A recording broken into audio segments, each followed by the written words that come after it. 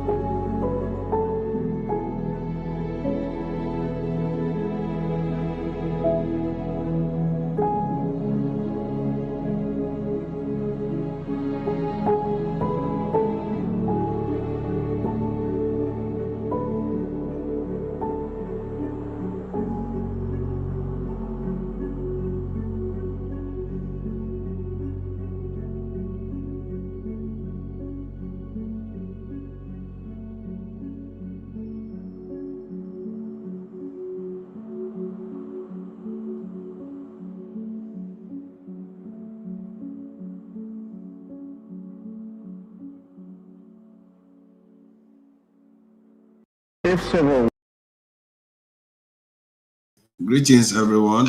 Can you hear me? I hope you can hear me. Thank you for joining me this day.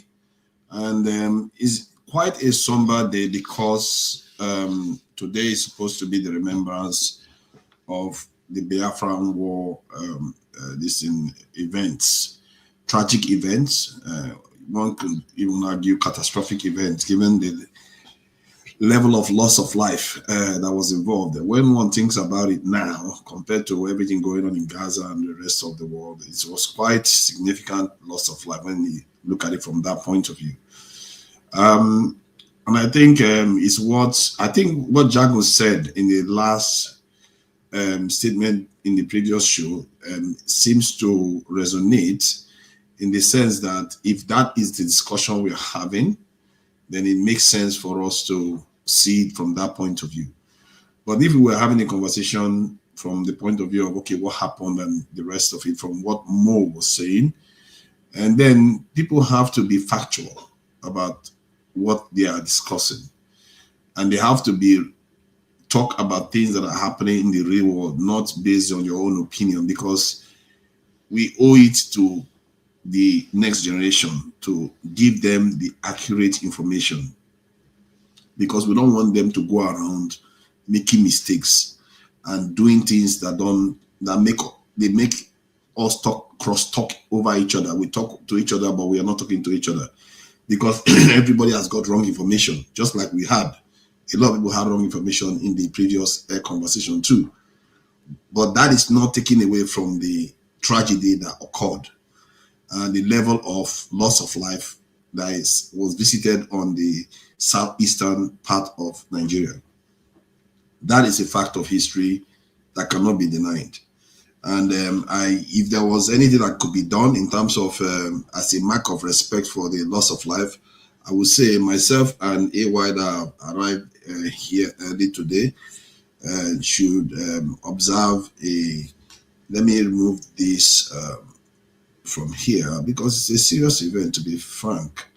Let me see. Sorry about that.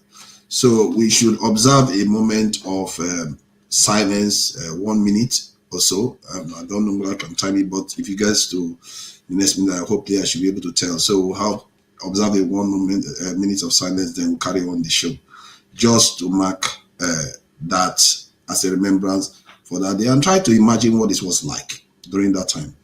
Thank you.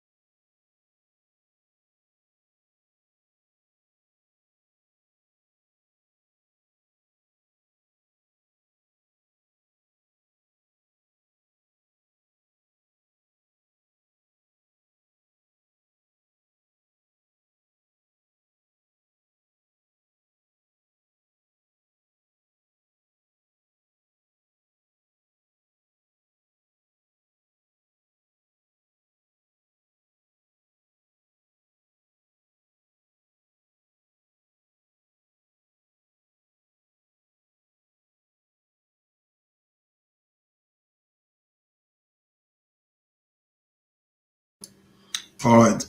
Thank you.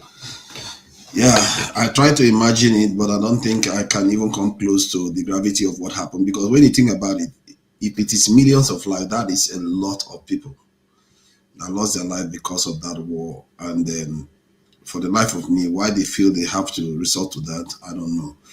And it's a very, very tragic event. And I don't think in the previous conversation, let me make this clear from the get-go so that we set a kind of tone for the conversations. We are not here to discriminate against anybody. We are not here to even try to offend anybody. And this conversation, this live stream is meant to discuss issues that are often very, very difficult and for people to listen to because of the emotive nature of the subject matter, which, in other words, it elicits a lot of emotions. So, but we owe it to the future generation, the current and the future generation, to tell the truth of these things as they truly are, what the realities are. So we don't make the mistake, because those events was probably something that could have been avoided. But some people made catastrophic mistakes, one after the other, that led to those events. You can blame whatever you like. But if you're part of that group, if I was the one that was present there when all those things occurred, I would hold myself accountable too. Because you can't sit around and watch such tragic events occur and you just think it's only one side to be blamed. Something seriously, catastrophically went wrong in that country, where people just start rising up against each other, start murdering them. People that were talking one day, and the next day. Look at that video that Amadou Bello released. How he was looking at one side of the country. Lee Kuan Yew came into Nigeria and he learned a lesson from Nigeria that never should he allow his country to be like that. He saw how divided Nigerians, how bigoted we were. That was in the 60s. He saw it. We are still bigoted today. We were not suffering that much then. Nigeria was doing relatively well then. We're bigoted already. So sometimes I try to cut our people slack because we are a little bit poor now. Things are harder. So and people are being killed left and right. So you can say that's why we are bigoted now. Things are harsh. But we're not suffering during that time. Things were relatively okay. But we're bigoted nonetheless. That a foreign leader comes to Nigeria and saw it. I'm like, no. I don't want to be like that. He went on to build a great nation today. One of the best nations in the world today. That leader went on to build one of the best nations in the world. And they saw Nigeria heading in the wrong direction. That's why I said this conversation will be difficult for some people to hear, but do not take it personal. It's not attacking you in any way. If anything, it's to try to prevent those things from occurring again. That's why we are here, to prevent it from occurring again. We don't want it to be happening on our watch.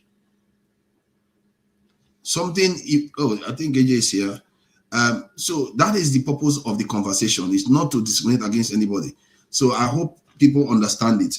And there is other news that has occurred around the world. So to owe it, because I don't want to change the topic. I think Dr. Dame said something about maybe he would dedicate a day to talk about this. So I don't want to change the entire topic because it was a serious event. I didn't even know that there was a Remembrance Day today. I didn't know all until the other show they started talking about it. So, but it's 500,000 dead is serious. 100,000 dead is serious. 50,000 dead is serious. Millions is not serious. Come on. There's no way you can equate that. And the conversation from the previous live stream was more about what happened in the southwest region, south-west and southwest region, that there was an atrocity that occurred there too. And I think Mo was equating it to the reprisal in the Asaba. So that's what I think Boom Boom Ray was against. It was like saying, why are you equating it? No, nobody is equating what happened in the southwest with what happened in the southeast. Not even close. That is not what aboutism or a moral equivalence. There's no moral equivalence about it. If you equate what is going on in the southeast with what even the Nigerian military suffered, it's not the same thing. You know, like today now, I'm not going to sit here and tell you that what the Gazans are suffering and what the Israelis are suffering are the same. No, they are not. They're not the same. There is no moral equivalence. So that's the context we were having that conversation was between Asaba and what happened in the Edo State. So that was the context of that conversation, just in case people start conflating to think that some people are trying to minimize what happened in the overall the conflict itself. So, but that said, I owe it to my duties to play the videos of the events of the week so that we can cover them and commence a conversation. Now that I've been told not to go on for 3 hours, which I cherish, at least which I cherish to talk before I start letting people in. So let's start with Netanyahu. I think Netanyahu seems to have, some people are big fans of Netanyahu here. So let's just play it. He's now ordered sorry, so let me just pause it first. He's ordered the invasion of further invasion of Gaza. Even when there was when there's a ceasefire on, Hamas is not fighting Israel, but it's invading Gaza even more. Those people that support Israel, they will still make one excuse or the other. היינו ב-50, עברנו ל-60, הדירקטיבה שלי לעבור תלכו לפי הסדר. קודם כל 70, בואו נתחיל בזה. לופתים אותם מכל עבר, אנחנו נטפל בשאריות. Israel's Prime Minister has shocked and angered a lot of people after saying his country will occupy even more of the Gaza Strip. Here's what you need to know. When a peace deal headed by Donald Trump was agreed to end the war in Gaza, the Strip was divided into two, and Israel occupied about half of it, with plans to eventually withdraw entirely. But since then, Israeli forces have been gradually edging forward, taking more land. And now the Prime Minister says that expansion is going to speed up. So why is he saying this? Well, partly to thwart Hamas, partly because he does believe that Israel should occupy as much land as possible ahead of a potential new deal between America and Iran. But also, well, there's an election coming up later this year here, and Netanyahu's image is all about unapologetic strength and military might. The opposition say it was right to go to war in Gaza, but believe Netanyahu's belligerence has damaged Israel's international standing. There's one thing the Israeli government should have done many times, long ago, and didn't, which is say we're sorry for the loss of life, of innocent lives in Gaza. Children should not die in grown-ups' wars, and countries, democratic countries, should be able to have sympathy towards about the death of bystanders. Gaza is still being attacked regularly by the Israeli military. And while the ceasefire agreement has certainly cut the number of deaths dramatically, the atmosphere is still one of nervousness and anxiety. This is still a place in crisis. Aid, food, medicine, all under strain, and so are the people. لأنه احنا عايشين في 40% من القطاع ومش عايشين. يعني الموت إن أحسن من الحياة اللي احنا عايشينها. طب ولما ياخذوا 70% وش بده يضل؟ وين تروح الناس؟ وين يقعدوا الناس؟ وين يعيشوا الناس؟ الآن ما فيش وسع للناس. Around 900 Palestinians have been killed here by the Israeli military since the so-called peace plan was signed. More than 2 million people are now squashed into half of the Gaza Strip.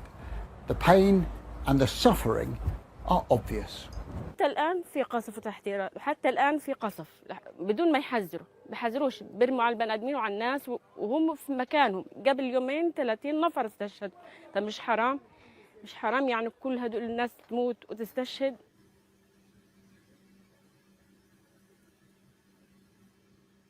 That is shocking. They killed 30 people the lady was just talking about they killed 30 people as if it's nothing. It's like nothing. They just killed 30 people. Like you just kill any day, and they just killing like that. In Lebanon, they're killing and just keep going on. And people are still walking around making excuse for such a force. Let me go to the next one. I think the next one is from Scott Ritter. This guy is not my cup of tea, but he seems to be talking about something. You don't have to be a weatherman to know which way the wind blows. He sees the weather. He sees what's happening, and he sees the United States. Fully 60% of the Americans have already become disenchanted with Israel, don't support it fully. That number is going to get worse as the economy grows worse. And we look at, who's to blame for this, Israel. And he recognizes at some point in time, America is going to cut the umbilical cord. Ben-Gvir is wrong. Israel can't dictate squat to the United States unless the United States wants to be dictated to. Meaning that if it's good to have your money and get elected and it doesn't cost me anything meaningful, I'll do it. But the moment it costs me, the moment I have to pay a price domestically, politically for supporting your failed little nation, we'll cut it in a heartbeat. Cut it in a heartbeat. And so Ben-Gvir is dead wrong. Netanyahu knows the truth, that eventually America is going to cut Israel off. And if Ben-Gvir wants to play stupid games in a period of immediate political crisis for the President of the United States, who's looking at a disaster in the midterms, he'll find out the hard way that Israel has no cards in this game, none whatsoever. Thank you. And that is Scott Ritter on what is going on in America right now. There is also the change that is occurring now, that because Israel is so unpopular in the US now, that the congressmen and the people that are going to be elected are not going to be supporters of Israel, and that could lead to some serious problems. According to Scott Ritter, that even American politicians will turn on Israel. We don't know. I don't know how it's going to turn out, because the Israeli lobby is still very strong. They got one other GOP candidate to be deselected from their primaries recently, spent $22 million to campaign against him, the highest in history against one specific candidate like that. So they are willing to do anything to get their people in office. So don't count them out. Let me go to the Iran war negotiation. It looks like a lot of people are not very happy with Trump because Iran just seems to be arguing to America as if they are mates now. This is what happens when you are in a situation whereby another country is fighting back. Now, let me play that. That he has not publicly made up his mind on this decision yet. Maybe he's done so privately, but he hasn't told us publicly where he's going to go here.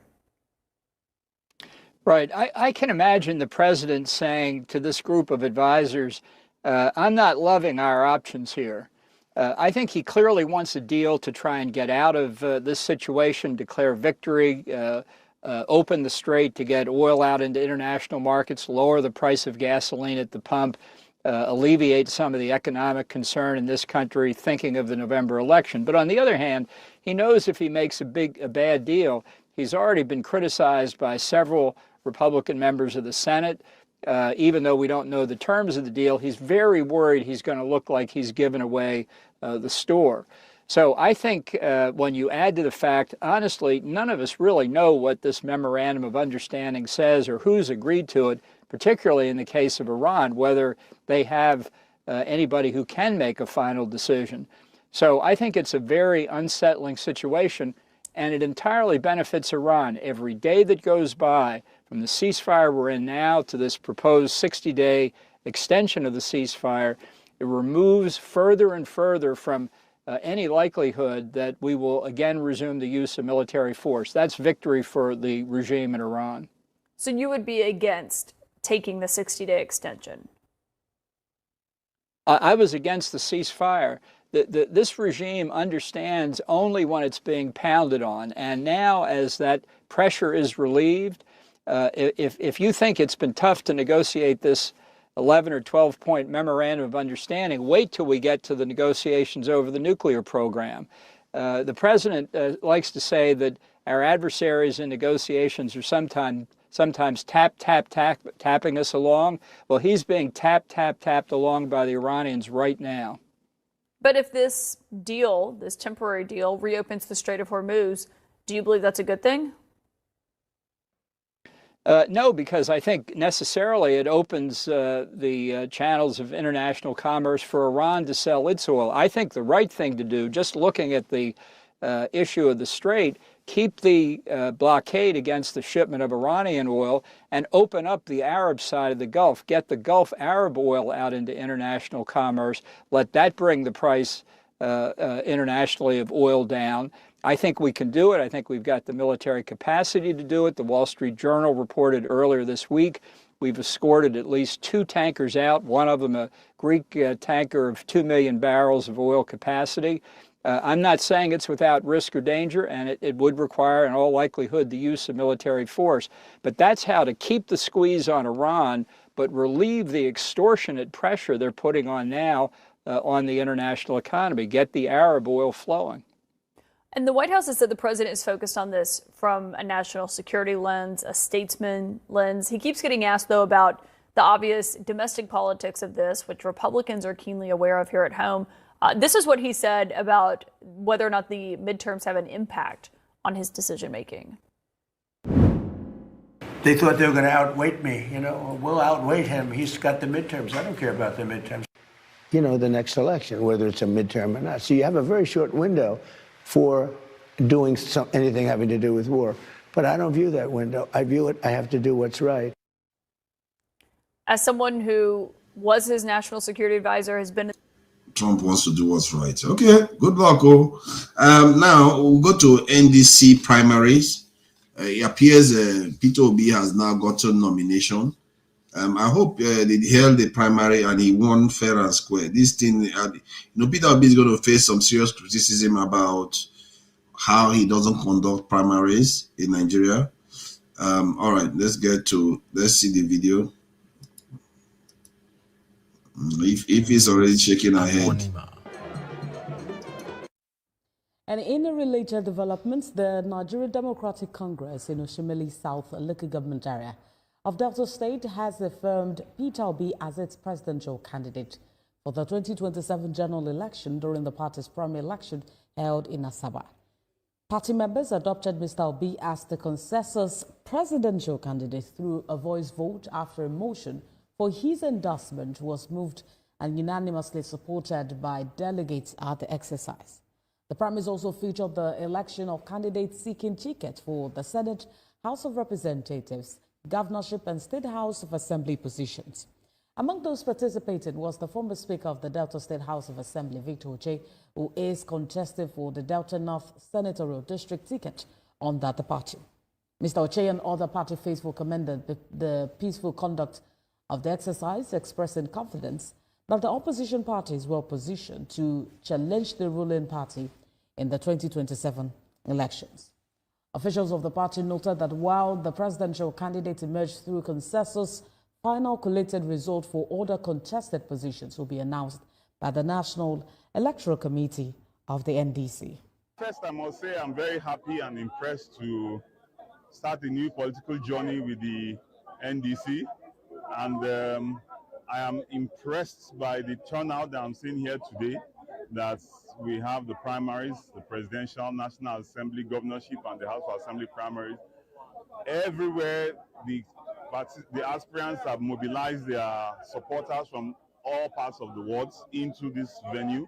And as you can see, it's a mammoth crowd out here. And definitely, it's smooth, it's peaceful, and I can assure you that we are ready to take on any other party that is running in Nigeria. Still on party primary. So, yeah, that was Peter Obi getting selected or unanimously voted the candidate of NDC. It's funny because NDC seems to be a special purpose vehicle for Peter Obi. Ironically, a lot of those candidates that are going to be running in the election under NDC are going to be using Peter Obi as a special purpose vehicle. I'm very, very sorry. These people, they will go into the National Assembly and they go and start betraying people. And this is the problem of what Peter Obi is doing right now, because he is not creating his own party and people in his own image. Many of them will get elected because of Peter Obi now, but they don't believe in him because it was not with them before then. But I'm just saying, okay, I'll go to the next one. And the next one is about Ebola. This one is serious because that Ebola gives me nightmares, because the day Ebola starts becoming airborne, all hell breaks loose. So the whole world will just go underground. But let me play the one about Ebola because it seems to be spreading. Let me see. More bodies keep arriving.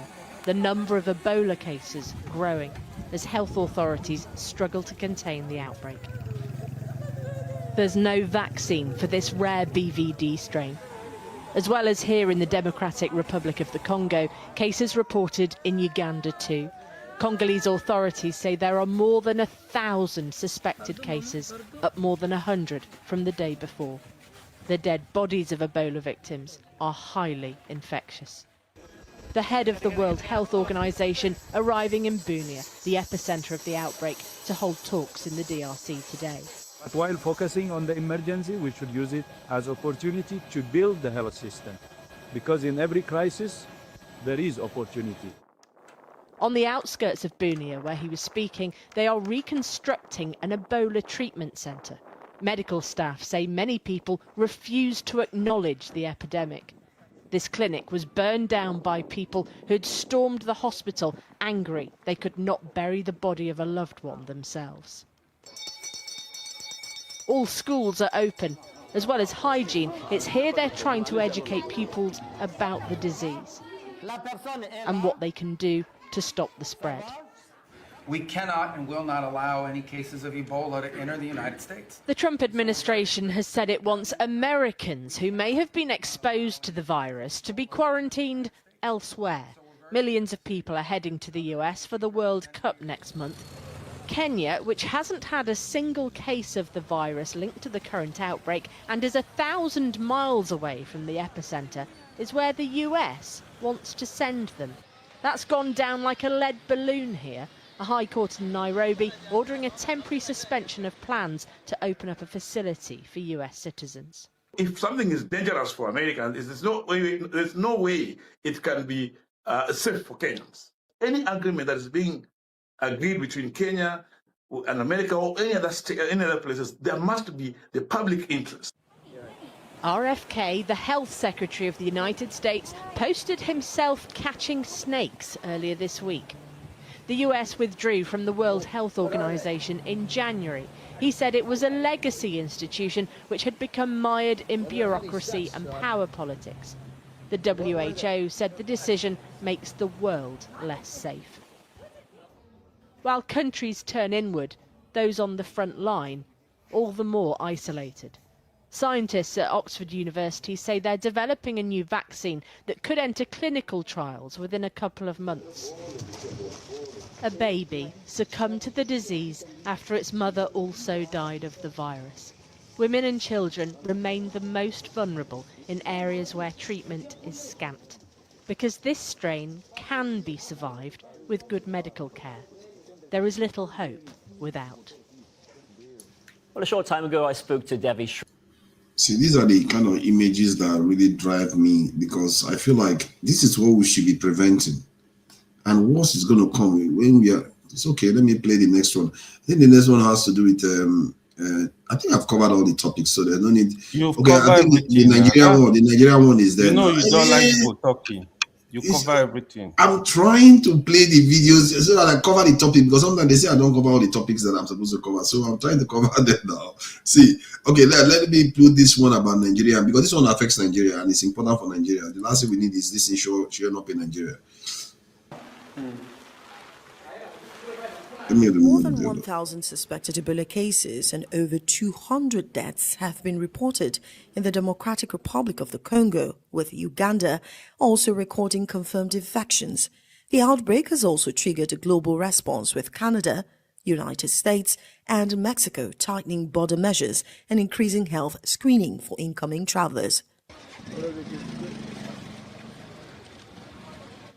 Uganda is temporarily closing the border with the Democratic Republic of Congo with immediate effect. Uganda has closed key border crossings with the DRC, while several other countries have introduced tighter screening measures for travelers arriving from affected areas. Health experts warn that the risk of cross-border transmission remains high. In Nigeria, the NCDC says it has activated emergency preparedness measures and placed health facilities on alert over the risk of Ebola importation. The agency has also flagged Abuja and several other states as high-risk locations because of international travel links and population movement. Health workers have been directed to remain vigilant and immediately report any suspected cases. Although there are no direct commercial flights from the outbreak epicenter in Bunia to Nigeria, travelers can still arrive through transit hubs including Kampala, Kigali, Nairobi and Addis Ababa. Aviation data also shows strong flight connections between East African hubs and Nigeria, reinforcing the need for heightened screening at airports and other entry points. Authorities are intensifying screening, contact tracing, laboratory testing, and public awareness efforts to reduce the risk of importation. I came here to show that the communities in Ituri, North Kivu and South Kivu, that they're not alone, and that we are here to support, and we understand their pain, but we also understand that they have the energy and all that it needs to stop this.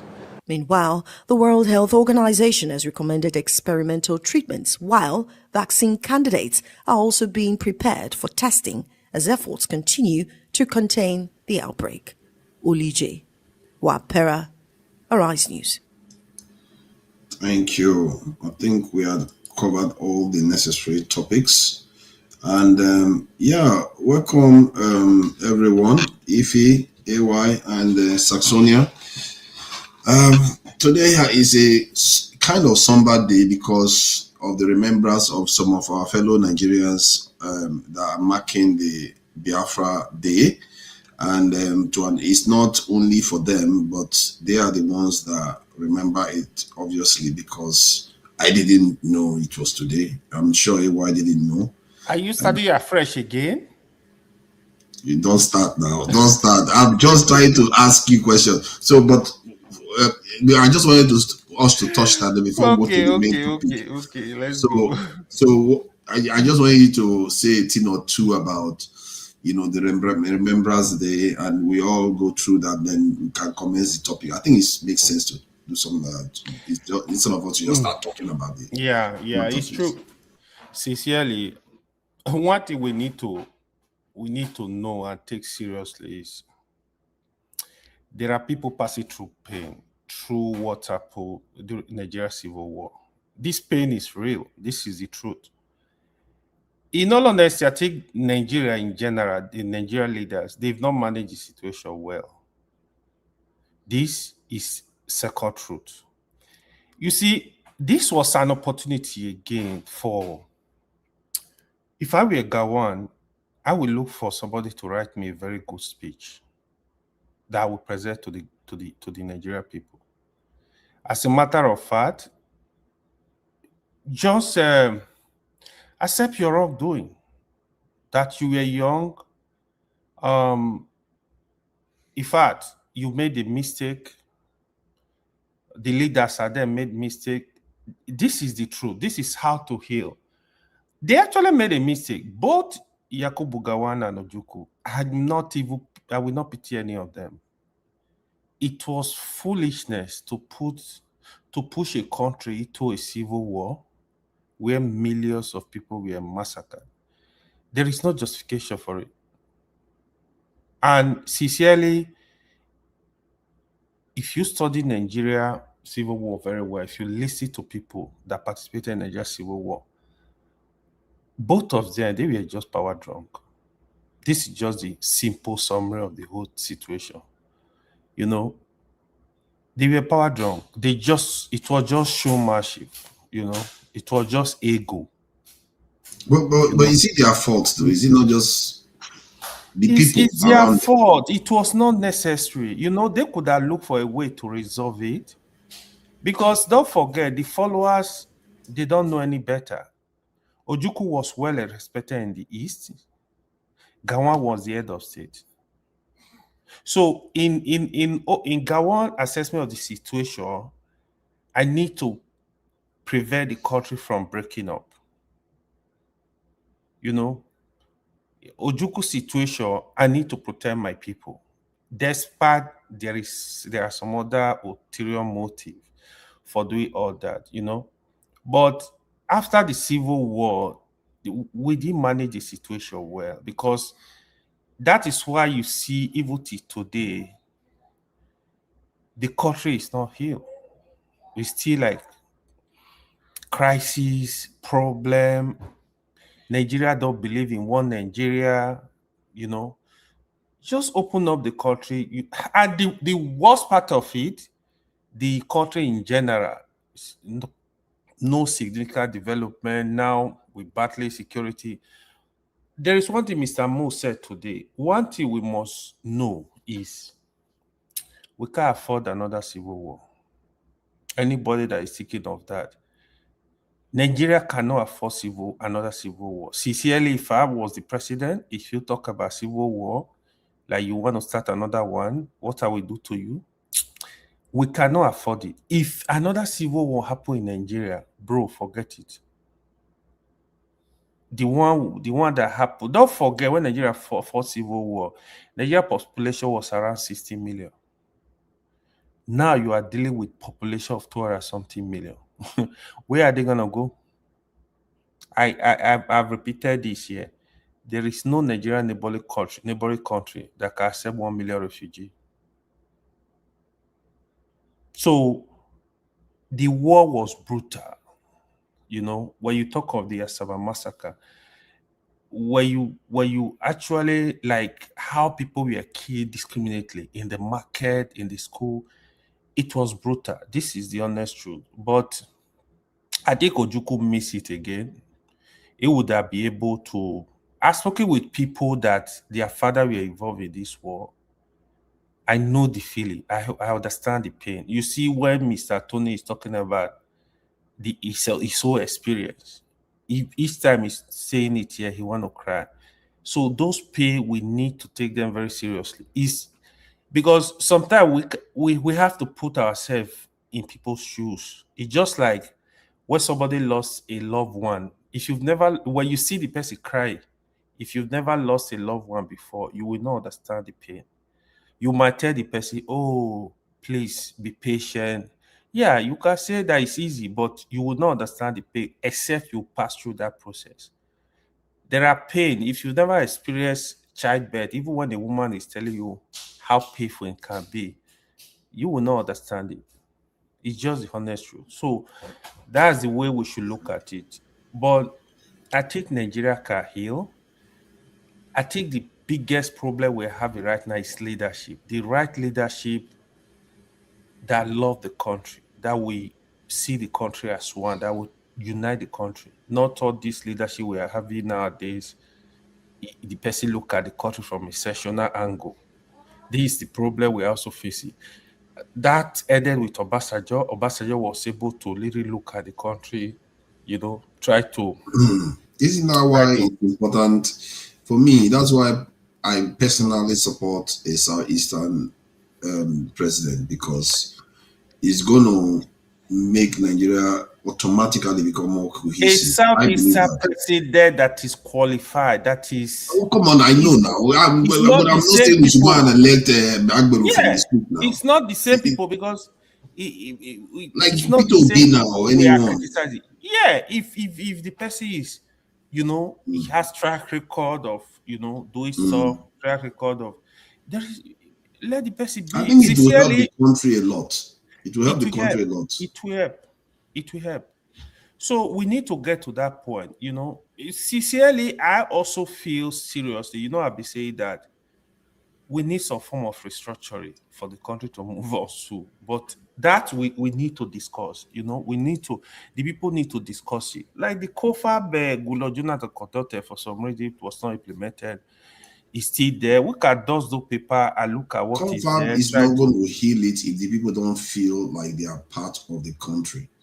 Because since that civil war, yes, there was an element of, if you look at how the Nigeria proceeded after that, so many people have come out from the middle, the southeast. According to, the Barrister Okonkwo, when he comes here, he talks about it all the time that he was the biggest star in Nigeria in the Nollywood, and he's a Southeasterner. So he tells you that it's not like Nigeria hasn't done things that indicates that looking at Southeasterners as outsiders is not part of this thing. But I still think that presidency is something else.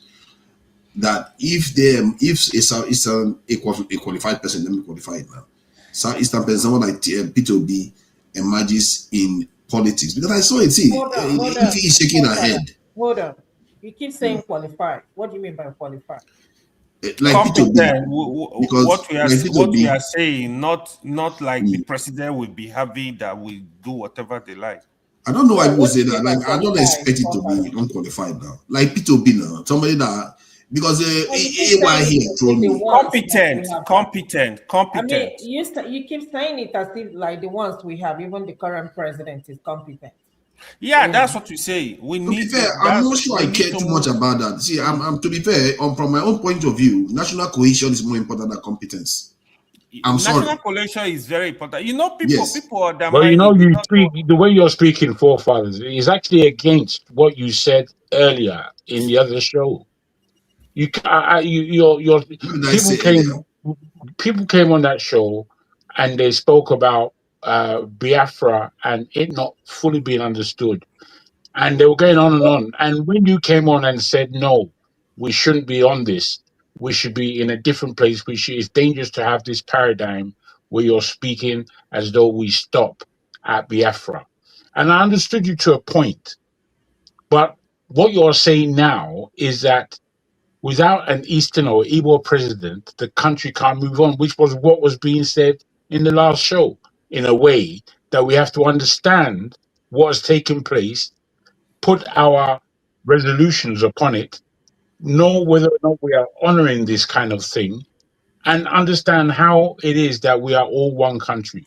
That is kind of what Jagu, sorry. Yeah, let me allow if he wants to say something. Sorry, let's let if you speak, please. Jagu, sorry. Please go ahead. Jagu, without Southeast president, we know the rules now. AY, let Ify finish now. And the lady has to finish first. Okay, so now you are pretending you love the women. Okay, if you go ahead. I have always please, if you go ahead. Don't mind AY. So let me say this: if I don't think we Nigerians really grasp what happened in Biafra. I've said it here over and over again. The first time I saw my dad cry was when he was talking about how he lost his friend during the war. He will always say Aga Biafra or Ogo Biafra. And he will always say, never, never, never, never, never, ever witness war again in his life. People are still dealing with the scar of what happened. I wasn't born then. But listening to him, up until my dad passed, you can still feel the pain.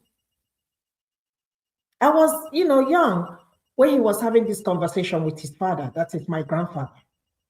And I can see my father tearing up. And he would tell you, that was how this person's son was. He went to war, did not come back. And this person did not went to war, did not, a lot of them. My question has always been, if they could bury a jollof rice in somebody's house, you go there and eat it and say it's very sweet until they cook it in your own house. What the Igbos are asking is not even too much. Just acknowledge that such a thing happened in that country. That is all they are asking. They're not asking for too much. Acknowledge that. Try and make amends.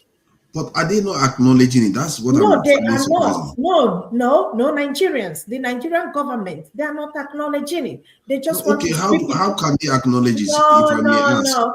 See, let me tell you something.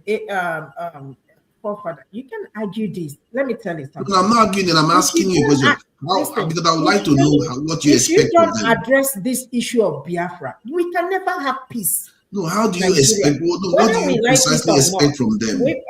Look, hold on. Whether we like it or not, because there is somebody in Enugu State who is still hurting. There is somebody in Anambra State who is still hurting. There is somebody in Imo State, Ebonyi State, that is still in Rivers, that is still hurting. The people that fought the war. And they felt that they are not included in this country called Nigeria. I hate to talk about it. I wasn't even born. But, little, like I said, I was a little child. And listening to my father talk about that, I cringe. I was like, oh my God. Only God knows what this man witnessed. We saw what Paul Kagame did in What I don't understand is when we say Nigeria, because they like to know what they want Nigeria to do, not just to say acknowledge. I'm trying to ask you what you want Nigeria to do. Because I'm trying to understand. Father, sincerely, Nigeria have not acknowledged it. Yeah, see, in what I way? will help people with what he is talking about. Hold on. Okay, look at this this Gawan autobiography. That's what I just said now. If I were Gawan, I will write a very strong speech. That speech will include an apology in form of listing whatever happened. We were young. We made a lot of mistakes. Let's try to find unity and work together. There is a way you put that speech, you know, at least some people are gonna see it and they actually feel there is some level of remorse. Because Gawan, even that excuse of he had malaria, like, you were the commander-in-chief. If I go into a meeting with you and commander, if I get back to the country and my people are saying, no, you can't accept these terms, I'm the commander-in-chief. I'm going to tell you, I've spoken with the people, with my executive. They said, no, we can't accept these terms. You have to be, you are in charge. You have to be in charge. Stop pretending that, oh no, after accepting some nonsense agreement, you came into the country and after 50 years, you tell people you had malaria. Are you kidding me? Like, that was too dumb. You see, you have to stand your ground. You have to explain to Nigeria, this is the reason why we went to war. Let me finish this. This is how I tried to resolve this issue. I would have really loved Ojukwu was still alive, to be honest. Let Ojukwu, you know, let's have a rebuttal. Let's really know what happened. Because all these things, we still have a lot of speculation. Now, Ojukwu is not there. There is a... Well, it's just going to be to and fro. The thing I want to... Let me finish this. Give me 1 second. On the other hand, you see, I'll give you an example. Look at the case of Abiola. Abiola won an election. They deny Abiola. What Buhari did, Buhari recognized Abiola. When I listen to the children on TV, it's not that it's going to solve the whole problem. It's not that it's going to remove the whole pain, but they felt relieved. They felt happy. So, such could have happened with the Biafra war. Trust me. But I think both Obasanjo, Buhari, don't forget they participated in the war. They didn't want to go there. Obasanjo, that's why I praise it for some number of things. Obasanjo, in terms of unity, he united the country. Nobody will accuse Obasanjo of any tribalism, things like that. But okay, let me add this. Let me add this before you carry on, because sometimes I feel like maybe we are not looking at the other side too. Because sometimes wars, what tends to happen after wars. I'm not saying what is specific to Nigeria. I'm saying things that are historical about civil wars in countries like in America. Now, you will not hear the American state apologizing to the Confederates that they fought against, or the British people in or Syria. Any war that has occurred, civil war, one side doesn't go and apologize, especially the winning side doesn't go and apologize. So it's not apology like that. So it's a way to bring people together. No. In that speech, you can put, even if it's not that you tell anybody sorry directly. For example, you have to recognize there was a war.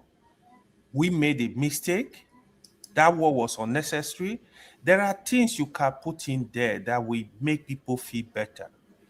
You know, I agree with you. See, I agree. Yeah. Technically, I agree with you. Yeah. At least intellectually. It's not that you hold on. Let me finish. See, what I'm struggling with is, why is it that other nations don't do it? That is, I don't understand intellectually. Why is it that they don't express regret that they caused loss of life on the side that they defeated? You also need to know we are different, though. You also need to, okay, if you go to Rwanda now, what happened in Rwanda? Rwanda genocide was worse than what happened in Nigeria. But Rwanda, we are able to move on because they put some things in place, like the president, you can identify yourself as Tutsi or Hutu, whoever you are, you identify as Rwanda. So, and apart from that, people, despite that guy is a dictator, he was able to bring justice into the system. So even despite, for example, I'm from a particular tribe, the country, they are not seeing me favoring my people. Yeah, but in reality, no, actually, that's not true, you know.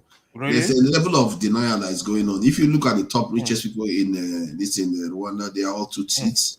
At the same time, if you look at the governing structure, the top position, the key positions are mostly Tutsis. So, but I think where they forgave him is the fact that he's governing well. Yeah, that's a solution too. The fact that that's my suspicion. You see, if you watch how during Obasanjo, for example, he was able to share power within the geopolitical zones. Obasanjo, for example, the Senate president was for the Igbos most times. I think people during his 8 years, all the Senate presidents were from the Southeast. They kept that position for them. You see, if the president is coming from here, VP coming from here, so when you share power in that way, it will not be all-inclusive government. You know, people test to listen to you. Man, this government is horrible. So if you watch during, for example, during Buhari, during APC, during Buhari was from the north. The Senate president was from the north. Then the vice president from southwest. If you watch how they share power, you don't share power like that. What would that actually be better for Nigeria? Share power within the geopolitical zone. Even this religious consideration, left for me, I don't care. But as Nigeria stands today, you have to consider the religion too, because of the lack of trust. I mean, if the president is Muslim, let the vice president be Christian. If the president is Christian, let the vice president be Muslim. Left for me, I will not support that. But the way the country is, you have to pay attention to those stuff. So because there is lack of trust, there is a lot going on in the country. So that you bring everybody together. There is nothing wrong with that. For example, every tribe have people that are competent. Every religion have people that are competent. So why don't you just do it so that people will not say, oh, they do some things in the backyard, you know, against my people. So let's be hopeful, be fair. So that's the way I see it too. It's just like when they talk of this south-north rotation. That's the least you can do. If you want to break that, that's the only thing remaining. So you are trying to break it now. Don't break it. Just let it stay there. Because sincerely, if I fear Nigeria pushing Nigeria into another war, God forbid, because it's not going to benefit anybody. If you think it's going to benefit you, wasting your time. It's not going to benefit anybody. So we should not get to that point. Thank you. Because that's the most popular. Let's leave that topic. I don't think we want to dwell on talk about it for too long, because it's not the topic for the day. Saxonia, so you have a few words to say regarding the remembrance of the Biafra War and the lives that were lost. What are we talking about this for again? Like, we beat this to death. We resurrected. No, but this is a different show now. This is a different live stream. It's like, so come on. You can just make it short now. You can make it short. There's my brother, there's nothing to say, man. It's a very trivial issue. Listen, no matter what you say, even if you approach it like I tend to do from an academic standpoint, there's people that are going to still just nitpick. They're not going to listen. There's nothing to say. There's nothing to say. I spoke earlier. The moment I mentioned reprisal, boom. My man that was prior to that, very intelligent and astute. He picked on that word. He doesn't want to hear that. It's a reprisal attack. I don't know how else you want to describe it.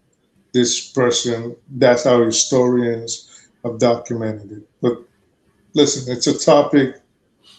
I think I hear where you're coming from, and I agree with your argument in terms of intellectual arguments. And That's why I backed your argument up. However, there's this other side that Ife raised just now, how she's never had a dad cry before, that her dad cried in front of her and explained those what happened in the Civil War to her.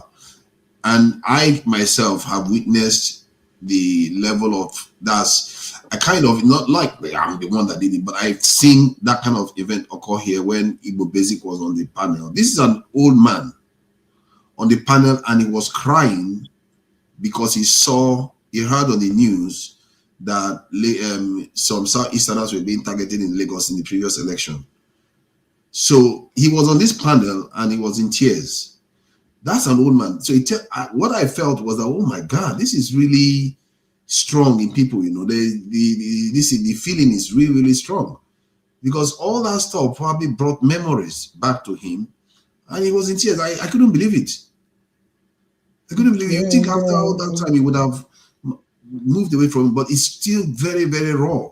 No, but I don't understand. Sorry, let me finish. I don't understand why. I think I agree with AY to an extent that maybe Gowon should have used this as an opportunity. I don't know why. No, but Gowon has actually spoken. Gowon has actually given all these excuses. I was young. We didn't know what we were doing. Myself and Odumegu were friends. We stayed in each other's houses in London. I knew his family. He knew my. They've said everything, and he's coming back now to talk about fever. My bottom line is, what are we talking about? Are we talking about seeking a solution? Are we talking about maybe there needs to be some kind of reparation, remembrance day? Are we like, what are we really talking? What I'm trying to figure out, because like we're just rehashing the same thing over and over. I think to say that we should have a remembrance day, I think there's nothing wrong with that if Nigerians do that. But it flies against history, and I'm trying to find out why that is. Why is it that when you can't make people's history your history? So just because it doesn't happen, or it rarely happens in other climes, does not mean Nigeria cannot decide to say, well, listen, on this day, we're going to remember our fallen heroes from both sides. I mean, but in fact, Nigeria actually did, because not, for example, I think January 15th. Kaduna Zeogo was buried with full military honors. Odumegu Ojukwu himself was buried with full military honors. So there's been attempts by Nigeria to force, and I use force lightly, to force this semblance of unity, which really doesn't happen and doesn't really exist, but they're trying. So it's not a situation of, well, Gowon should have said this. He said that if you read this guy's memoirs and you've read their interviews and you followed them, like I've done since I was a child, they've said it all. They've said all these things we're saying, they've said it all. So, Sonia, do you know why I think they don't celebrate? They don't celebrate a lot of, like, if one side loses a civil war in nations, because it's kind of saying, if you celebrate the side that loses, first, you are not acknowledging the people that fought to preserve the nation, one, and secondly, you are a kind of saying, oh, you fought against the very existence of the nation, but we should be celebrating you. No. And I think that may be the reason why. No, sorry, because some other person will want to do it and say we are going to end up getting a holiday anyway. When Nigeria ended the civil war, the primary term that Gowon himself used was no victor, no vanquished. So moving forward with that, you don't necessarily have to celebrate anybody or give reverence to anybody, but you're promoting unity and you just extending the arm of brotherhood. So it's not like saying, well, the Biafrans lost, so now we're going to praise them for losing, and then the people that won are going to say, well, so why did we die? That's not what's happening. What can happen here is just we remember this day and have a never again stamp to it. Just, okay, never again. We don't want to have to go through this thing where we have to starve 2-point-something million people or bomb ourselves or Asaba massacre. So this is exactly my problem with when people try to pick one side and say, well, this side was innocent or that side was guilty.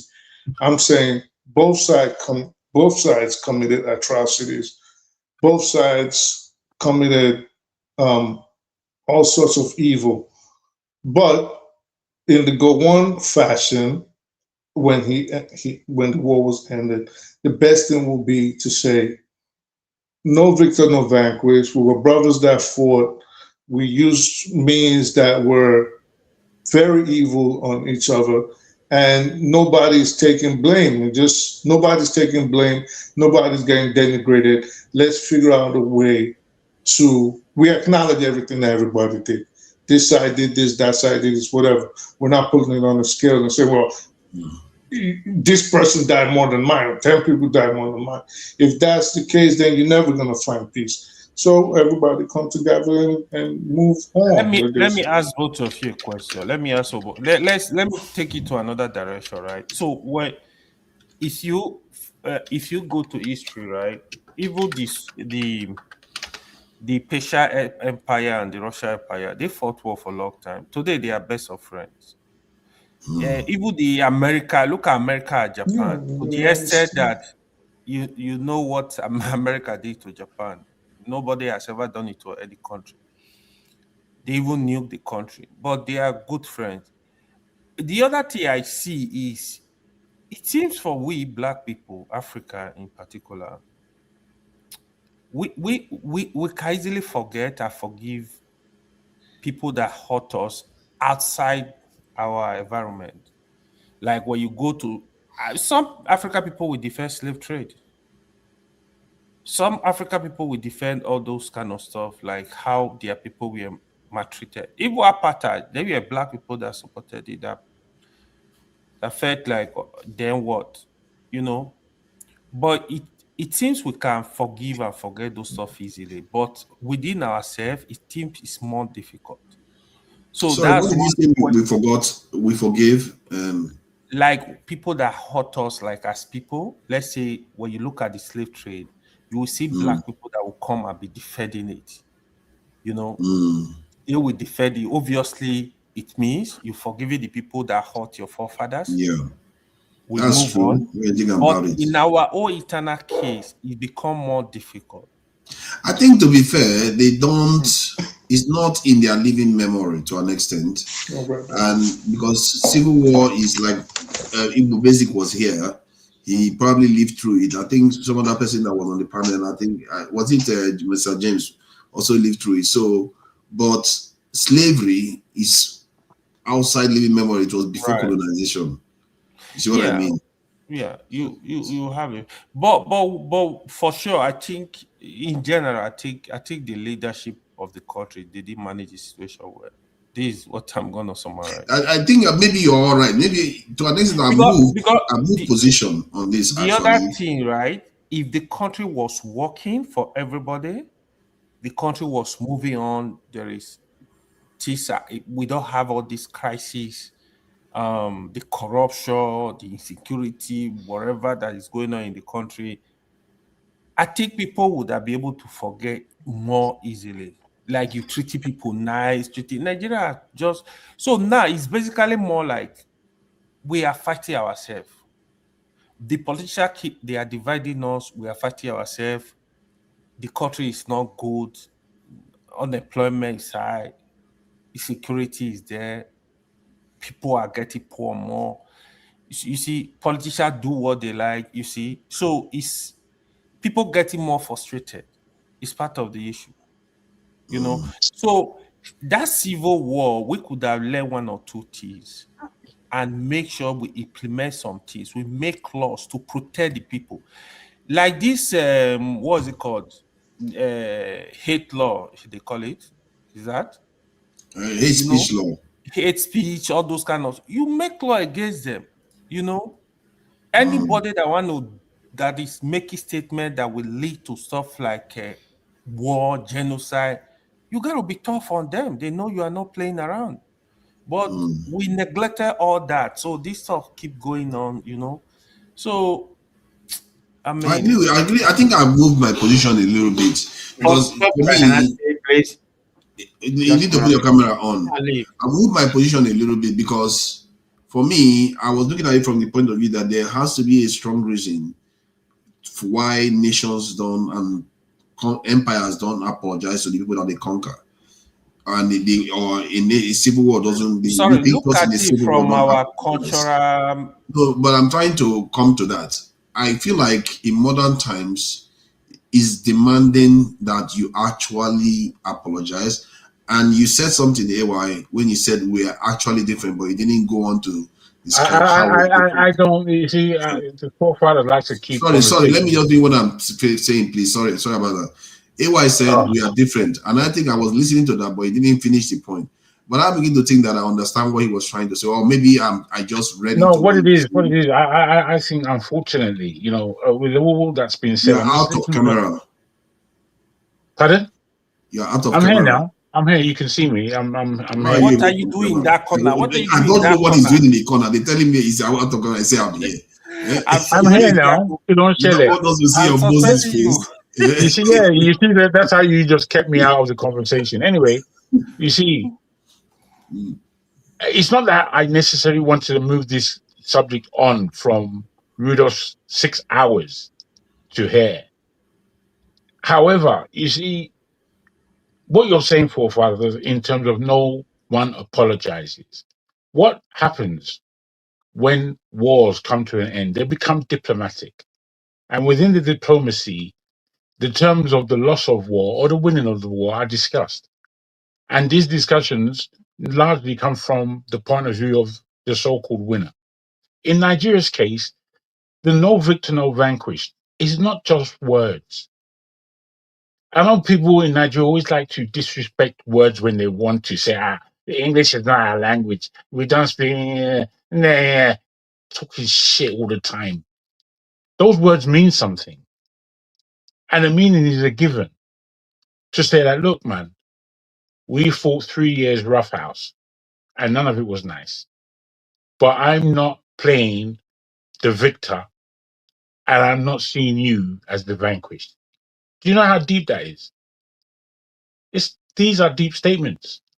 If we understand the English that we were taught, and if we want to pay any respect to our inheritance. You see, you know, I don't like Nigerians a lot when they talk shit. We like talking shit, just letting shit fester and be in our way. You see, when Nigerians say to me that English is not my first language and they're trying to boast, I'm thinking, you don't even speak Yoruba correctly, let alone English is not your first language. You know, for your grandfather who spoke 3 or 4 different languages very well, you are now boasting that you are ignorant. Is that what you're telling me? I mean, what kind of argument is that? I don't, this kind of argument, I always throw it aside. Come and talk to me with shit. You see, there are things that a country hasn't managed well at all. Because, again, communication, we are lacking. We are lacking in gross terms where communication is concerned and what communication means.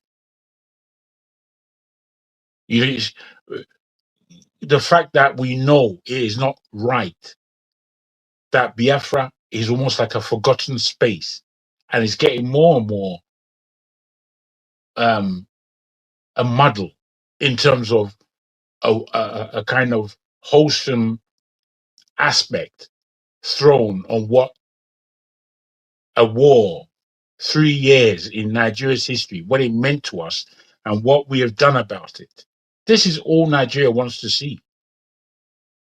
In these years, between 1967 and 1970, a horror took place on our land. And these were the people who suffered the majority of deaths. And we honor them because at the end of the day, they died for this country. That in itself would give us a real aspect of what unity means. And we have no respect. Nigerians don't have respect. Yeah, but don't you think that after the apology, the next thing would be immediately? That's not an apology. That's not an apology. No, that's a recognition. That's a recognition. No. Yes, okay. Because let's say recognition. I'm trying to come from your point of view. Please hold on. What if after the recognition? Because personally, if it was me, I don't know, because I don't know. I can't put myself in the southeastern person's shoes. But if it was me, you say, okay, I recognize your laws and everything. Then after that, my mind will just go to the current situation. Okay, fine. We haven't had a president. We have 5 states. We have this. We have that. So the real problems still are there to deal with. Which is what? Political marginalization, infrastructural development within the region. I'm saying that the marginalization of Biafra, again, is just a problem of negotiation and what has taken place since that time. And the fact that this whole thing has not been recognized. It hasn't been recognized within the states of Nigeria. It's not taught in schools. People don't understand what happened. We're all in the dark. And the more writings that seem to come out, the more lies that are being told. I mean, what kind of muddle is that? It's all bullshit. You see, forefather, when you argue about Nigeria as though it's a different space, me and you will know what Nigeria is. People can argue over nothing, and they spend hours doing it, as though it's doing anything to ease of their life. They just want to prove that my English is better than yours, my knowledge is more than yours. What is shit that people hug like they're stupid or that they're ego freaks? You see, these are side issues. The issue to the likes of myself and yourself is that this nation is being taken forward. And when we look at Nigeria and what it was left with, the first 6 years of Nigeria becoming a country and the last 6 years under colonial rule, there was something taking place underneath that was like a raging bull ready to come to the stadium. And there was a lot of proof being offered from leaders at the time. You see, I look back at the first outing of Nigeria when Tafawa Balewa went to America and he made a stance and he made a speech. Do you know that from that time, the Americans were blown away with what Nigeria had to present to them, to the point that they said, this country can't grow. Look at this man speaking better English than us. This man from the bush, as far as they were concerned, they didn't know what Nigeria was. They had no idea. But when Tafawa Balewa came to the stage and he showed them in simplified, beautifully spoken English. I don't know if you've seen the tapes. The only thing is that, unfortunately, maybe Tafawa Balewa, with the fact that he was the golden voice of Africa, maybe he didn't have the same intellect, ideology to take Nigeria where it needed to go, where it could have gone. Maybe he wasn't the man. I don't know. We will never know based on the fact that he died midway through. So, but then again, I always look at the consciousness of those in the South and look at what the size of the North in terms of geography and in terms of the numbers that they were saying that they had. These two things would have told someone like me who was born in the South that I need to be in full communication with the whole of my Southern brothers. And where we can prove majority, we are going to fight for our region of this nation because I know what we're putting in. But somehow that wasn't the conversation. That never became the conversation. Until this day, there are the two sides who seem to understand why such conversation didn't take place. But they have been the ultimate losers for them not making sure that the southern side of Nigeria is one, as opposed to being God knows how many. But it should have been one. If it was politically one, are you with me? Yeah, I'm with you. I'm with you. But I think what I wanted to highlight was that when nations like this go to war, I know that our situation is different. And in the case of the UK, I have to admit that the prime ministers, they seem to be apologizing every other day to Northern Ireland after decades of conflict. But recently, they've been doing a lot of apologizing. Maybe that is necessary in the context of Nigeria. And I'm not sure that is going to fix the problem. Personally, I think you have to do things like, there has to be signs. Personally, like when I was in Nigeria, I'm from the South, where I never thought the Southern person was going to be president ever. And because of that, I fear that maybe South people will start feeling like, okay, what's the point? These people are taking all our money, taking all our oil, and we don't even stand a chance of being president at all. So that could have been something that would be rising.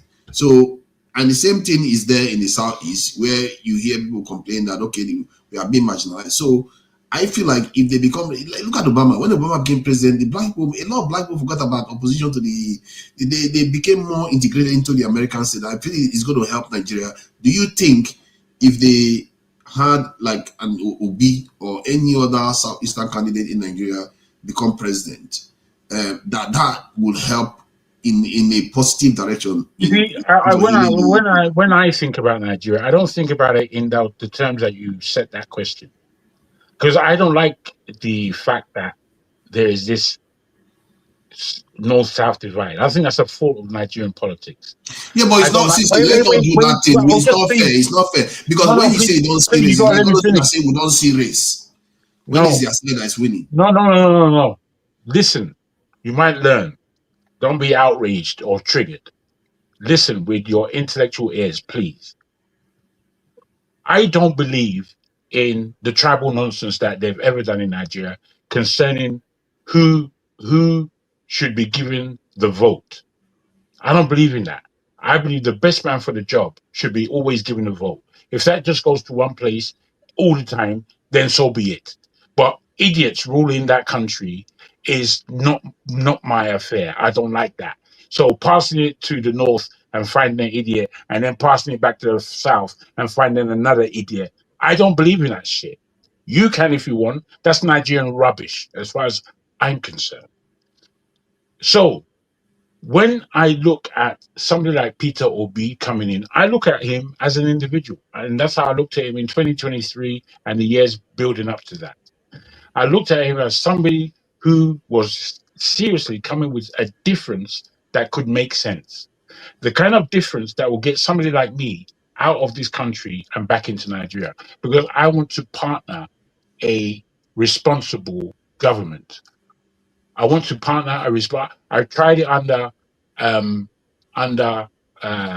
Jonathan. I was in and out of Nigeria all the time at that throughout those 4 or 5 years. And during that time, he wasn't a bad president. He was just a bad administrator, caretaker. But as far as what he wanted to achieve, it was like, boy, one, I can make a buck, and two, maybe I can get him to think in this particular way, because you're becoming closer and closer to those who make decisions. So I'm looking at Nigeria in terms of where it should be on the world stage right now, and it's nowhere near there, I'm afraid. So when I look at Nigeria and I look at Peter Obi and what he could have done 2023, I don't think it doesn't mean that 2027 is for him. I believe he really missed his opportunity. I believe that the South missed an opportunity, because I think that, without being racist or any of these things, the matter of the fact in Nigeria right now, if the South doesn't have a notion of where it is that they are taking this country called Nigeria, the South, then the North would take the reins. And I don't believe that the North Why is do we even believe wait. But I you are do going not. on, okay, you need to a bit round up so that other people No, can no, speak. listen. Yeah, we can I listen now, don't. but you can't go on like that. Don't It's disturb me playing anymore then. the Don't program. disturb me anymore. Okay, take a minute, please. You keep doing it. You can't help yourself. But you didn't hear A minute. yourself talking. You didn't hear yourself talking before I was. You are not I me now now. started Take a speaking. minute. You didn't hear my silence before. Sit down Take a a little minute. bit. Sit down a little bit. What I'm trying to say to you people is that the North, as far as where they're going with Nigeria, we already know. And it's nowhere I want to go. I don't want to go where they're going. I've ended. It's not that expensive. Oh, look at that. And that's where I was Man going of to end. That's Prestige, where I was going to end, but you just like interrupting because you can't Man of wait. Prestige, if you wanted to, if you want to say something, you have to have your camera on, I'm afraid. Jefferson, thank you for joining us. My position is beginning to move slightly. It's not like I had a position, to be fair. My own take is that we should not have this position where we say only until this issue is dealt with, Nigeria is not moving forward. That is what I don't appreciate, because more nations don't even come close to apologizing for such events. Like America didn't apologize to the South when they did what they did. So why is it that we have to say the nation doesn't move forward until this issue is resolved? And I agree with Jagan to an extent when he said you just need a good leader. Because I think a good leader is similar to having a leader that enforces national cohesion, similar to a leader that empathizes with fellow citizens, that will apologize to fellow citizens when they do something wrong. It's similar to a good leader that will bring all nationals involved inside the thing. So it's not a mutually exclusive argument to say if you have a good leader, it's also a good thing for the nation. I will accept that. But generally, we don't tend to get that perfect leader. If we have it, good. But if we are going to get rubbish leaders who might as well have them from everywhere, isn't it? Does it not make sense? If we are going to get rubbish ones, let them get rubbish ones from every single corner of the country, so that one side doesn't feel excluded. You know, it's bad enough you're having bad leaders, but it's only from one section. It's not right. That's my point. So what do you make of it? And what do you make of, the remembrance and the discussion we have been having?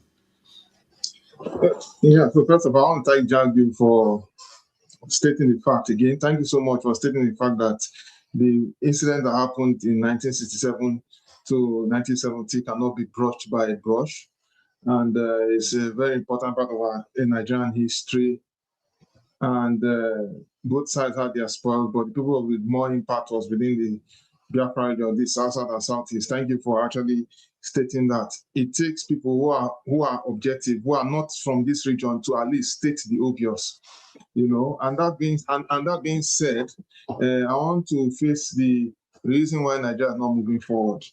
So, don't forget too that after the Biafra war, no victor, no vanquish, there was this speculation of fear, of trust.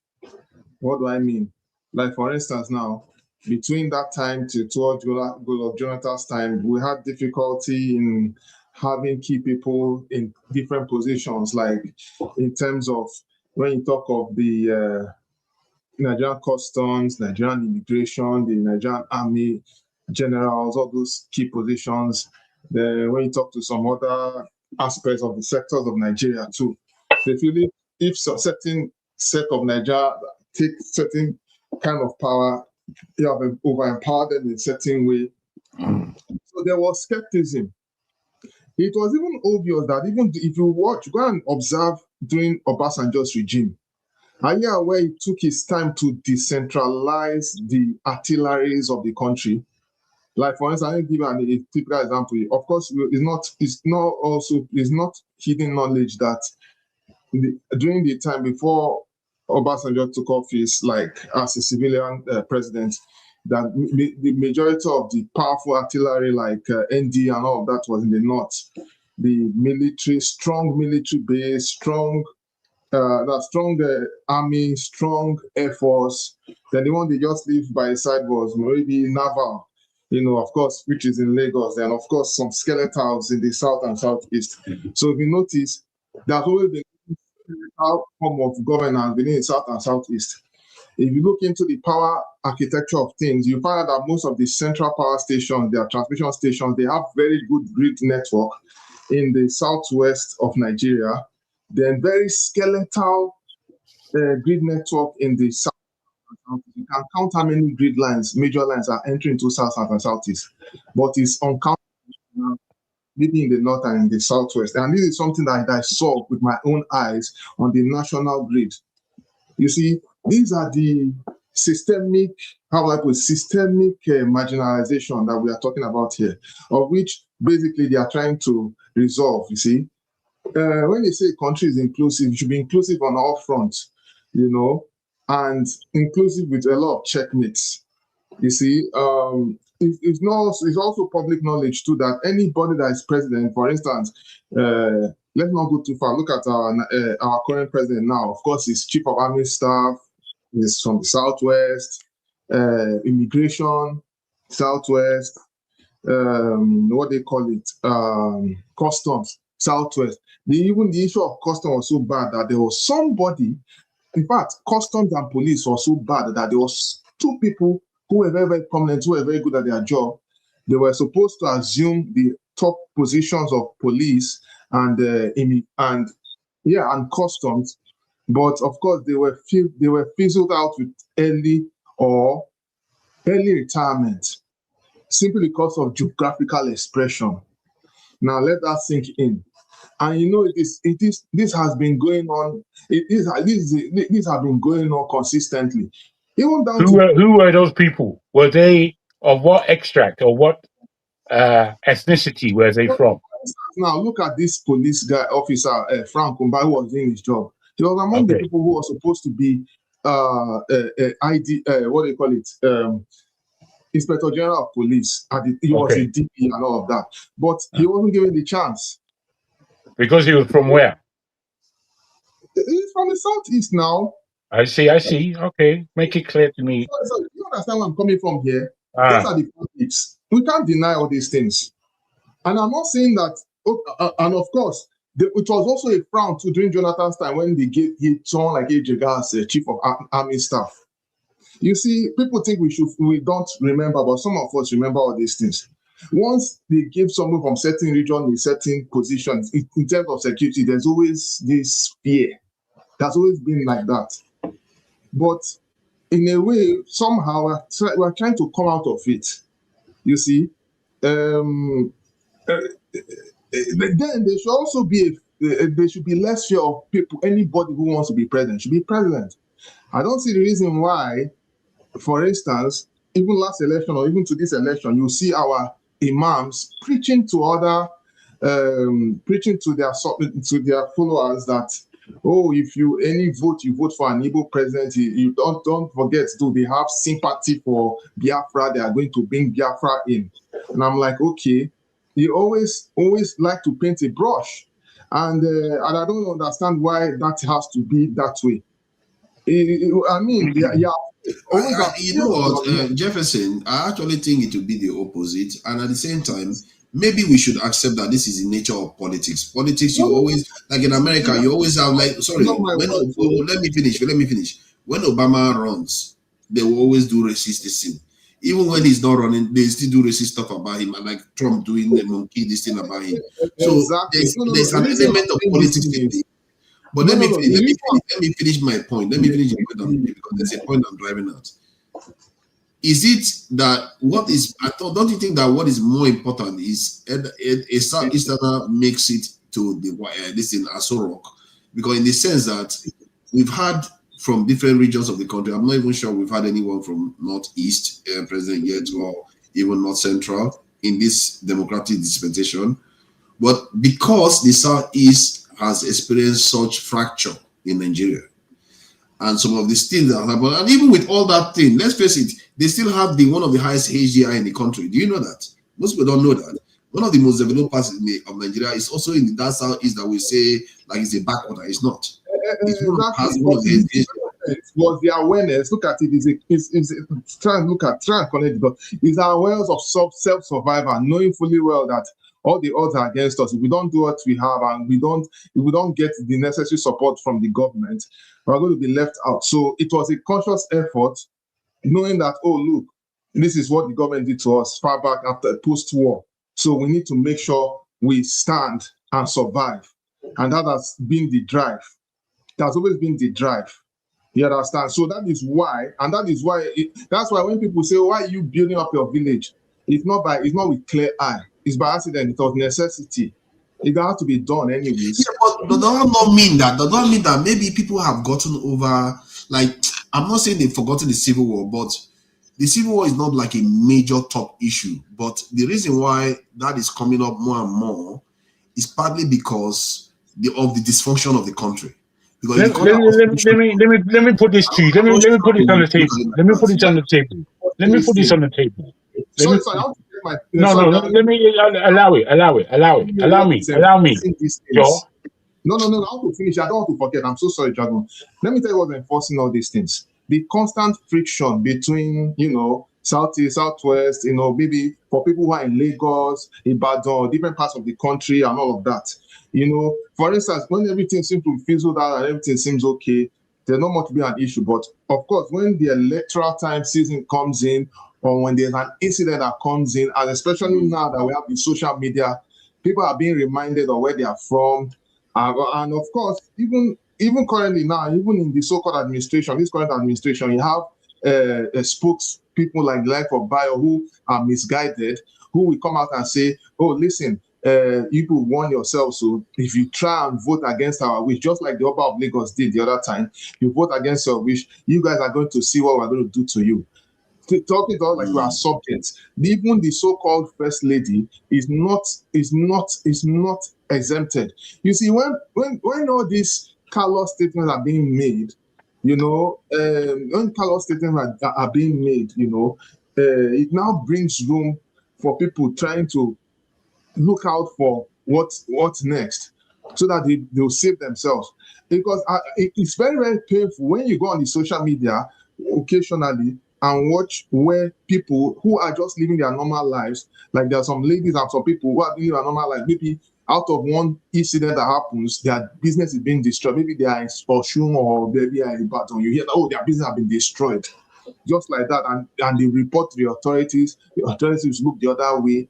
It will make people to feel not too safe. Or don't forget too, there was demolition of, and especially this thing happens a lot in Lagos, where people will follow the building codes, to even follow down to the permit and everything. But because we have people who are in power, who feel that they can use the instrument of office to intimidate people who are not from the region, they will say, oh, I will destroy your, for the sake you went against our political will, we will tell you who is the boss. All those kind of things. You see, these things are the factors that make us live in a fragmented society. And unfortunately, our leaders are not addressing it. They just sweep it and say it doesn't matter, which is very, very problematic. In the North, too, they have had their own fair share, too. But I think we need to really look into these things. Because even when Obi was trying to, in the first time he was contesting, right? In, he was contesting for presidency. In some northerners, I think he went, I don't know where he went to. We're accusing him and saying that, oh, you told people to go and make ID card so that they will stay in Anambra. He actually addressed it there on.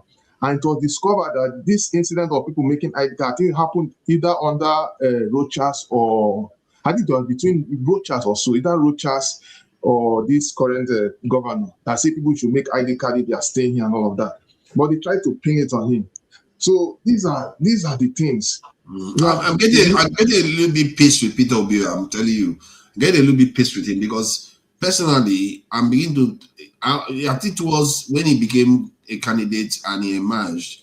I felt like, okay, this is an opportunity to have a kind of an Obama moment in Nigeria, where a competent, well-liked candidate emerges, and that after all the shenanigans of the election, let's say he didn't have an infrastructure and all the rest, they find a way to cheat him, and including his own party member cheated him clearly. Then when he had a chance to build it, he didn't do that. Instead, he moved from one party to another. So in a way, I mean, a little bit peace. In a way, he's pissing away a good opportunity. We are missing something. Don't accuse him entirely. He did what he had to do to get it all resolved. Don't also forget to. Why did he not found his own party? Why did he not just found his own party? What are you saying? Why did he not find his own party? Are you acting like people didn't know what happened?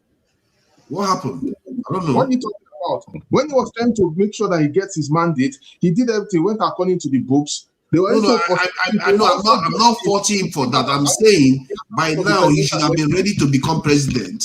Fully ready to become president. You should be ready to become president. Are you acting like as if you don't know the country you're in?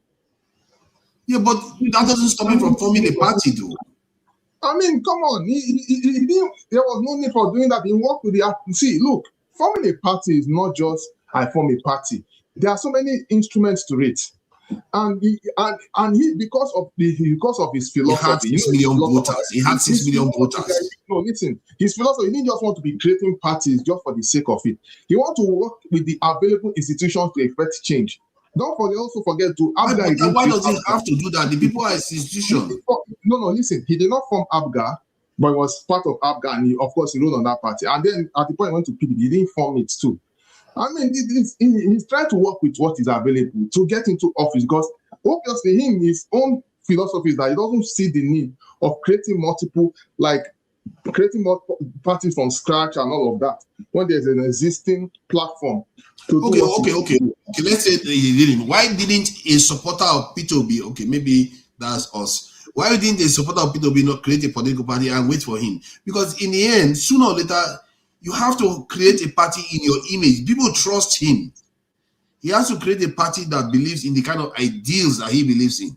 Because now he goes to NDC. Many of those people that are in NDC are going to use him as a special purpose vehicle to get into this National Assembly, Senator. Okay, my question goes like this. What do you want P2B to do, basically? Because at the end of the day, listen, it's also the same thing that goes to what is God. Is it this show? Because most times they always be pointing. At least for one, I also believe too that he has 6 million votes. Experience of running governance in holding government office. He has that one first, and he knows what is involved, and he knows what he can do better. So I mean, whether we want to use his popularity or not, that's left for them. But it's their own word against them. I'm also appreciating the fact that he's actually not desperate to become the president, but he's doing his best to run. At the end of the day, this is not a P2B affair, basically.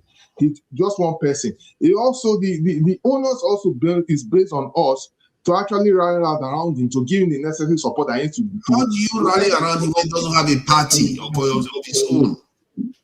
All the people that are in that party now, they are not loyal to him. He just joined the party. They are there to get into National Assembly again. Corrupt people. He doesn't need the loyalty. He needs you to be of like mind to enter into office and do things differently. And that is his philosophy. For those who want to be like what is this word for it? Is it I've forgotten it, this thing that attaches to a body and you suck. Yeah, you don't want to be those people that want to be lynches. Good luck to them. Good luck to them. You see, it is their own problem. Jefferson, hear me out. See, P2B ran under Labour. Within how many months he joined Labour Party, and many of the let me explain now.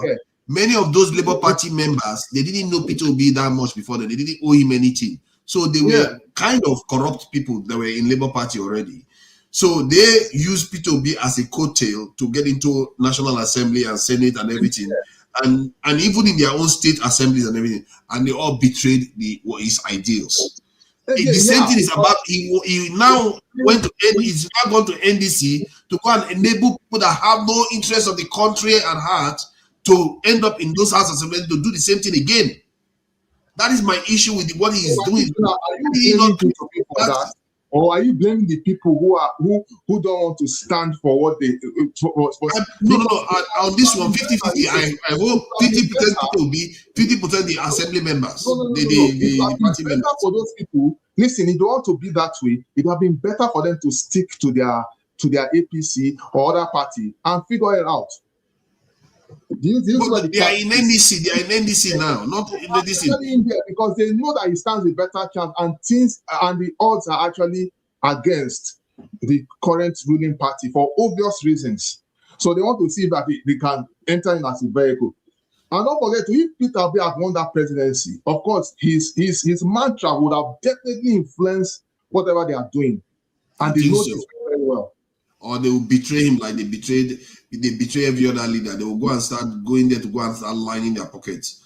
As always. I think Peter believes that he can control them even if they are not of his persuasion or political persuasion. When he gets into Aso Rock, he will be able to control these people. Maybe he can. Yeah. But what has demonstrated that none of them are truly loyal to any idea. They are just loyal to power. They are not loyal to any idea. Yes. Okay, thank you for that. Anyway, at least you are honest to agree to that point. So, AY has spoken on this. Jack, what do you make of this issue of P2B going to NDC to get the ticket? Oh, I have not spoken. What are you talking about? I was supposed to even speak before Jefferson. I thought yes, you are supposed to speak before him. I thought you were the expert. Forget about Jago. Kick Jago out. Let me.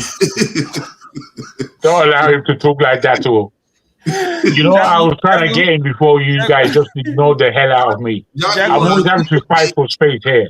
Has P2B turned into a special purpose vehicle for all these? No. I mean, really, the way this conversation has gone is not necessarily how I would like it. However, I'm going to come to your question directly.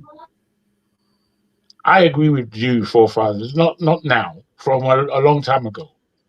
Peter Obi going to Labour and not being able to make sense of the rubbish that was in that party called Labour and come with a real opposition to what's going on in Nigeria, I think was a failure. Him then showing us that he's doing the same basketball politics as has been done by every other Nigerian, jumping to ADC. I'm thinking this is perplexing. This doesn't even look right. After leaving Atiku from PDP, then you're going to form. This is rubbish, as my thinking goes. Everybody in Nigeria was telling, this is how they think, or this is thinking that he did so many things that Tinubu did so many things that didn't allow Peter Obi to have his own party and this one, that one. So many excuses that maybe I didn't bother to look into it too deeply. It just doesn't look right. And then when he lately jumps to this new party and he's making a coalition or a partnership with Kwankwaso as his running mate, I'm thinking,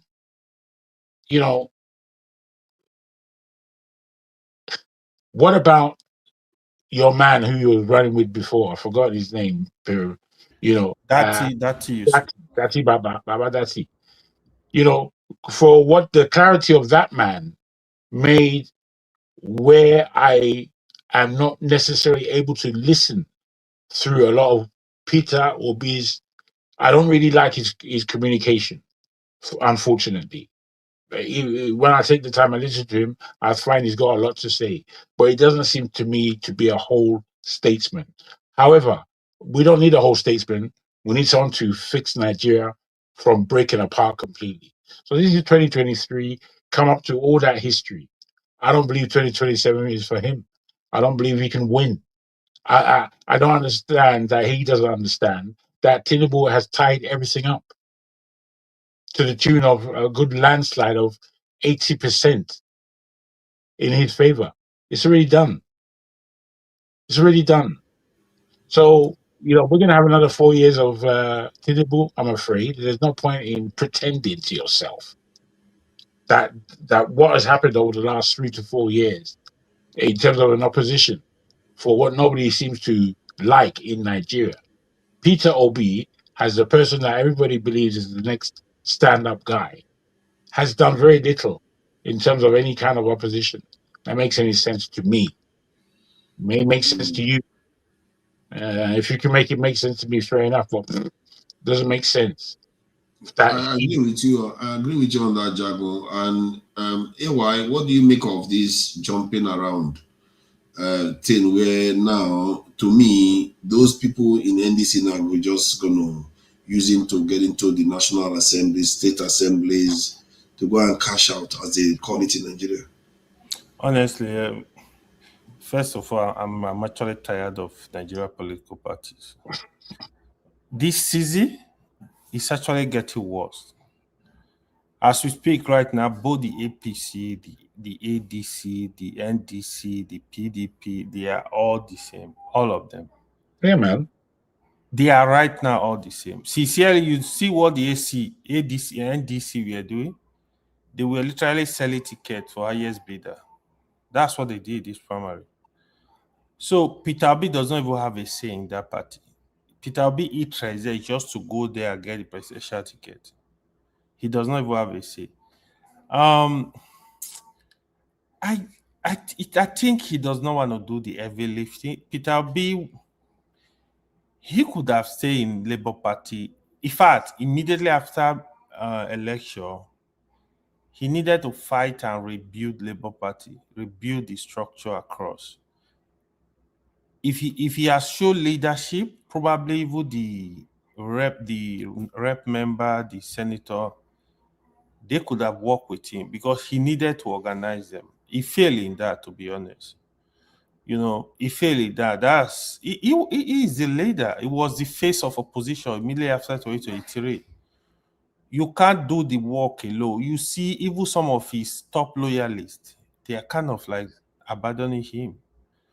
So, Jago says something. Let me ask you though, do you think that if he doesn't become president now, when is the next time his term president will be lined up again? Nah, the next 8 years, power is going to the North. North will not even negotiate it. So we've not grown to that point where there will be like a form of electoral revolution where people will vote somebody out. Sincerely, after this time, you will not be able to. Is it not going to be more than 8 years? We're looking at Tinubu. Let's say Tinubu goes and wins again, 4 years. Yeah, that's 12 years. So in 12 years, Peter might be around 80. He has to be a totally new person. In next 12 years, Peter, I think it's like 68 now, if I'm not mistaken. So I don't think Peter B will even contest in the next 12 years, except he will just try and keep contesting. I think 2023 was his best opportunity because right now, the APC, the Tinubu government, in terms of free and fair election, is getting really worse. I don't know if you follow the APC primary. It was a disaster. It was, I call it APC. No, I saw that one though, but that is within party. It doesn't matter. That's what you will see. So but let me ask you. I know I was on a panel with you when we discussed this some time ago. Let's say Peter Obi with his 6 million voters, he still has at least 5 million or 3 million of them. Among that 3 million, he can get 200,000 of them out and say, I will recruit you people. You go with your smartphones. If you don't, we'll give you one. You go to all the polling stations, you record what is going on there from morning to night and make sure all the votes are counted. Is it possible to still rig under other circumstances? Let me just be very clear. No. Right now.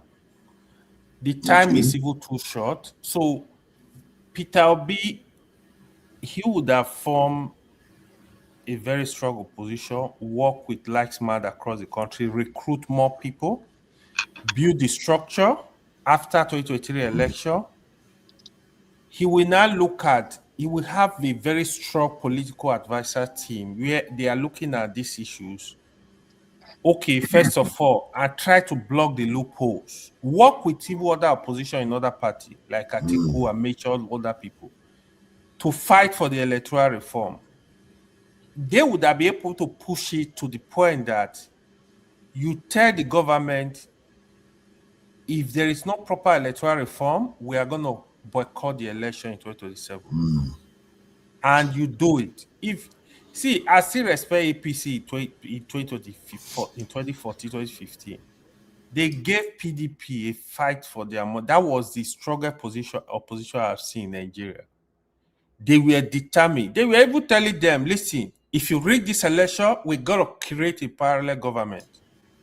But why did El Rufai get himself arrested now? You see, because El Rufai, if he was out, he would be making a lot of problems right now for the government. Yeah, that's part of the reason, because El Rufai is fearless, right? So he would have been the guy in the face of opposition. He doesn't care because he knows a lot too, right? That's why you see they keep El Rufai away. El Rufai is the person that will be talking. If you go back to 2015, 2014, Lai Mohammed, if he's in Kano, any little thing, press conference, El Rufai is talking from this, Amechi is talking from this. People were very bold speaking up. You see, Peter Obi, sincerely, Peter Obi is, first of all, he's a perfect gentleman. And sincerely, it's not a typical Nigerian politician.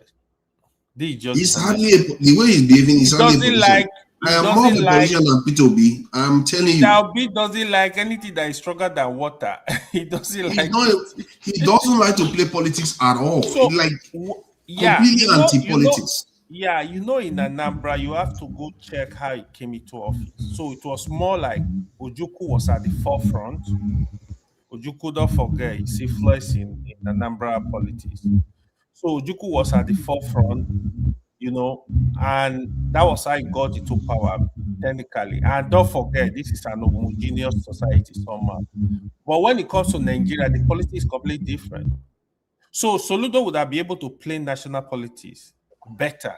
Peter Obi is not a typical Nigerian politician. He's just... Soludo doesn't have what it takes, please. Do politics in Nigeria? Jefferson. Hold on. Jefferson, if Soludo has 6 million votes, Tinubu will catch a heart attack. He will not let Tinubu rest. Who is Soludo? Peter Obi is too much of a gentleman. What kind of gentleman thing be this one? Simple as a gentleman because he doesn't play the kind of politics that Nigeria currently plays. No, he does not understand national politics. From a distance, to be honest, Peter Obi is too gentle for national politics. This gentleman thing is too much. What is this? You can't be gentle with these guys. It's actually appealing to Nigerians to follow due process and vote according to. But it's not enough to win. It's not enough to win. Until now, he's not a gentleman now. I hear you. Why do you guys like deceiving yourselves?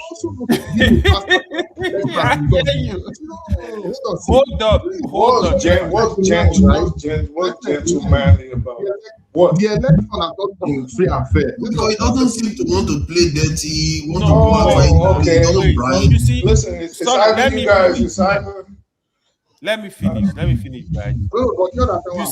You see, hold on. You see, Peter Obi supporters, the core obedience supporters, they are part of the problem of Peter Obi. When people that say something about Peter I they were quick to attack. When you say something correct, they're quick to attack. This is so what is so I don't understand now. So what I'll give you an example. Hold on, I'll give you an example. That guy that follow us now. Hold on, you saying don't have radical supporters? Dr. Moga doesn't have radical supporters. And what made him get into office? What are the instruments that made him to get into office? Do you understand where I'm coming from here? Who is that? But we need to also look at all these things in context. Who are you talking about? Who? Now, you say you were saying something about P2B's supporters. Now, Tinubu also has supporters. Two sets of people have different supporters. Now, you also need to look at the instruments that are governing okay, let me explain it to you. I will help you. Let me help you. Tinubu is from a party that is the biggest political party in the whole of Africa. APC is not small. They have structure in every corner of the country. This is strength. That's politics. So APC can bring anybody out and make him popular, make him win election based on that structure. Combination of ACN, CPC, and yes, now that. I think there were 3 of them. So what is wrong with that? That's how politics is played. Supporter base. That supporter base was in time past. Who? That supporters base we're talking about, those 3 parties that form the APC. And you know, I'm just looking at we are coming down from somewhere. Okay.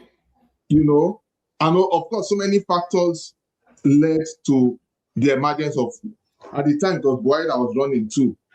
So Buhari also has natural supporters at the time. So do you see where all this is see, hold on. This is why I don't. Okay, APC naturally. APC is the biggest party in the country. No, even you, if APC give you, why do you think the people are killing themselves over APC ticket? If APC give you ticket, you have chances of winning the election because that's the biggest party. It's not about you, it's about the structure. They are ruling parties, they have been there for how many years now? They have the financial base. So what you are getting this wrong. You hold on. Let me explain politics to you. It was in time past. Hold on. This is not past. We are talking of today, right now. Supporters. You talking about support. We're talking about. Listen. APC is the biggest political party with structure across the country. In Nigeria, for you to win an election, you need that structure. So people don't know when you say political structure, what political structure does. They can pay, for example, Tinubu can decide to say, I will only go to Kano. I'm not going to enter any remote area. I will only go to Kano City. The people that will go to remote area, villages, local government to look for vote are these loyal party members. So you don't need to be there. For example, does Tinubu have people in remote villages? How many states does he have? NDC and Tinubu have, NDC and Peter Obi have structure across. Which state can you call? Why are you acting as if you don't know what's going on? No, I know. No, this is maybe Bubure will understand this, but this is the real politics. You see. Let me. Wait, Jefferson. The time when LP happened, they said it didn't have structure. The same thing you said is the same thing the same thing you said was the same thing you said for LP at the time. What happened in the election? Let me tell you, hold on. If Peter Obi, if Labour Party had structure, nobody can rig that election. Peter Obi will win that election. If Labour Party had structure all over the country, you can't rig the election. Peter Obi will win because Peter Obi was very popular. They would have protected those votes. People are not getting it. If you go and take Peter Obi results in 2023, you will see most of those results are from big cities. Let me ask a question, sir. So are you telling us now that Obi won the election and it was rigged out? Repeat. Are you saying Obi won the election, but he was rigged out? No. That's not what I'm saying. Here is what I'm saying. First of all, no, that's not what I'm saying. Here is what I'm saying. And that's why he was in court. And Obi is not a foolish person, you know. If he knew he lost the election, he won't have embarrassed himself to go and be dragging what he didn't win. I know that guy for sure. Nobody is perfect, but I think there's what they call conviction. If they are not convinced, but the point AY was making to be frustrating the efforts of trying to make sure that someone's mandate is being restored. But that's the story for another.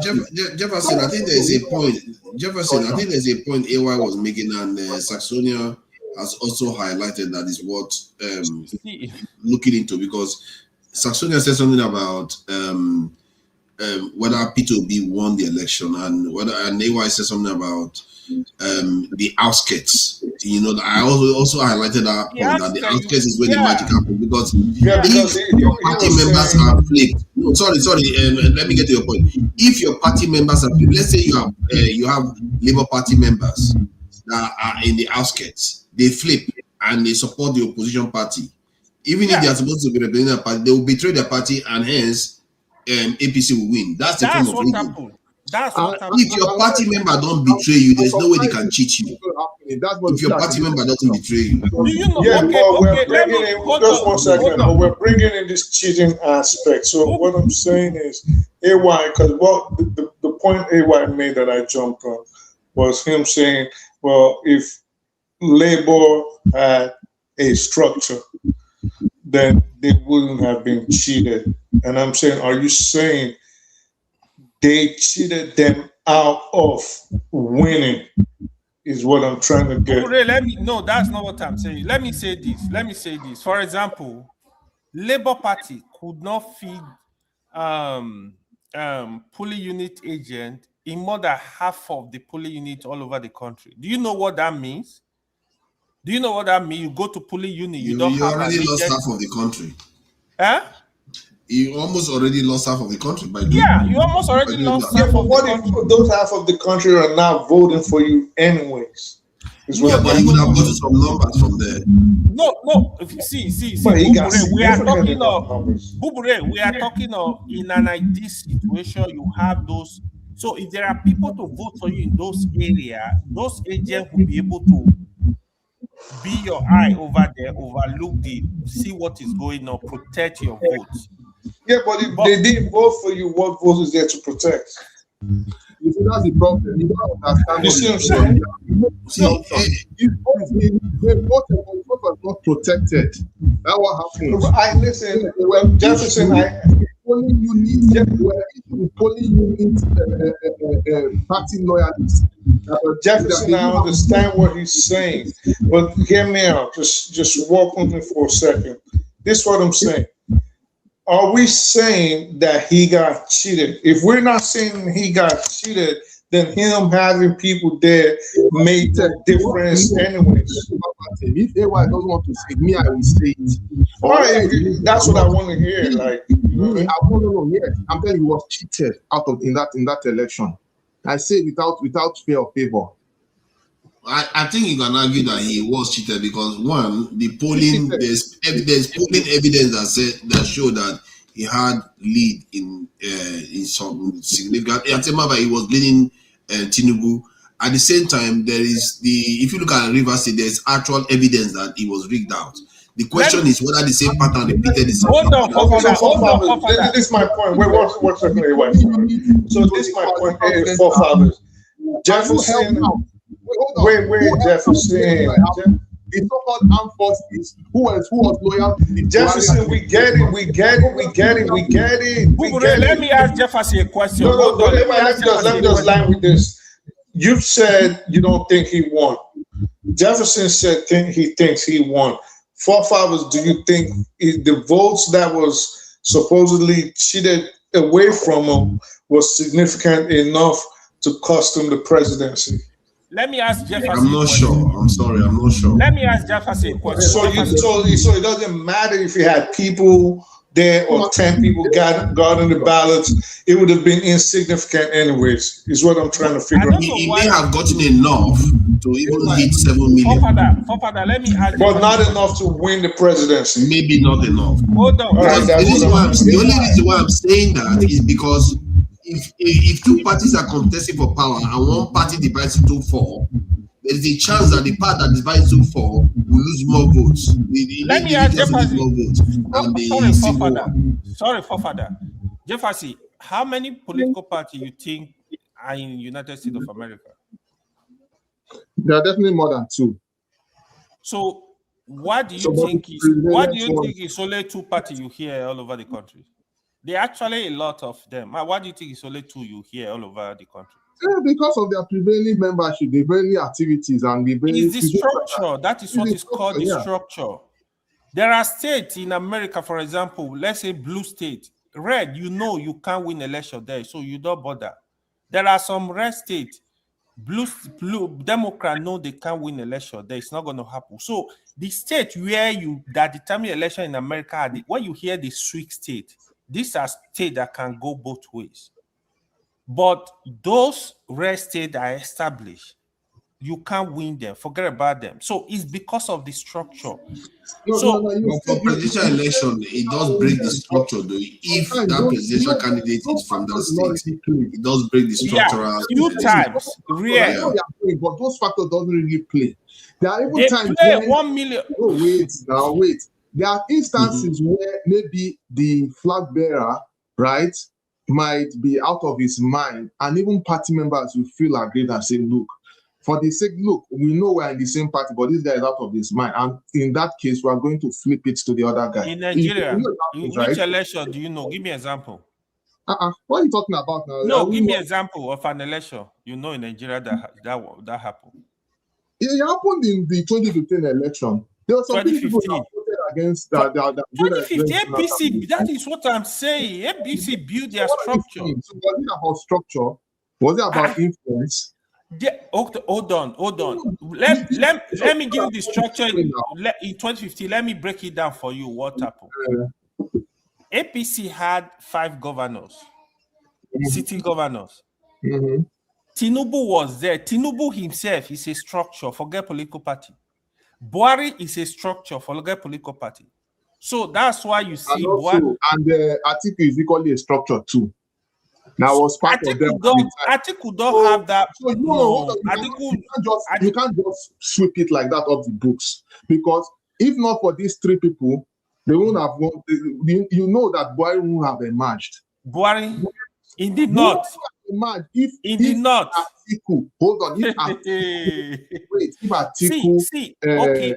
Let me tell you the difference. Let me tell you the. Hold on. Don't forget these things. Buhari contested the election. I think that was the 4th time. Abi, 3 or 4 time. Is consistent 10 million votes in each of those elections. Yes, now, but Atiku also and 10 million that they actually just giving them the 10 million. They gave it to him. They stealing millions of No. Anyway, you can't do this. You can't just say that Atiku supporters wasn't part of it. Where Atiku supporters? No. Hold on. Don't worry. Hold on. We're going to be switching topics soon. Let me finish this. Go to a break, then finish this topic and go to that of Israel. I'm not saying that the other 2 don't have Atiku does not have the popularity. Also play the role too. Atiku does not have the popularity of Buhari to 2015. Forget about it.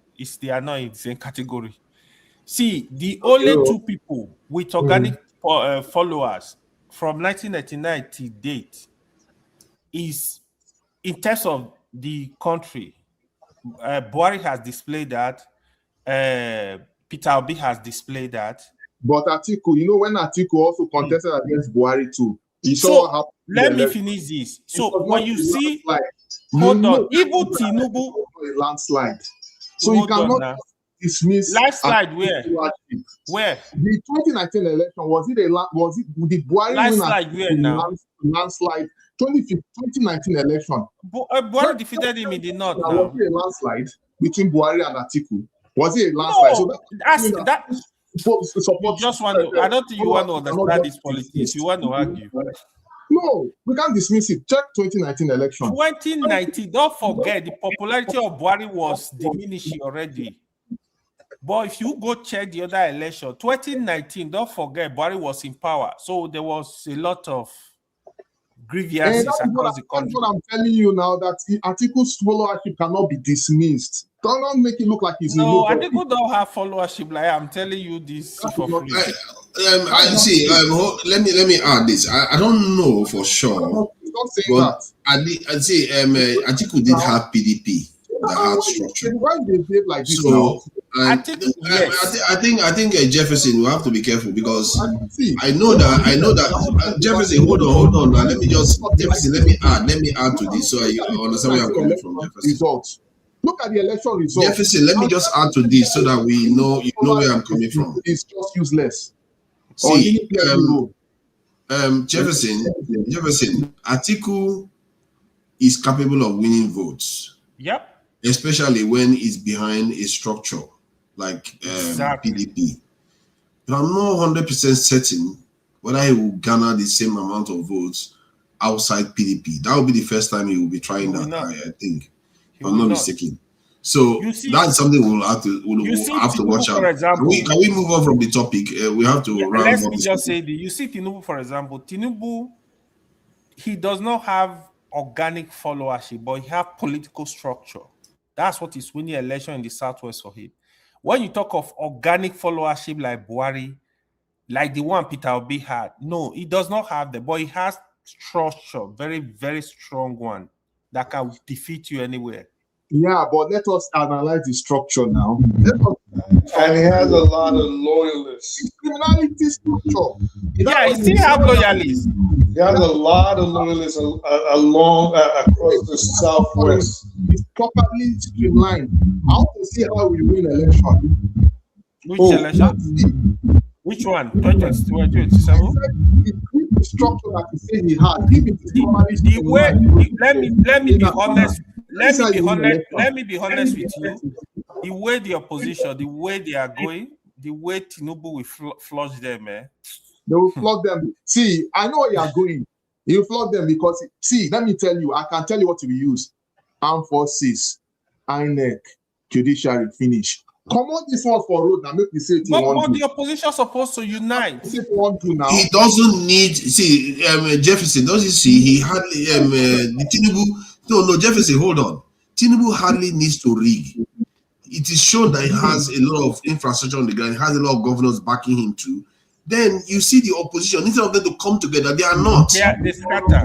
That guy has 30 governors behind him. No, you see, we're saying the same thing. The governors have one vote. So when they finish doing all the elections, what will the governors use to protect the votes? You know, the same armed forces within their society. Okay, Jefferson, I do agree with you that an element of rigging is going to be very necessary. I do agree with you that because he has the governors, the courts, the INEC, and armed forces and the police, yes. But barring all that, is the opposition strong enough to wrest power from him as things stand right now? I don't think so. No, I don't think so. They have what it takes. I don't think so. If the process is being adhered to in a free and fair election, Tinubu has to come from the podium, and as he was before he fell, and he insulted Nigerians openly, and like something really bad has to happen to him before he will lose his election. The opposition is doing a bad job right now, a horrible job, horrible. You know. Yeah, thank you. I think let's move on to the next one. I think there's no estimate what you have to do to make an awareness. It's just left for the process to do for the process to do their job. That's just all Nigerians are asking for, right? Or is it a crime for them to observe due process? Father, we stop it. Let's move.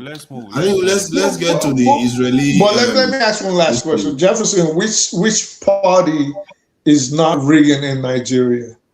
They all rig. All of them, they rig. You cannot absolve anybody. Listen, and that is why APC should do everything within their own arsenal to checkmate the excesses of rigging, but do it on an objective point of view. But hopefully, they will do it as a party, but they will do their own due diligence. So, are you agreeing with Bubure that all the parties rig elections? Oh, they all rig. The other day we saw videos of children in the southeast voting. Bubure, I was thinking Jefferson was going to deny that. Nah, they all rigged. So it makes no sense for me for us to accuse one party and absolve the other one, knowing that in Nigerian politics today, the best rigger wins. That's just the bottom line. Whoever cheats, the best rigger wins. Well, fine. That is based on what the system is and everything. Monies have been spent. I guess it comes to the best organized wins. That is no. So that's why they say, okay, let them observe the electronic process and all the process involved. But we all know where we are going today. That is Nigeria ready for electronic process? Nigeria is not ready. I think Nigeria, it is. See,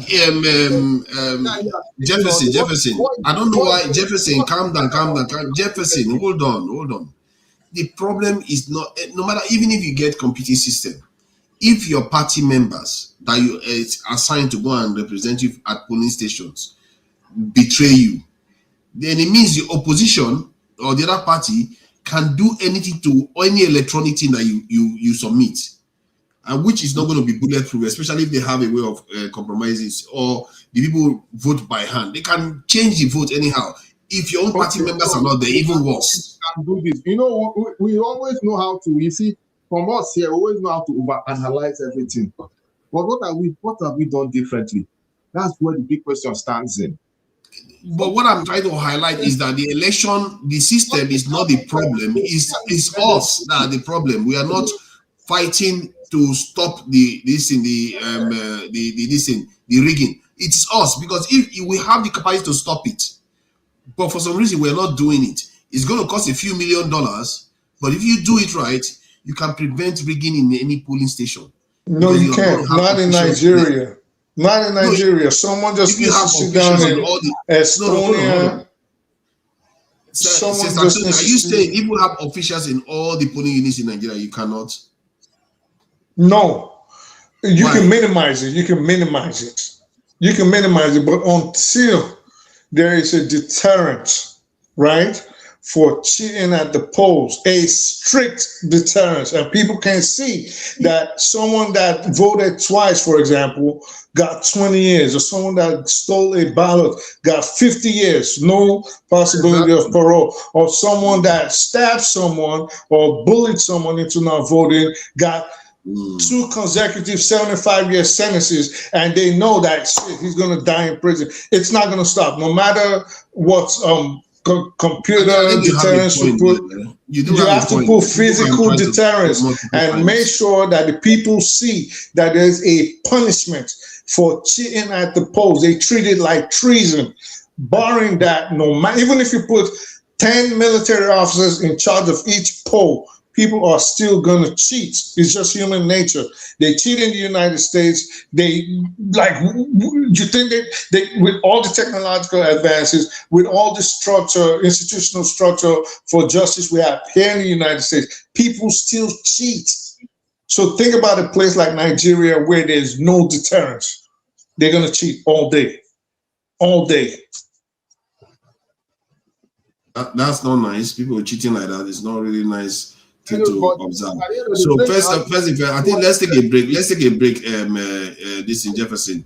We're going to take a break and come back and discuss the expansion of the Gaza war during a time when they are supposed to be enjoying a little bit of peace. It looks like Netanyahu has ordered his soldiers to take over 70% of Gaza now. When they is not alive. when they said this in what they call it, there is supposed to be a peace ceasefire going on right now, but clearly nobody has told that to Netanyahu to observe. All right, so let's see what we can. I need to get this thing out actually. Where is it again? I'm trying to find this video to play before we commence our break. Let's see, is that it there? Okay, now that's a different stuff. Okay, I think that should be fine. Okay, let's do that. And we'll come back in a few minutes. Cover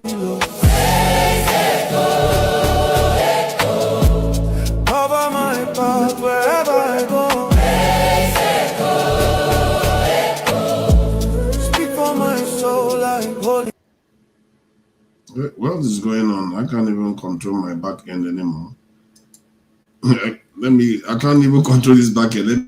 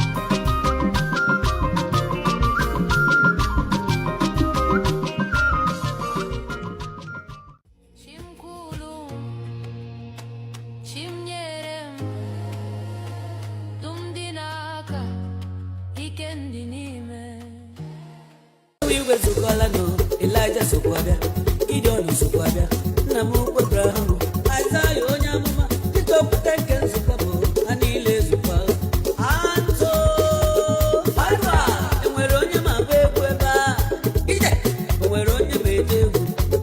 Come on, Anya Bano, yeah, I have a canoe, Kanga, and you do it, yeah, you kill him, kill him, kill him, yeah, kill him, yeah, kill him.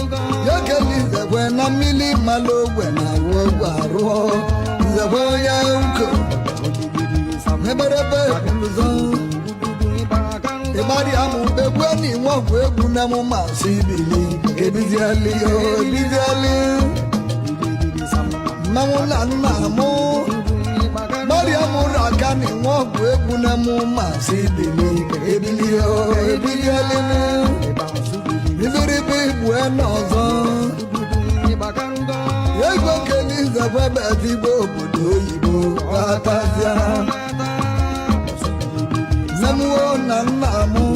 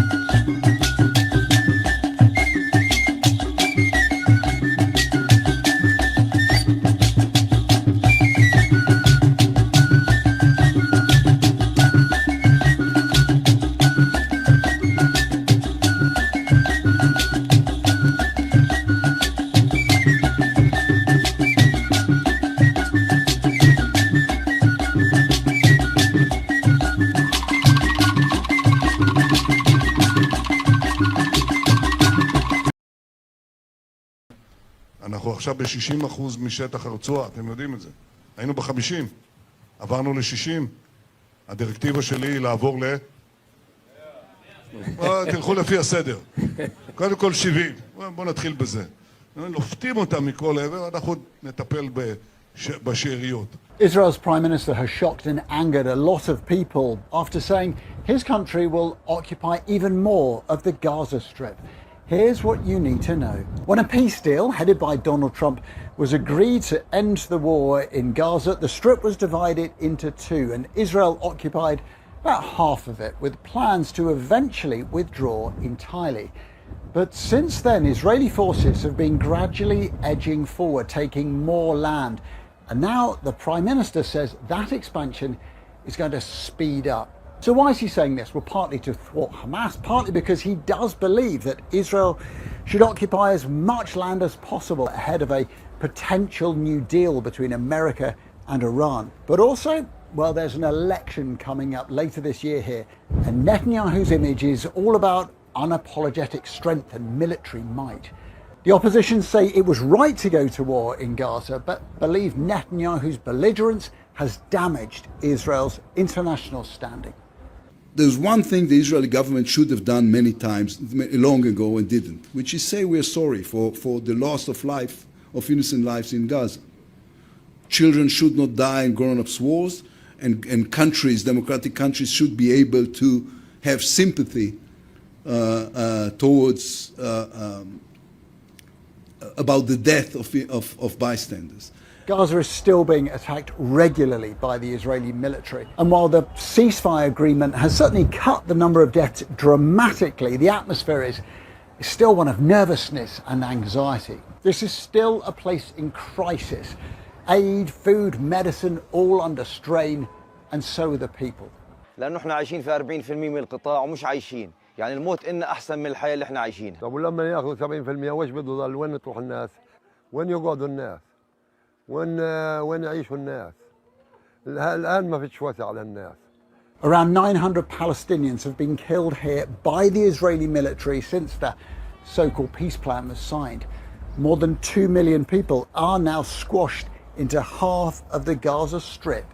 The pain and the suffering are obvious. حتى الآن في قصف وتحذيرات، وحتى الآن في قصف بدون ما بيحذروش، بيرموا على البني آدمين وعلى الناس وهم في مكانهم. قبل يومين 30 نفر استشهد. طب مش حرام؟ مش حرام يعني كل هدول الناس تموت وتستشهد؟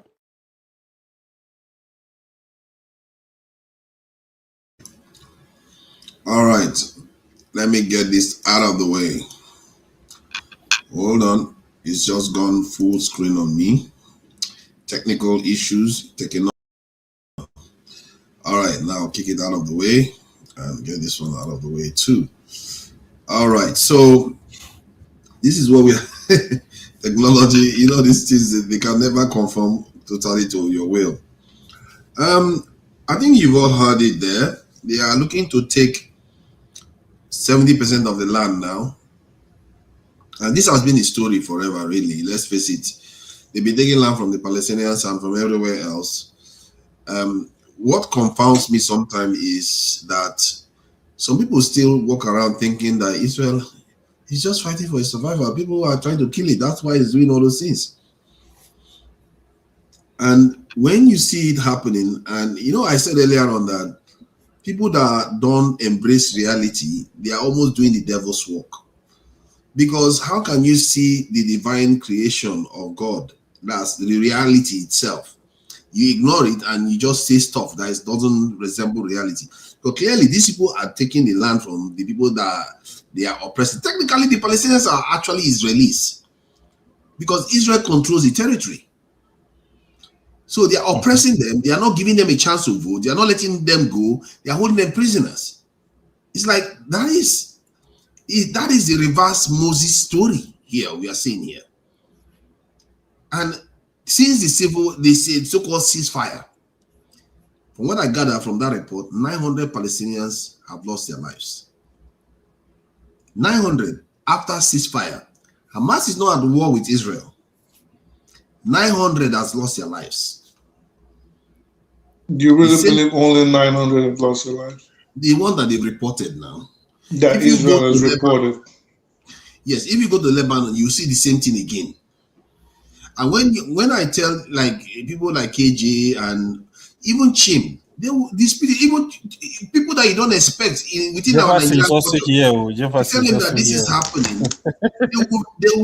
they will argue with you like this is not true, or I don't understand that. Why would anybody just see something evil and not call it evil? Nobody in the world at this point, except someone that 8 months ago we could attribute denial to delusion.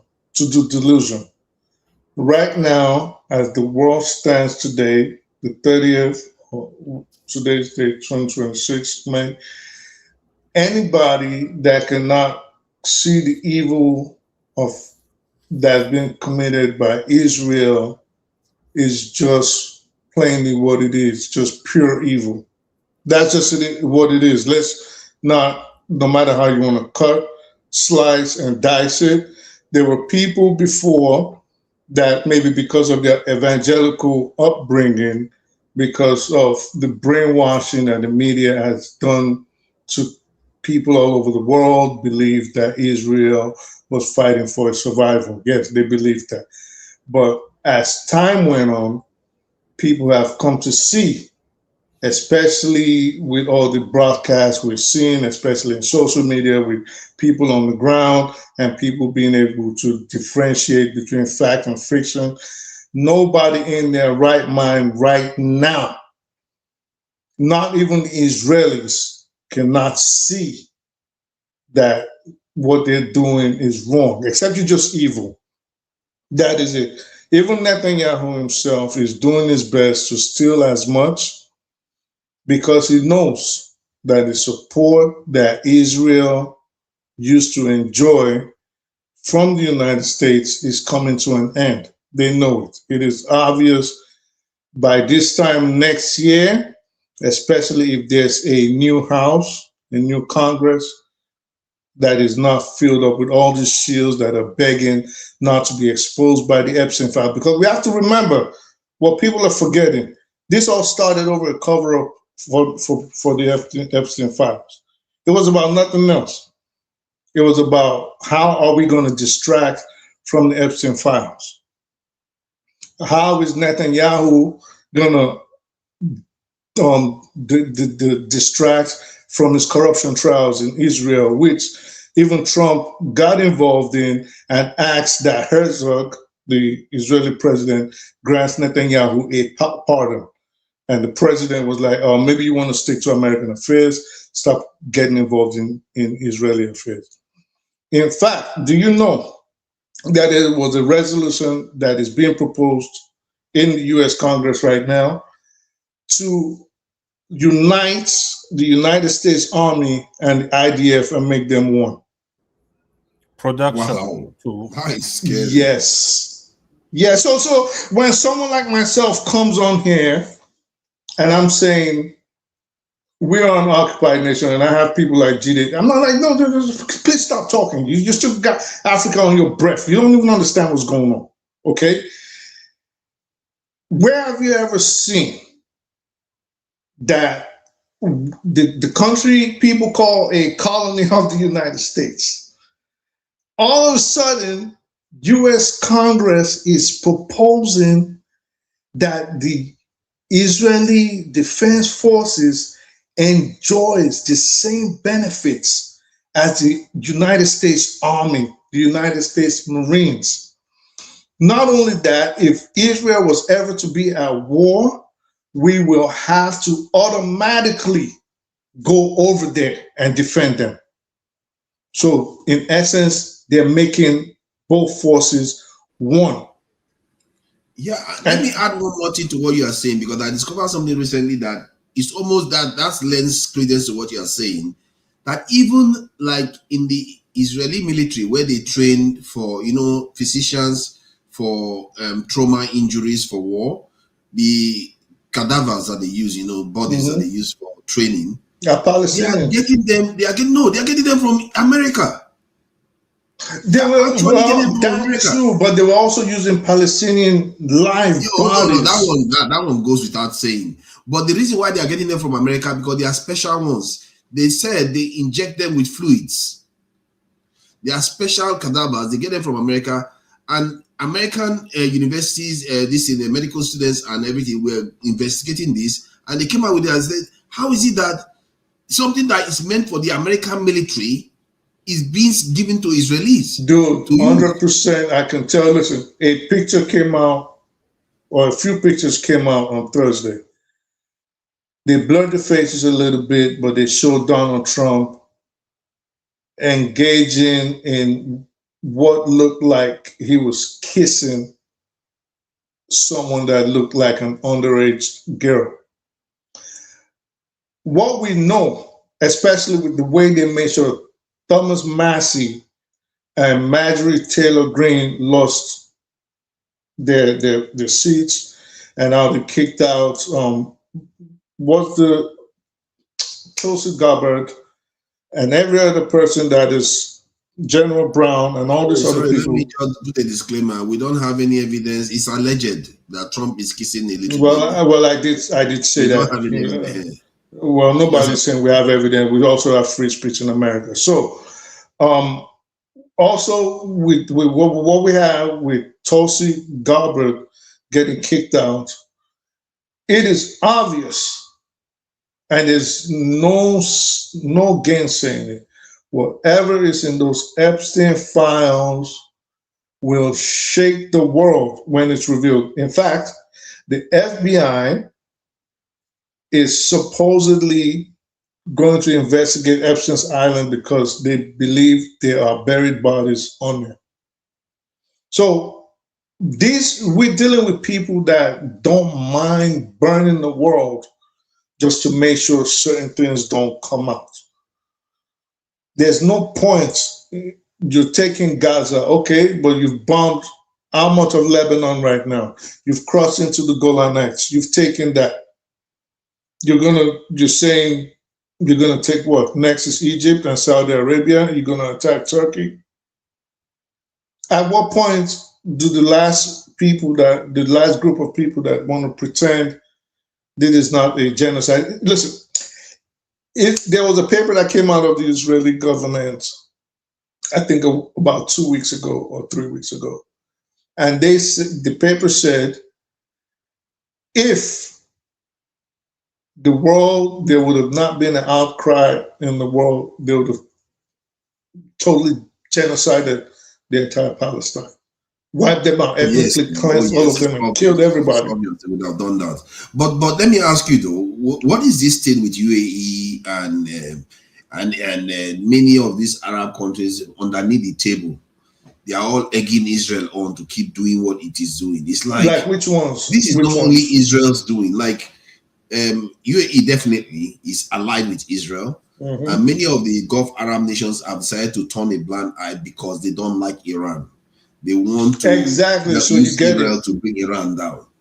So, but how about the Palestinians? If you like Israel so much, then asking them to settle the Palestinian issue, then deal with Iran together. Well, but that is exactly why an agreement cannot be signed with the United States right now, because Saudi and Kuwait and Qatar said without a guarantee that there will be a two-state solution,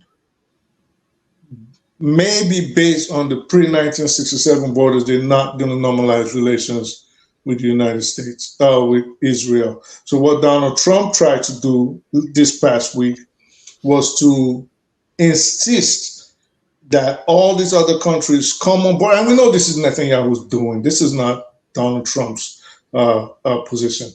That before an agreement or a ceasefire will be signed with Iran, all the other countries have to come on board and agree with the Abraham Accord. The Abraham Accord is basically the Israeli Accord. So the rest of the countries are like, how is that our business? We're not coming on board for that. And Saudi Arabia put out a message, and by MBS, prior to that was a minister, and they said, no, if you do not guarantee a two-state solution and a stop to the killings and the genociding of the Palestinians, then we're not going to sign on to it. But boom, see, do you think if these Arab, sorry guys, I know I'm asking me a lot of questions. Do you think that these Gulf state monarchs, if they have put their foot down and say, hey, sort this Palestinian issue out, we can't do anything else, and the pressure, especially Trump, with all the money and power that they have, and say, sort this out so that we can go and do better business, do you think they would not have succeeded in getting a Palestinian state by now? No, they wouldn't have, because the bottom line is Israel does not want it. Every other person wants it. Israel does not want it, and Israel controls the United States, and whatever Israel says is what goes. These countries want to make money. Donald Trump wants to make money. The Gulf states want to make money, and they want to keep their heads on their neck. They know normalizing relationships with Israel right now is a death sentence. We're going to wake up one day, they're going to overthrow all of them and drag them in the streets of Riyadh and Abu Dhabi. They know that. But they want to do business. Are you sure that's what they're afraid of? Or they are 100%, that's what's going to happen to them. 110%. If they should normalize relations with Israel right now, we're going to wake up simultaneously. They're going to take the Saudis are going to take over the royal family. They're going to kill everybody. They're going to kill the Kuwaitis. They almost did, though. They almost did. 110%. 110%. So it's not just that. I'm not saying they don't want peace for the Palestinians, and that is why they're fighting. But they also know that their life is at stake if they do not get justice for the Palestinians. Not only is it going to affect the economy and their lifestyle, but their lives are going to be at stake. So, and Israel knows this. So Israel is also gambling that, okay, if we can destabilize them enough, everybody wants peace. This is the bottom line. Everybody else wants peace except Israel. Everybody else, except Netanyahu, Smotrich, Ben-Gvir, Banea, all of them. To be fair to Israel, based on my analysis, they also do want peace. It's just that they want more territory first. It's just a simple calculation. Give them more territory. Then they don't want peace. If I guarantee you this, listen, Ben Solomon, MBS, was the first crown prince to attempt to normalize relations with Israel. Allow them direct flights from Tel Aviv to Jeddah, Tel Aviv to Riyadh, allow them to even come into Mecca and Medina, which they're not supposed to. Business, he was opening it up. He was willing to sign defense treaties. He was ready for all of this. But what did Israel always done? They don't care about anybody else. They'll kill you. So we have a murderous, a bloodthirsty group of people that America itself cannot rein in because they have things on America that America does not want the world to see. That is the problem. Before I move to, I think Jefferson should speak next because he's like an opposition to this. One point you made about the murderous nature of the way the Israeli regime or this current regime anyway behaves. I'm sure most of them behave similar way. No, they've always been the same. Do you think, because generally when you observe these things happen in life, you are going to get a countering force. I fear, one of my biggest fears is that there's going to be another nation that will look at Israel right now and say, you know what, let's do it their way. And they're going to come out and they're going to be just as ruthless and devilish and very, very evil. I get a feeling that you always get a counter force that appears in the world like that. I think everybody is scared of the mutually assured destruction that they know Israel is willing to carry out. So I think all the world worried that there's another worse one coming out. And hold on. Yeah. They're gonna. And I fear that it might even be the ruler of Iran right now that is pissed to hell, and he's seen how this violent regime is doing all kinds of crazy stuff, and what they will be learning from it is that, hey, holding back is nonsense. Let's go for all out. Since this guy, if there's a third war, everybody's going to get involved this time. It's going to break out everywhere, because it's not going to. Right now, I think what's going on is America realized, okay, we cannot beat these people, and we cannot beat them by putting our ships up 1,000 miles off the coast of the Persian Gulf. There's no way we're going to do it. We can't attempt a land invasion. We're going to get slaughtered. They figured out they're hitting us pinpoint accuracy. We're running out of defensive batteries. We're running out of missile interceptors. This is all what I was trying to get out of Eccentric Cats the other day. He said, we produce this. I said, good. How many do you produce a year?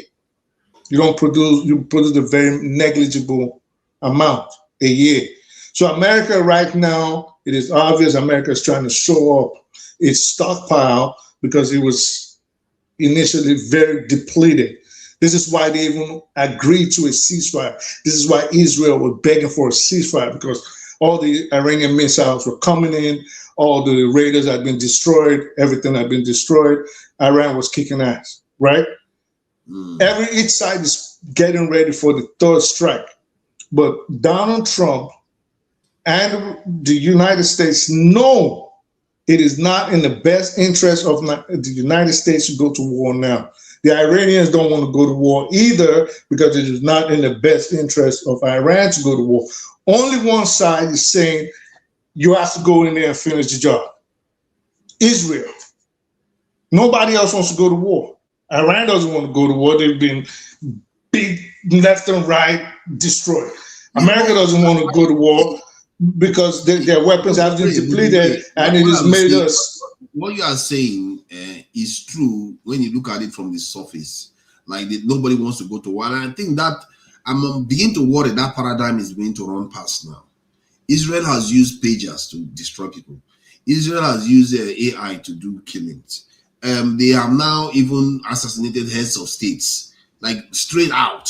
They are doing so many things that I feel like this is spinning out of control. And that leader that is sitting in Iran right now is not going to be like his dad. No way. Not after his own dad has died. His family, his wife is dead. All that doesn't matter. You can. It's a risk. Yeah, but you listen. You can only fight with weapons. You can't fight with the anger in your heart is not going to do much. Nuclear materials. Right, but you're not going to fling nuclear materials at your opponent with your bare hands. You're not going to do that, and you're not going to. You're not going to fight. You're not going to fight your opponent with the anger in your heart. You can only fight with weapons, ballistic missiles, hypersonic missiles, drones, and whatnot. They are not willing to go to war right now. They don't want it. It makes no sense. Just hope so. United States, it's obvious. United States does not want to go to war. Nobody wants to go to war. The only people that are pushing for that war. You are making the point for me. Israel is the only craziest one that is willing to do right. So my point is that nature tends to create a counter to that, and that counter could emerge from an angry person. Right. So let me get to the point I keep skipping. So to the one that you brought up, that okay, what if a crazier nation was to basically attack Israel? And I said it's not going to happen. And the reason why it's not going to happen is Israel is not scared of destroying the world. Everybody knows that now. They're not scared of. That's the problem. They too are not scared. That is the danger that Israel is posing. That's what I just said. I said, you're not listening to me. You're not listening. I said, Israel is not scared of destroying the world. Not another nation. No other nation. If that was the case, Russia could have been attacked because their interests in the Middle East are being troubled. Turkey could have been attacked then. Nobody's attacking because they know the Israelis, maybe it's because of that Samson option that they claim it's a protocol for the Israeli government. But nobody wants to attack. But the only way to end it like this, the only way to force Israel to the table is not going to be military action because they want that military action. They're not scared of shedding blood. We've seen that they're a very evil group of people. The world has to do what they did to South Africa during apartheid and just refuse to trade with Israel. This is what the world just has to do. Like the Spanish ministers are calling for, the Italian prime minister, Belgium finance minister, just stop trading with them. Stop supplying them arms like Spain has done. Anyway, do you know that Peter Thiel is working with them? Yeah, that's fine. India hasn't even stopped their people from shitting on the streets. We don't care. They don't count. So, do you?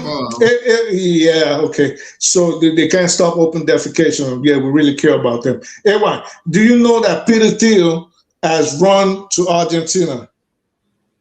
Who is that? Peter Thiel. No, I'm not aware of that. Go check it out. Oh, you know that? Yeah, he has run to Argentina. He's gotten Argentine citizenship. He has moved his kids over there. They've even registered for school. He has gotten New Zealand citizenship, which he got like 2 years ago. And he has built his underground bunker. So there's a lot going on. And when you start piecing this things together. This is why Donald Trump, I can see like he wants peace, because everything is about to blow up in a way that I fear that at some point the living will envy the dead if we keep going on with all this nonsense. Obviously, Trump does not want to continue this war. This is just the truth. It's not going to favor America because it's really hurting the American system. Everything is really like it's not going to survive it, because obviously they don't have. The only solution is just to negotiate and have peace. But they said there is MOU actually. Trump is looking at it. Let's not go that far yet. The Israeli one now that wants to take 70%. You see, sincerely, for me, both Israel, both Donald Trump, I'm so even tired of having that discussion. Like Bobunre was saying earlier, like, first of all, the people supporting this evil, they are my biggest headache sometimes. Especially after when the person come and try to talk straight, all kind of BS. And now in the past couple of weeks, Donald Trump supporter on this platform, they are muted now. They don't talk anymore. Now I think they are just even them. The reality is them on the face. So I told them, it's not only me that will suffer. I will buy gas. Don't worry, I will be okay. Even when you hear us complaining, we are still buying. The food stuff in America system, interest rate is up, stock market is down, unemployment is going up, the inflation number are high, everything is going against the country. So when you hear Trump still making noise, he's just making all this loud noise. If you go to grocery now, you pick $1, $2, $3, $200. I'm like, what do you buy? Not normal grocery. Like, let me go pick up some stuff at Costco. Bam, bam, bam, bam, bam, 200. I'm like, so it's really crazy. Three apples and an orange. So you see, like, these are actually bad. So Trump is actually scared that, look at what he did. You spent billions with that, and you were ratting. Oh, you destroy all the military, Iranian military, you destroy the navy. I said, no, it's Mami water they are using to control Strait of Hormuz. It's Mami water they are using. The guy, they lie a lot. Trump will say 20 things. It's only one that is correct. I've never seen human being like that. None evil. None. That is why when I see people that's supposed to, I'm like, is something wrong with you people? Can I interject a little bit? Go ahead. So a lot of Nigerians, including my mom. My mom supported Trump. And she supported Trump based on gay issue. Yeah. And like I always ask her, Mommy, what is even your business? You don't understand that. It's all about religious ideology. Because he's gonna stop this gay thing. That is if she asks 100% of Nigerians, that is the main reason.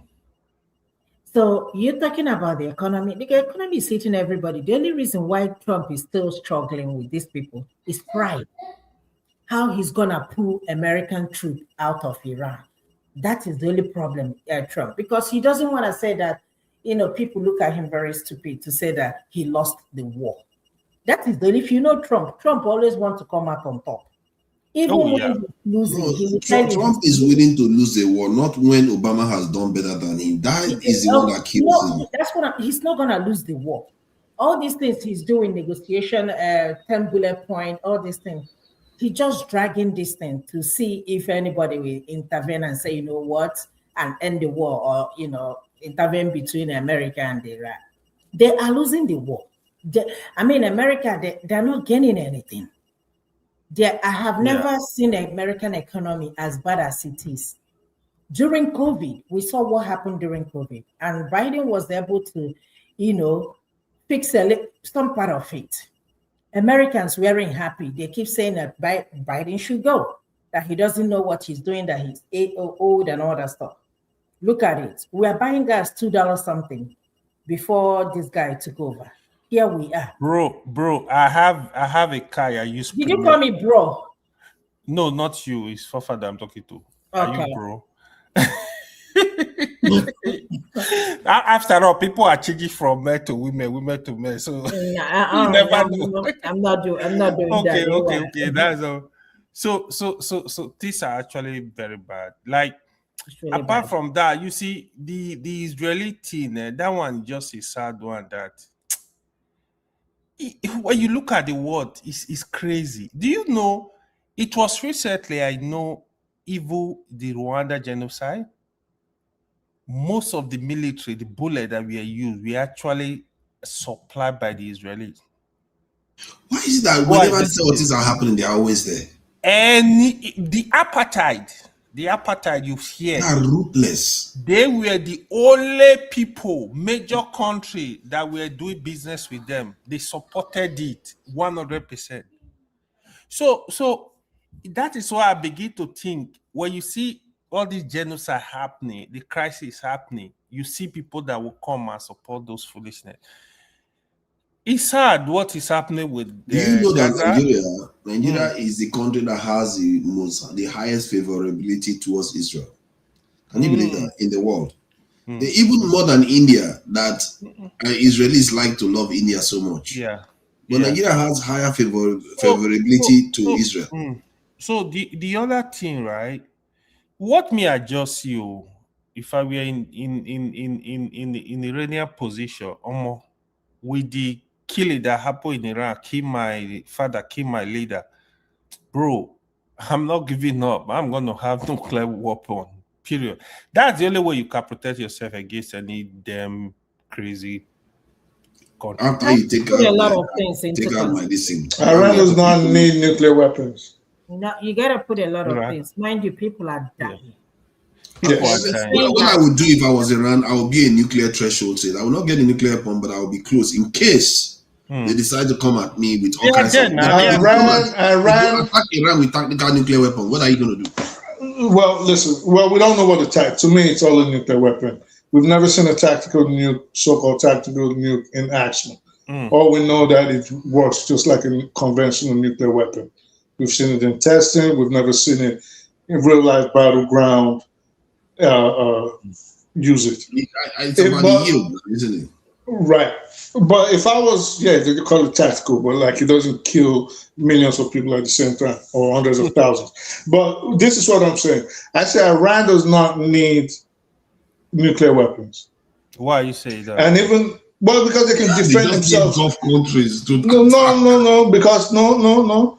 The best defense for Iran right now is somehow stabilize its society. That's what Iran needs. And because this is the advantage that America and Israel have tried to destabilize them by inciting the populace against them. It hasn't worked.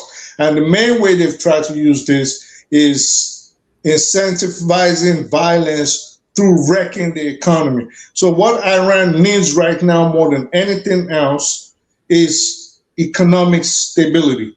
Once Iran can achieve that, then Donald Trump already has proposed a $200 to $300 billion loan, but Iran is saying we're not letting Jared Kushner anywhere on our land because they want Jared Kushner to be in charge of rebuilding Iran, and they're like, hell no. Oh, wait. Oh, we want the money that you froze, right? So Iran needs economic stability. Then that will lead to political stability. Then they need somehow to find peace with the Middle East and make sure America, the GCC countries can see right now that America cannot defend them. Do you see he was threatening Oman? How is that? Oman, if America wants a war with them, you say they should be advocating for all these things. Well, no, this is what I'm saying. No. I'm saying a nuclear weapon is not needed. Even if Iran had, I'll tell you something right now. Even if Iran had a nuclear weapon, America has different ways that it can knock down an Iranian nuclear weapon. And even if it comes into the United States, one Iranian nuclear weapon or 10 Iranian nuclear weapons is not going to destroy the whole United States. But the United States has weapons to wipe out Iran in 24 hours if they wish to. So this is what I'm saying. What Iran, no, they will still be invaded. What Iran needs, hold on one second. So Iran has ways. The United States is not Iran's threat. Israel is Iran's threat. Iran has ways to deter Israel from a sustained campaign, which are the ballistic missiles, and they've shown us the column missiles, the hypersonic missiles. We can defend ourselves. Nuclear weapon is not an Iranian problem, and this is why Iran also is suing for peace, and they're saying, give us our money and give us money to rebuild our society. Nuclear weapons is not what Iran is. That argument is a little bit, you are not looking at it from a longer term or a medium term point of view, because those technology, those ballistic missiles that they are sending, the defending interceptor missiles are getting better and better at knocking them down. So not true at all. It will be dangerous for Iran to face let's say they start beating Israel down one day, and Israel decides that enough is enough, and they're going to deploy one of their nukes just to make a point. When they do that, that would be disastrous for Iran. Maybe it doesn't matter if Iran. It does not matter from a tactical standpoint. Then what would Iran do? Let me land. One second. If Iran has, let's say 10 nuclear warheads like Pakistan, if Israel is still going to launch a nuclear weapon at Iran, it will still do it. It's not going to stop anything. But then Israel will know that it too will be doomed. But the other way Israel around, does not. But that's the thing. Israel, there are ways to still inflict damage on Israel. Israel is not hitting Iran with a nuclear weapon. How? With just ballistic missiles? How? Let me lie. Well, they don't have just ballistic missiles. They have hypersonic missiles. They have missiles that they haven't even shown the world. They have missiles that China will always supply these people. Russia will always supply them. That is not their main issue now. A nuclear weapon is only a nuclear weapon, and insistence on a nuclear weapon by Iran is going to only increase and prolong the economic pain that the government and the people are feeling right now. What Iran needs to do is somehow, what the United States is doing, suing for peace. If they get peace, they get their money, all right? If they can get this loan, this $200-300 billion reconstruction loan, without the involvement of people like Jared Kushner, and what's the other guy's name? I forget. The one that runs around with Jared Kushner like his tail. If they can get those things, the rest is minor.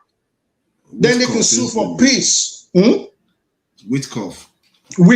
There you go, Steve Witkoff. So they can sue for peace with the GCC countries, normalize relations, and then from there, let's see how things go. But Iran can handle Israel. That's no problem. But they don't need a nuclear weapon. Iran is not even seeking a nuclear weapon. It's like we're forgetting that. Iran hasn't been seeking a nuclear weapon. They are not seeking. The question you have to ask yourself tactically now, they have to ask themselves whether they shouldn't. America has already threatened their civilization once. Israel has threatened them. As a matter of fact, last month, there was a significant fear that Israel might actually come out as a nuclear power by using it in Iran. There was a real fear of that. So you think Israel is not going to happen? If you do that, it's not going to happen. And if it happens, then you've just started World War III. And everybody go hide in the cave and may the next organism survive, because everybody's going to die. You see, now that's your argument has come full circle. Because first you said Israel doesn't care. And now to stop this, hold on. I want to submit to you that you have come full circle. Because for this your argument to be correct, that the world will go into this in a total Armageddon, then to stop that is for Iran to have it. Because if Iran has it, Israel will never do it. That is not true. So Israel, that Iran has and I'm telling you, see, this is how you conflict issues, and then you want to score a point. Like just now, you insisted. Just now, you just okay. So just now, you just insisted that I say, "What if it happens?" And I'm saying, my belief is that it's not going to happen. You said, "But what if?" So I gave you a what if answer. Then you're like, "Oh, yeah, well, you've come full circle," and now you're saying, "Okay, if Israel is not going to do it, because the moment you do it, you draw Russia into the war. You draw China into the war." Well, you said they don't care. Listen again. The moment they do it, we talked about different contexts. You can't bring a different context and throw it into another context. We know Israel doesn't care. At the same time, they are still in a situation where they know that if the world's band together, it's over for them. The world knows this. The world has not ganged up. Hold on 1 second. So the world is not taking military action against Israel. You would think, using like your position, that the world would have formed the United Nations intervention force or something and attacked Israel. But that's not what the world is doing. The world is trying to be diplomatic, realizing that we are dealing with not only a mad regime, but we're also dealing with the effects of the hypocrisy from the past. These are the same nations. Every nation speaking out against Israel right now was a nation that supported Israel at one time. They allowed these things to happen. If not for them, the world will not find itself in the conundrum that it presently finds itself. So what the world is trying to do is weasel out of all of this and figure out what is the best way to corral these madmen. We're going to issue warrants. The next step is to issue, and then we're going to remove treaties that give them weapons. Then the next step, I believe, would be to start sanctions, boycotts. Thank you. Sanctions, boycotts, and so on and so forth. But military option, trust me, nobody's really. What you just said just now is the only tested solution against a nuclear power, like the South African regime. And right, I think it stands a good chance of I think it stands a good chance of working against Israel. I think that's the only way, because the only person that's going to stand with them is the United States. And at some point, especially if the regime change, maybe I shouldn't say regime, even though it is, if the government changes in the United States and say the Democrats take the House and there are now people that are being funded by AIPAC, because AIPAC has a stranglehold. AIPAC was literally boasting about the fact that they took out Thomas Macy, that they took out Marjorie Taylor Greene. Like, if you speak against us, we will fund your opponent and kick you out. So that is crazy, they're taking out some two people, two scalps. Right. So once we start having this awakening that is currently happening in the United States, and candidates that are refusing to be Israeli shields, candidates that are not taking money from AIPAC or super PACs, candidates that are not beholden to Israel and are not swearing allegiance to Israel become governing officials in the United States, slowly but surely we will wean ourselves out of the influence of Israel, and we will take our rightful place in the community of nations. Because what's going on right now, they have obviously have things against our elected officials. It is clear. It is glaring. And this is why they can say, you want a deal? Oh, no, we're not taking that deal. This is why we go to Pakistan and we negotiating with the Pakistanis, the Omanis, the Iranians, and J.D. Vance is running to the phone allegedly to go talk to Netanyahu and tell him, like, this is the proposal we want to agree to. And they said Netanyahu was like, man, if you don't get the F out of my face with that and go back to war, we don't want that. So what do they have against our officials? I think to a large extent, most of us can assume rightly what they have against us. We don't know fully the scope of their power to an extent. But I think what this You don't know the scope of their power? Scotita was saying that the moment American politicians start seeing that politically it's not favoring them, they will ditch Israel. This is very quickly. Obviously. So it tells you that is the limit of their power. The moment the politicians start losing votes, that even the Israeli money cannot give them. But Israel has to this is what Israel has to keep doing in America. They have to make sure the people that are blackmailable are still in power. The moment you have someone that's, let's say me, for example, what are you going to black? I wasn't on Epstein Island. You can't blackmail me with nothing. If I was in power, you're in power. If he's in power, AY, Jagan, whatever, none of us was on Epstein Island. So we're going to work according to our consciences or our biases. Nobody can control us, except maybe you can blackmail our family, our lives, things like that. But at this point, it is obvious that they have things against these people, and the more they are in power, the world is not going to be at peace. Once they leave, we're going to have peace. I think we are in a conundrum here, because the Palestinian issue is revealing something within the Israeli state that is very incompatible with the situation as it stands right now, because the Israelis or the Zionists want Israel to be a Jewish state. In other words, they don't want the Jewish population to become equal or minorities within their own country. Otherwise, they consider that the death of the country. Now, the Palestinians are there and they want the land because they say that land is part of their territory, because they don't want the Palestinians to be there. So you have to cleanse the Palestinians away from there. But somehow the world won't let them do that. And they too refuse to accept the Palestinians. So where are the Palestinians going to go? So that issue has to be solved. Until that issue is solved, this thing is going to keep, because Israel is not in any mood, because they still want the land. So they will.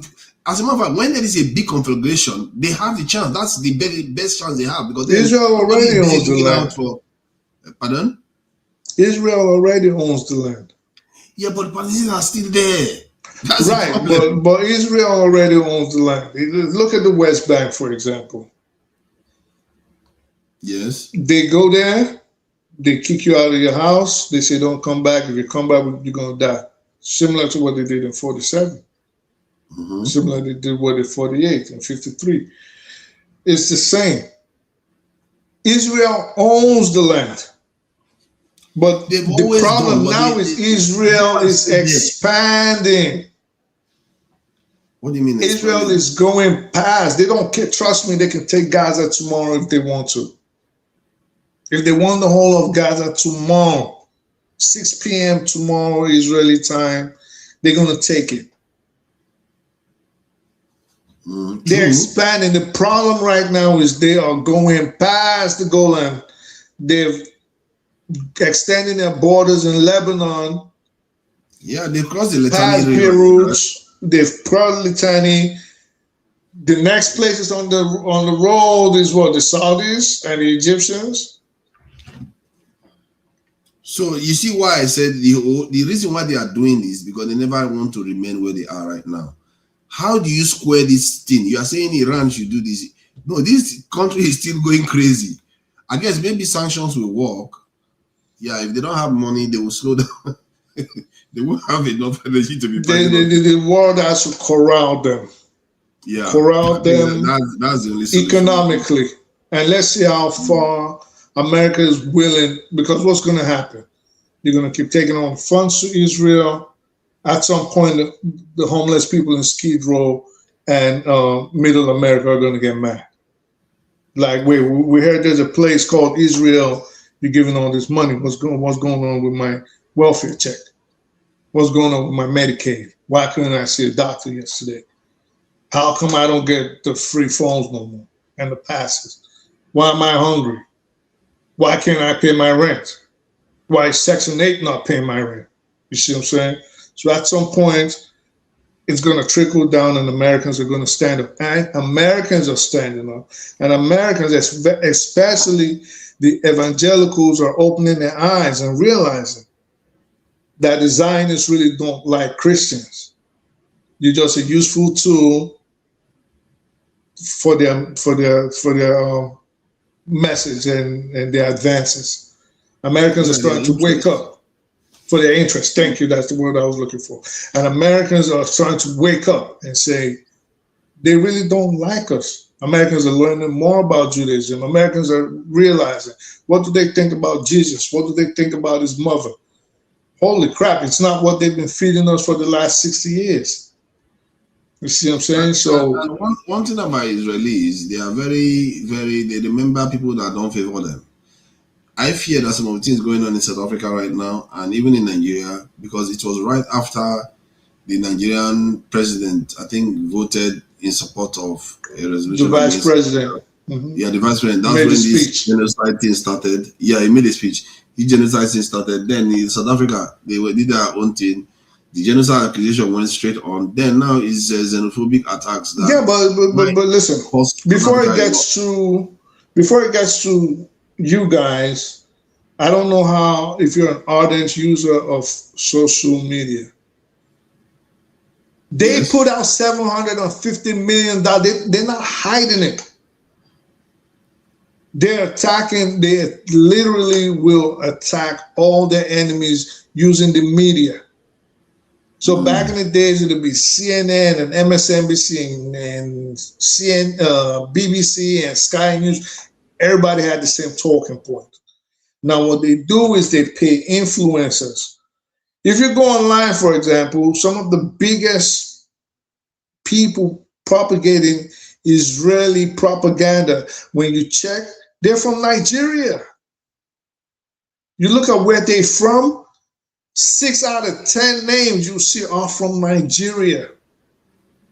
And then when they stop paying them, like 6-7 months ago, it dies down. And then when they start paying them again, all you see are Nigerians, anti-Islamic propaganda, anti-Iranian slander, pro-Israel Nigerians with Israeli flags, all kinds of. They exposed a bunch of them at least twice in the last 8 months. Okay, let's explore this one going on the continent, which really concerns us. The issue, Jefferson, don't worry, you're not going to run from this Israeli conversation, because it looks like you decided to go quiet the moment you hear Israel. It's like that when all these people, when Israel is not doing so well, they will just keep quiet like they don't know anything. Then the next thing, they will just start supporting Israel again. Let's go on with the Palestinians. But that said, there's an Ebola outbreak right now in DRC, and it appears to be spreading. They reported over 1,000 cases of Ebola. Cases. So the issue now that I think they found somebody with Ebola too in Uganda. So they are trying to contain it. And luckily, Ebola seems to be one of those dangerous, pandemics that doesn't spread that rapidly. So I don't know, do you have any information about this recent one? Because it's just been going on. People are just thinking, oh, it's like one of the old ones. Is there anything different, or do you think this is going to fizzle out too? I don't know. Is it in early stages? Didn't Uganda? Yeah, didn't they close their border? I don't. Because I was looking at something earlier today, and I think they said they closed their border. You want me to play videos about it so that we can get? Yeah, go ahead. Do it. Okay, let's do that. Let me get this up now. I think that's the Ebola one now. The World Health Organization arriving in Bunia, the epicenter of the outbreak, to hold talks in the DRC today. But while focusing on the emergency, we should use it as opportunity to build the health system, because in every crisis, there is opportunity. On the outskirts of Bunia, where he was speaking, they are reconstructing an Ebola treatment center. Medical staff say many people refuse to acknowledge the epidemic. This clinic was burned down by people who'd stormed the hospital, angry they could not bury the body of a loved one themselves. All schools are open. As well as hygiene, it's here they're trying to educate pupils about the disease and what they can do to stop the spread. We cannot and will not allow any cases of Ebola to enter the United States. The Trump administration has said it wants Americans who may have been exposed to the virus to be quarantined elsewhere. Millions of people are heading to the US for the World Cup next month. Kenya, which hasn't had a single case of the virus linked to the current outbreak and is 1,000 miles away from the epicenter, is where the US wants to send them. That's gone down like a lead balloon here. A high court in Nairobi ordering a temporary suspension of plans to open up a facility for US citizens. If something is dangerous for Americans, there's no way it can be safe for Kenyans. Any agreement that is being agreed between Kenya and America or any other places, there must be the public interest. RFK, the health secretary of the United States, posted himself catching snakes earlier this week. The US withdrew from the World Health Organization in January. He said it was a legacy institution which had become mired in bureaucracy and power politics. The WHO said the decision makes the world less safe. While countries turn inward, those on the front line, all the more isolated. Scientists at Oxford University say they're developing a new vaccine that could enter clinical trials within a couple of months. A baby succumbed to the disease after its mother also died of the virus. Women and children remain the most vulnerable in areas where treatment is scant, because this strain can be survived with good medical care. There is little hope without. Well, a short time ago, I spoke to Devi Sridhar, who is Professor of Global Public Health at the University of Edinburgh. She chaired a 2014 panel on the global response to Ebola. I asked her about the level of worry as the virus is outpacing the response in the DRC. Yes, I mean, already we're several weeks behind detecting even that it was Ebola. The initial tests that we have, which are for the Zaire strain, didn't pick up that there was a new strain. And then even right now, there's about a 50% positivity in suspected cases, which tells us that there are a lot of cases out there that we're not catching. And so I think there's a real worry right now that actually the chains of transmission are moving faster than our attempts to kind of break those and get on top of, those who are infected. And the death rate, the WHO tell us, is 30 to 50%. Now, I don't think that's unusual for Ebola, but it still speaks to the urgency, right, of doing something. Right now, real discussions in the scientific community of actually using two existing Ebola vaccines for the Zaire strain. There's worry that actually if you go in with a vaccine that has partial efficacy or potentially not enough efficacy for people to feel convinced to take it, you could actually increase, vaccine hesitancy. You mentioned the importance of the healthcare workers having the right PPE. It seems that some of them don't. Yeah, PPE is a huge challenge. So the way Ebola spreads is through bodily fluids. So think of blood, secretions, saliva. And so those most at risk are family members who are caring for someone who's ill, or healthcare workers who are working, in close proximity to those who are getting more and more severe and trying to save their life. And so right now, the real urgency is in getting that PPE out to healthcare workers, but also working on safe burials. We know that, some people might think you're only infectious when you're alive, but actually those who do die of Ebola, those burials being safe is very important, because actually that's another route of transmission. Red Cross workers, on that point, are having to bury people who died of Ebola under police escort. So it is really tricky, because it's too easy to go in with a Western mindset and just say, oh, who cares? This is what you need to do according to, transmission or public health or, immunology. But actually, it's very difficult in those situations when people say, actually, we don't care because this is what we've done, and get very angry if you do try to take the bodies of their loved ones.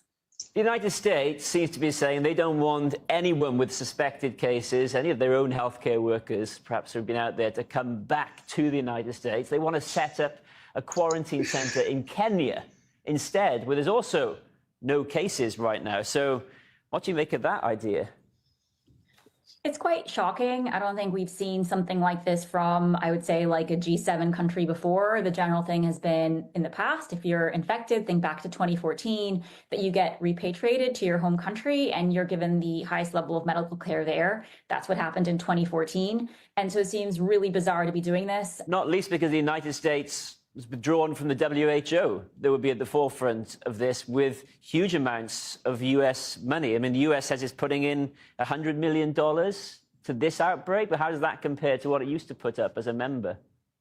Yeah, the US used to put in, I mean, it was one of the main contributors, I mean, close to $1 billion, you would say, towards, you know, global health as a whole. So to get it cut back to this, and now it's kind of a knee-jerk response. Actually, there is an argument to be made that if those cuts hadn't been made, it hadn't removed itself from the WHO, would actually this have been picked up quicker? Could they have actually had resources come in faster? And so it is really worrisome. And it's, again, the importance of aid. It's really easy to take health security for granted until something like this happens, which is why we have an aid system, why we have these kind of agencies, and why you do, even in times of what you call peace, do need to have a system which can respond to these quickly and is funded. Professor Devi Sridhar, thank you very much.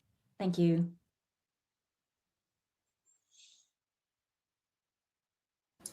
So this is not, it's not reached Nigeria, so it doesn't seem like a problem for us.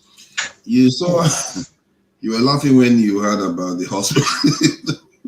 Oh yeah, burning down. Is there anything in DRC that looks good? God help us. Like, why is it that every time you look at DRC, it looks like some kind of, wow, it really looks horrible. But their capital must look good now. Why do we? How many places in Nigeria look good? Lagos, Abuja, Kano. What? Port Harcourt. Kano, okay. Lagos, no, Abuja, yes. Lagos is a slum. No, yeah, but compare that to DRC. Yeah, I know, but I mean, yeah, no. DRC is not that the way they show them. I'm sure this is a lie, because I'm sure there are areas that are really nice in DRC. Oh, definitely. But you never see it. Yeah, because it's not the norm. It's not the norm. Because they make it look like that's the place God hates the most. Like, the people look so dreary. It looks like everything just looks depressing in that You're country. funny, man. You just man. You're funny, It's man. a fact now. It's a fact. No, listen, my friend. They especially look bad. My friendy, you like talking and just talk and just keep talking. I'm just telling you what I saw. My brother, listen. If you understand the history of the Congo, you would more wonder why this particular place has been under such hell, as opposed to seeing them and say, look at the squalor that is seen whenever I come across Congo being shown. It's not fair. These are people that haven't had a nice, fair cut of slice of their own nation's wealth. It's a country that's been ripped apart by themselves included, especially during the time of Mobutu. So he's come through. You don't know the kind of money that he spent on looking after himself. That these places now, they have been overgrown in the forest, but you can still see the money that was spent and the beauty that he was spending on himself. For the nation. I mean, you could look at many countries like this. Gabon is like that. Equatorial Guinea. All these countries along there, they're just countries that were basically for one person. Nigeria is like that. Well, Nigeria is like that still in a different term. There has been something that gives those people who are Nigerians a semblance of cutting a deal for themselves. I won't say the government is giving them anything. But they're able to, build their own homes, drill their own borehole, and support the kind of intelligence that is supposed to have come from nations like this at some level. But when you look at the Congo, but they haven't been given a break. Understand that really and truly, they've never been, just like the rest of African countries, but them, I think the worst, have never, ever seen freedom. They've never been emancipated in any way. They've never had. There's nothing there that suggests that they've had any advantage. The first Leopold, then his people, the Belgians, then the Americans got involved in all kind of skullduggery there. And then they positioned Mobutu so they can start looting the nation. And as they were After all Mobutu was Kabila, right? Laurent Kabila. yeah, that's even around now. But they've done nothing. These aren't people who are at the point of understanding even what to do about their country. Me personally, I think that country should be shut down. I think the whole of Africa is supposed to support that country in not allowing any goods to come out of there from now. That what we do in this nation is to build it, use it as our bank, use it where it's out of bounds from any other nationality who isn't African. Cut everybody off. You know what you said just now is very, very interesting actually, because the concept of shutting the continent down, the problem of doing that is, one, we need some things from the outside. And I actually think it's not as incredible, or how do I put it? It's not as not viable. Yeah, it's more viable than we like to think. Because if you are saying you just want to stay on your own, it will be hard for anyone to say, no, how dare you try to say that as a group of people. But the problem with that is that then they will say, okay, if you want to stay on your own, they don't ask us for our own things. That's why you got to be tactical with it. So I think that's where that. But Japan did it. Japan did it for 200 years. Nobody came into Japan. They were not having it. Yeah, but you think Japan could do it if it was 2020? No. Now after. Japan today has no need to, really. No, I said assuming they had to, and we're in the same position from back then, will they be able to close the society? I don't know. All I will say is that when I think about Japan today and the difference between today and then was the difference between a feudal society and the society that they have now. They are players and major players. And no matter what's happening with the economy right now, if they have a policy change in certain aspects, they can still come out as top billers, being who they are. Whereas we in Africa have to understand that we've got to set our continent up in order that we understand the bargaining and the negotiation that's going on. So my personal politics always goes like this: West Africa should be West Africa, one nation, and it includes all of the francophone countries in that area. And as we're doing that, and we're leading a nation that's as physically, geographically as big as America, geographically as big as China, then you're holding a serious economy. And if you can run that economy and show the lead on East Africa and Southern Africa, then we leave the Congo out. And what we use the Congo to do is to build its intelligence, to build its networks, to build that nation, whilst we have these rather large concentrations of economies on the African continent. Sorry. I was going to say, let me ask you, it is 2026 and you're the president of Nigeria right now, or if you don't want to use yourself, if you're an advisor to the president, would you tell him right now to try to seek some sort of integration with the rest of West Africa, or would you say, what would your suggestion be? You see, this is a very good question. Very, very good question, and I thank you for the option to be either the president or not, because I don't want to be the president.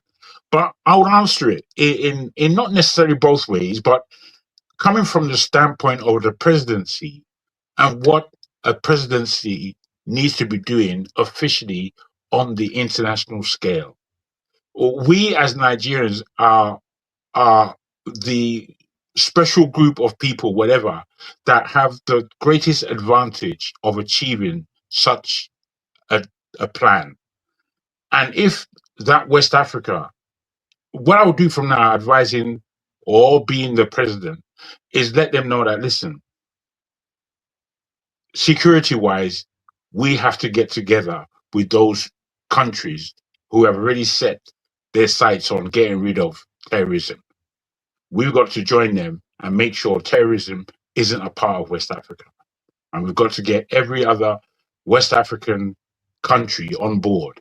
So once that is done, I'm bringing to the table the fact that we have to re-energize our economies. We have to have our economy under one. The way Nigeria is from where Ghana is, the next greatest economy, that's a wide gap. It's an extreme, as I said, Lagos is Ghana. Lagos alone is Ghana. There's a couple of other states that the GDP is bigger than the whole of Ghana. So given this, we have to lead. And the lead doesn't have to be that we concentrate everything on security. We could give security to some other part of Africa that would increase the trust that we need amongst ourselves. If we have that kind of leadership, then all of the commodities that are coming out of West Africa, we can now concentrate this and give DRC a rest in terms of always trying to trade. See what DRC's... No, but DRC is all like, I'd say forget DRC for now. Let's concentrate on our backyard. West Africa, yes. Right. I'd agree. But the reason why I'm speaking about DRC is just that we have to protect that place. And Nothing Africa can do for DRC. Not right now, not in the next 10, 15 years. Forget about it. I don't know. I hear you, brother, but I don't know if I want to accept that, man. Because I just know what's happening in that place. We're not, as a businessman myself, I was given the opportunity to go to DRC several times and I refused to go. And in my refusal, the story I was hearing from Chinese people that I knew who were going down there, from people in Botswana, people in Angola who was tripping in there regularly to take all kinds of things, people from Russia, people from as far away as Afghanistan. There's too many powerful interests in the DRC. Yes, this is why Africa cannot protect DRC. We can't. I don't know. We're not equipped. Are you what I put to you is that West Africa came together, East Africa came together, Southern Africa came together. Under the auspices of their economies, we are looking to see how we can merge. But we have given ourselves this space, and all three regions are working. Maybe North Africa as well, but let's not even complicate the matter for now. See, Jago, let me add something. I think like what he asked is a kind of question that you have to, if you are looking at it from one point of view, you say make West Africa become one state. Some other person will argue that okay, make Nigeria very strong, then you can have influence, or even then acquire more states into your own this in the nation. I am beginning to think that maybe it doesn't even matter, because like if you are a strong state, let's say you're a strong state that is self-asserting, what is going to happen is that the next nations around you, they will want them to become, the powers of the world will want them to become strong too. So they will empower them. Just like if you look at what is going on in Nigeria right now and many West African states, you see the French and the British and the Americans, their hands are everywhere. They are trying to circle. Yeah, but that is where if you're powerful, say Nigeria played its cards right, especially when we had that oil boom in the 70s. And we were leading the fights, not just for Africa, but for the whole Black world. We were influencing things from Zimbabwe to South Africa to the Caribbean. If Nigeria played its cards right, you become strong and you influence the internal politics of those other countries. They become your serfdoms before the West could even have a say or even realize what's going on.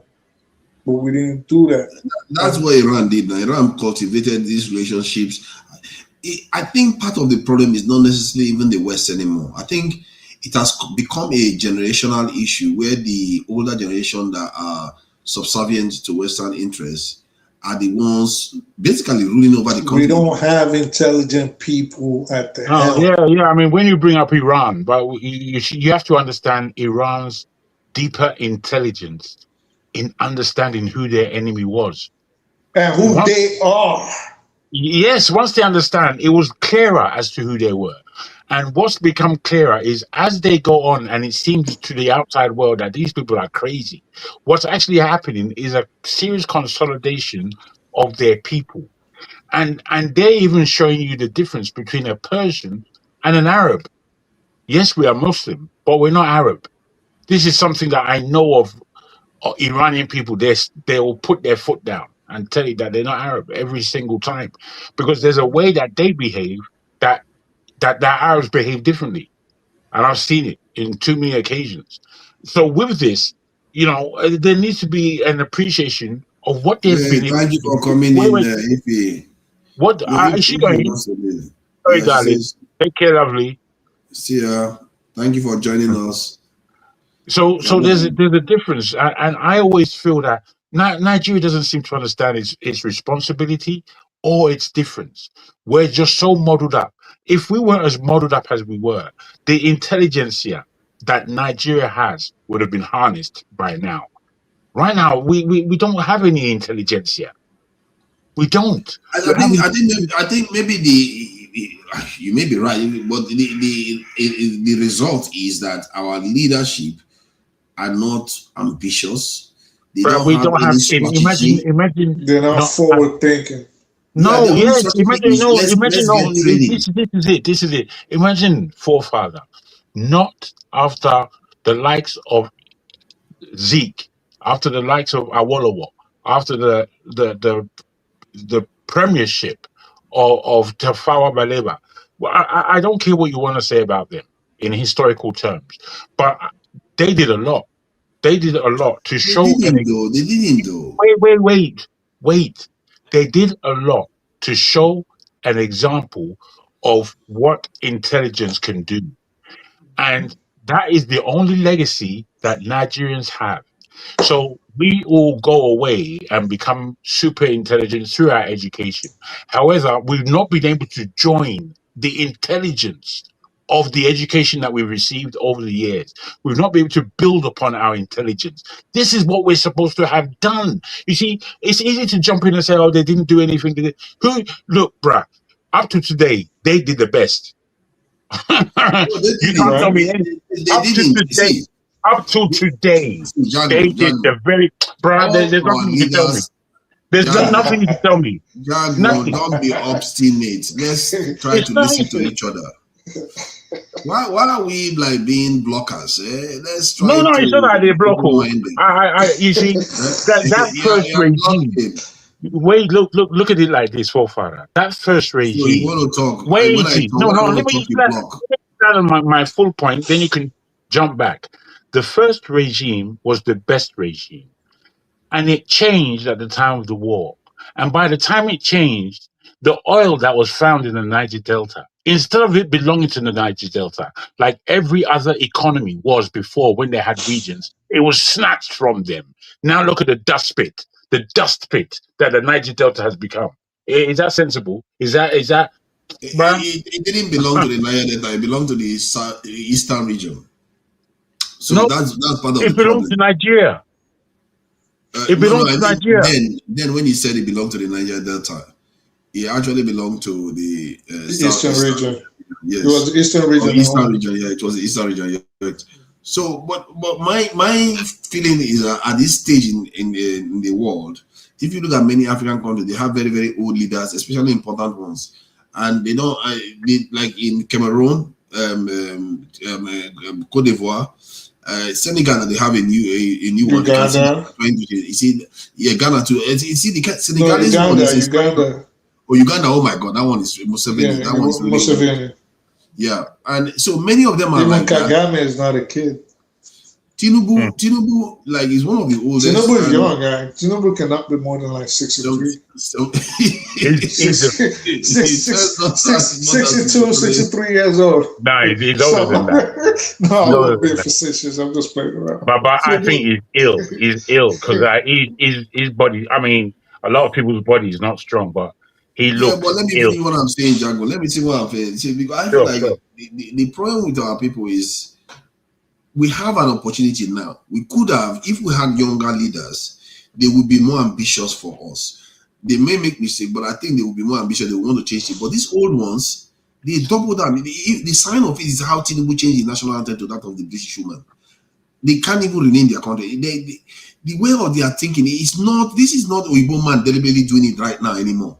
It's just the mindset, because the Chinese are there to help them out, to move things on, like they help China, the Iranians, and even helping Russians today. But they won't take it. Like, and I'm sure that's what happened before too. We always think that before is that different from now. There was Soviet Union then that would have helped these nations build something big. They could have been ambitious. I feel like our leaders lack ambition. They are scared of their own shadow. They could have just said, you know what? I don't care. If you want to have military base here, I'll give it to you. But you're going to give me this. You see how Cuba invited Soviet Union to come and put nuclear missile in their territory? And look at the big trouble that almost caused. Till today, that is the reason why Cuba was not invaded. Because that was part of the agreement. And they said, if we do this, you're not going to invade Cuba again. You see what I mean? So you have to be ambitious. If you're not ambitious, you're just dead. And our they leaders don't think far. They don't think far. Listen, in Nigeria, which is why when y'all was talking about the DRC, and I mentioned Lagos, and I said Nigeria is the same. Each time I see a video coming from Nigeria, I see these big buildings, beautiful buildings, and I'm like, where are the sidewalks? Oh, bro. Where are signs of an underground drainage system? Do you think they even where are signs of a filtration plant? I mean, I'm not walking on the streets like you now. We are traveling with cities. You see what I'm saying? Like, where are these signs? They'll say a 10-lane. They'll tell you, oh, we have 4 lanes, 5 lanes, and each lane is only big enough for a bicycle. Not and easy, you see man. people driving, and you say, why are they going I always said that. in the middle of the lane? And you see that the lanes are not even big enough for the cars. These are things that just common sense. That are on our roads, and they are not even supposed to be on our roads. This is just things that common sense. Like, if the country was run by orangutans, or it was like, just, oh, it's really an animal kingdom, hippos reside here, and zebras, you'll see a few humans, I get it. In 2026, you cannot build a standard city. Are you serious? See, Bumumre, we have an opportunity here. I feel like Africa could be transformed. I think Dangote is right. Africa could be transformed within 5-10 years, really. People think it's impossible, but with the access to certain technologies that even the Chinese didn't have access to, like AI technology, we can bridge so many gaps. Like all in short, there are so many things that are so mundane. They don't even employ PhD holders anymore. Half the Did you things see the latest news about AI? Which lady? Well, half the things that we need just to transform our conditions by way of infrastructure. It doesn't need AI. It just needs people going to work, and there's enough people there. People going to work, and people being skilled enough to be finished. Yeah, but if you have AI, you will get to solutions faster. I'm not saying I'm not arguing with that. Through the evolution that the Chinese went through. Forefathers, most places are actually abandoning AI right now because they're realizing that the cost outweighs the benefit. So, for example, Microsoft. Yes, of course. Actually, Microsoft right now has told its workers only use AI if necessary because it's too expensive. Amazon it's stopping the cause of thought. It doesn't do good for the thought. It doesn't do much good. So I think they're realizing. Amazon also on Thursday put out a memo: no more AI. It's not helping. It's like What do you mean? No more AI where? Amazon is limiting it. Do you think that you understand AI? I'm saying, what area are they limiting it? Everywhere in their organization? Yes, AI, period. Let me confirm this. That's odd. I Amazon, don't see that. It's like suspending Google or suspending. No, it's not the same. No. It's not the same. No, I knew from when you were speaking that you didn't understand. You don't understand what AI is. Because people think AI, is just like check and say, what's the capital of this? And automation, too expensive. Okay, now look at the question. Look at what they wrote here. This is my point. It is a specific area, and it's to stop them from competing in using AI. They are what do you mean competing. Okay, let me see. It says Amazon scraps AI leader board to stop workers chasing usage scores. It says senior executive tells staff don't use AI just for the sake of using AI as cost rises. So they are basically saying they don't want the cost to be too much because they're just using it. Because, like I said, sir, the cost outweighs the benefit. I started off by telling you that. But it's not. Hold on. My point is that it doesn't mean that there's no benefit. They are saying that they are using it for things that are not necessary. You didn't say there's no benefit. The cost outweighs the benefit. Okay. I didn't say there's no benefit. I get you. I can't repeat. Because you're saying they say they should stop using it. No, you didn't say that. Bro, you have to follow the conversation, honestly. You're taking he us said back. they should stop using it. He just told you what he said. Oh, please. You see, what I wanted to say. Okay. Repeat what you said again, just so we are clear before he goes. No, basically, I did say that. I did say that. Exactly. That's what I was telling you. In essence, I did say that. But in essence, the cost outweighs the benefit. Is the bottom line. I still understood it in the way you last explained it. In the way you explained it, I had seen this before, but it wasn't the same thing as you saw. What you saw, I did see that one, but I wasn't thinking about the cost and benefit. What I was thinking about is what they have said about they say that the worst school reports all over the world right now have come out due to the education from primary to secondary. Oh yeah, that too. Has always been using computers, and in those computers, AI is involved, and with that, they have done the worst in their cognitive. Because it's not letting people think anymore. They just that's right. They don't want to read. They don't want to think. They don't want to AI. The brain is not firing like it would in other generations before. So we're using our brain more than the journey, which is the first time it's happened. So these things have to be understood. The danger. They're talking about forefathers. You know what I mean? I said it weeks ago that the last vestige of our knowledge has to be focused on critical thinking, because you don't need to know that much facts anymore, but you need to know logic. Very, very important. Let me ask you two of you. The logic is that if you want something, when you demand something, you have to know how whether that thing is beneficial to you before you give AI the question, because the AI could mislead you. It could give its own interpretation. So that means you should know facts. That means you should know the facts.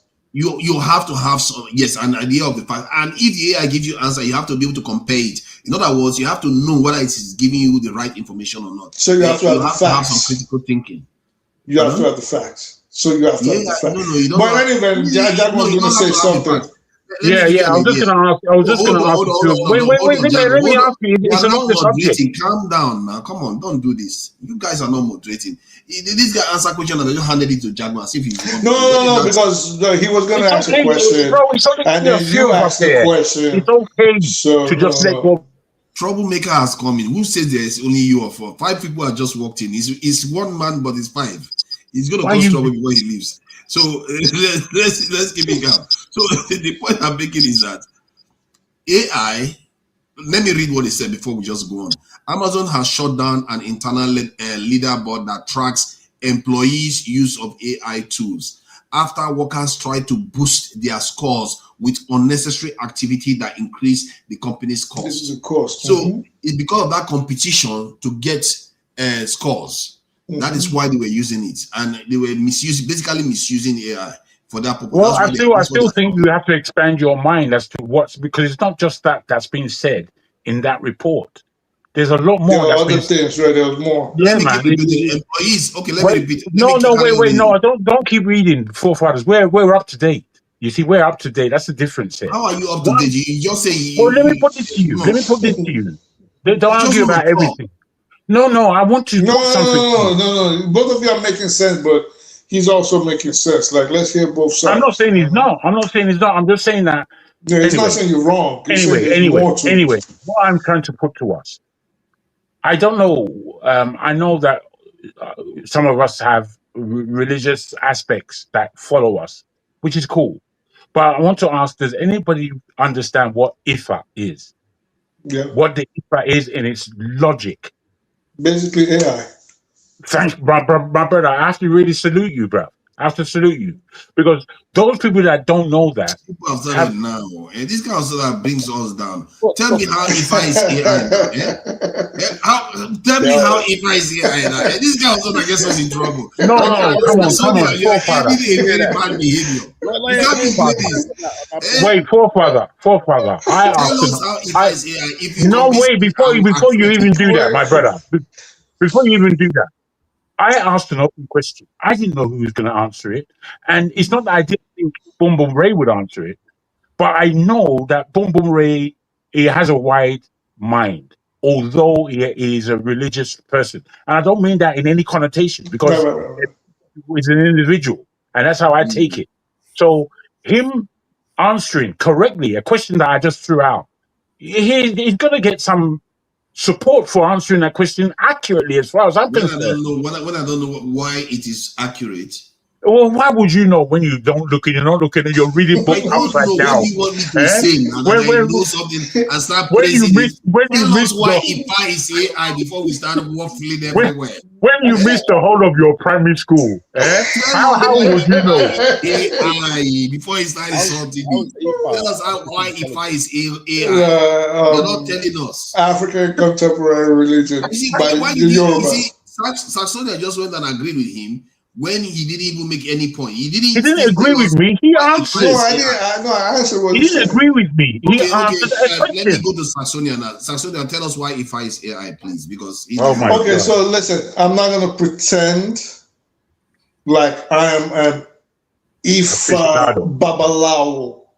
So I'm not going to pretend. So what I'm going to do, the little I know, so basically maybe I don't offend people, and I don't speak out of acting like I know more than the little I know.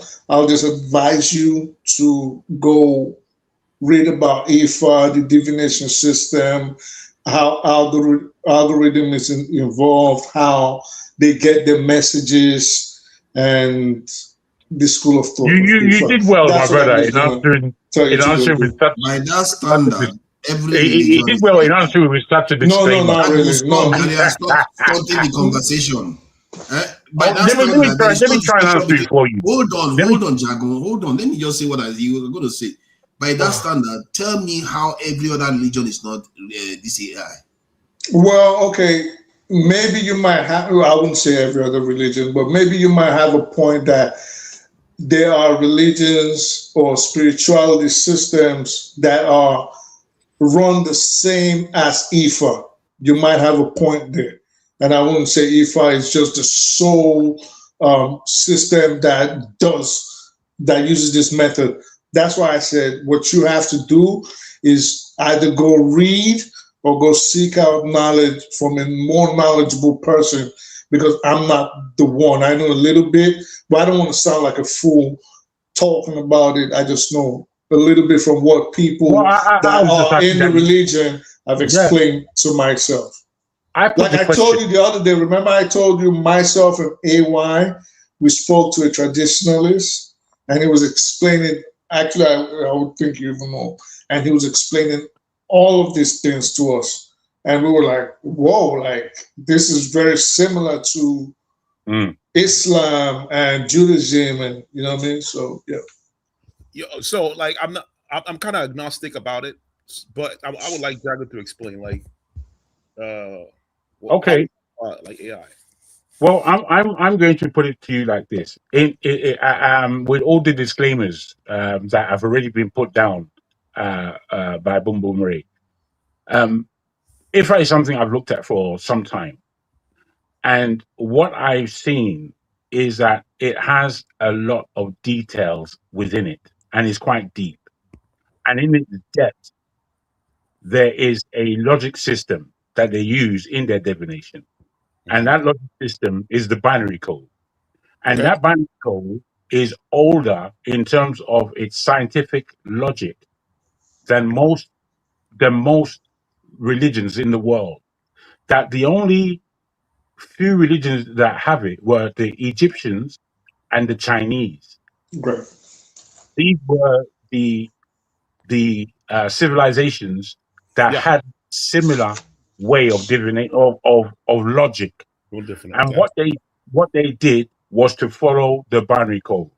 2, 1, 1, 2, 4, 4, 1, 6. And they keep doing this. And as they're giving their definitions, they're getting answers from their random throwing down of the logic, as it were. I'll put it there. They call it Odu, but I'll put it to you. Yes. Odu. I'll put it, I'll put it to you as logic. And this logic gives them the answer to their questions. And it works in such an accurate way that it is why, largely, when the Europeans look at Yoruba tradition and how that tradition carried itself from the West Africa into the Caribbean, into the Americas, they've seen almost why, because of the strength that it has in terms of being more than just spiritual, but being a transition between what is spiritual and what is physical. So there are all these transcending things that take place within the IFA. So when you compare it with today's computers and you compare it with today's AI, you can see that there's been a convergence, right? Between the two, a different language almost that is suggesting the same outcome. But still based on mathematics. Based on mathematics. Yeah, so I agree. You know what I mean? So this is why I always argue that African spirituality is actually based on science, right? Like, for instance, if you look at Igbo traditional religion, you know, like they do things like they worship trees, they respect the Vinaya nature, you know, the revere nature, right? They, like, if you go to some communities, you're not allowed to kill some animals. They use that to preserve the natural environment, right? And then you look at like where my pops came from, my pops community, you're not allowed to cut down trees without appeasing the spirit of the tree, right? Yes. But if you look at it scientifically, when you cut down trees, you're destroying homes for birds. You're destroying the environment, right? Bees, worms. If you go to a place like called Okigwe in Abia State, right, they have erosion, big erosion, massive erosion, like the land is splitting. You can't imagine how big this thing is, right? And it has to do with the tree, how they treat the environment, right? Because the trees are what holds the ground, you know, the roots and everything. The soil. So spirituality is rooted in earth science, right? Unlike European and Arab religion. I mean, Arab religion, I don't know much about it, but Christianity itself, the Arabs actually use the same system. Crap.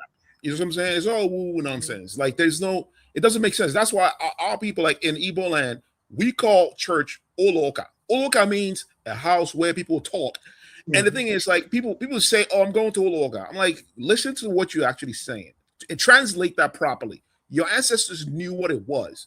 Like, if you guys have watched, there's a show called NDC, right? NDC is like a comedy show where they make fun of like the colonialists, right? The white guy will come in and start preaching, and the translator will mistranslate, misrepresent everything. Yeah, I see that. Exactly. Everyone start laughing at him, right? Because, like, I thought it was actually Ichioku. Huh? I thought it was Ichioku. Let's go NDC. Was it NDC? No, NDC. Yeah, my boy was playing it for me like a few years ago. Yeah, so it tells you our ancestors knew this shit was crap, but we don't. Like us, we think ourselves as smarter than our ancestors. But you know what I'm saying? Like, people are willing to go to war. Are you sure we are not? I don't think we are. Are you sure we are? Are we sure? Exactly. I think based on, if you are measuring it based on what we can achieve in the current world, I would say we are. Yeah, I mean, collectively, what we can achieve collectively, not individually, right? Because I mean, these guys were individually. They were iron smelting when there was no technology. They were iron smelting that takes how many degrees of furnace to iron smelt? You have more knowledge to manage the actual creation of the Most High. You have more knowledge, insight into the creation of the Most High now than before, because you can manipulate it based on the sciences that you have been taught. You can manipulate the environment better now than you can manipulate before. If you study meteorology, you'll be able to predict the weather better than somebody that has this thing. I don't believe that. I don't believe. I believe that's just the sense of where we are today. When you see I'm a person who does a lot of architecture, because properties and all these bits and pieces are part of my portfolio. And when I look at Nigeria and the mess of the country that it's in, and you can hardly see Nigerian design that has come to the modernized level. If you look at Nigerian fashion along the way, you can see that there's been, whilst they've got such a core of their culture within the fashion of today, there is a sweet way of translating that they've found. The creativity of Nigerian fashion people have found a way of translating that into the modern day. But we, with our architecture, we've rather disowned it. But what's happened, if you're looking carefully enough, if you see the nets and sort of carry houses where people would put up their net, and most of the best nets in the world are African or Asian. And this has been a way of system. Why are we talking about nets? Since when has nets been compared to internet? I think other people are here understanding your lack of primary schooling. You can't say 2 words without trying to insult me. I don't know why you feel like you have to tear me down to make your point. The point I'm making is just a fact that what I'm saying this is what I'm saying. We have more capability now than we had before. Wait. What you see is that the science and the system that it took to build a sustainable shut-down house that you can carry on your back to the next place and set up again rather in no time at all. And it's protecting you and your family and your surroundings. Once you see these kind of transversions, the Europeans have taken it on board and looking at more sustainable ways of housing. And when you look at this, you wonder, what's all this thing that we have built up in all these Western countries there, half of it is unnecessary, half of it is vanity, half of it not really doing anything for the system. But what are they going to do with the argument, though? Because there's a way. Modern people had more capability than people in the past. What it tells us is that in previous times, if we speak about sustainability, we have to speak about previous times. We can't speak about the last 50 years when we're talking about sustainability. I think there's the last 50 years. What we talk about you contextualize it now. You contextualize the argument by saying sustainability. If you're following me, it wasn't because the original conversation wasn't contextualized that way. It was talking about capability. No. But what it is, I was just presenting the fact that I disagree with you based on what is modern and if modern is the best. So I was giving you an understanding that based on it's a fair point. Yes. So like in furthering the conversation, right? Don't you guys think like the reason why Nigeria isn't progressing, right? Most African countries, because we moved away from our own systems, right? Our own architecture, our own technology, and all the aspects of our culture, right? Like we actually like kind of started from fresh to rebuild our society using the Western based on somebody else's style. Exactly. Our political system, we have a political system. If you go to like the villages in Ebola, I don't talk about other regions because I don't know what political system that they have. They have something called communal. Everybody was involved. The village-based political system. Yeah, but it worked. It worked for us. It worked for us. It worked for us. That's why you asked him in the most condescending way. What kind of system do they have? It worked for us. That's why you were colonized. But it worked for us. It was working. We were colonized and enslaved. You gotta understand. Our political system is not patriarchal. I wish it was.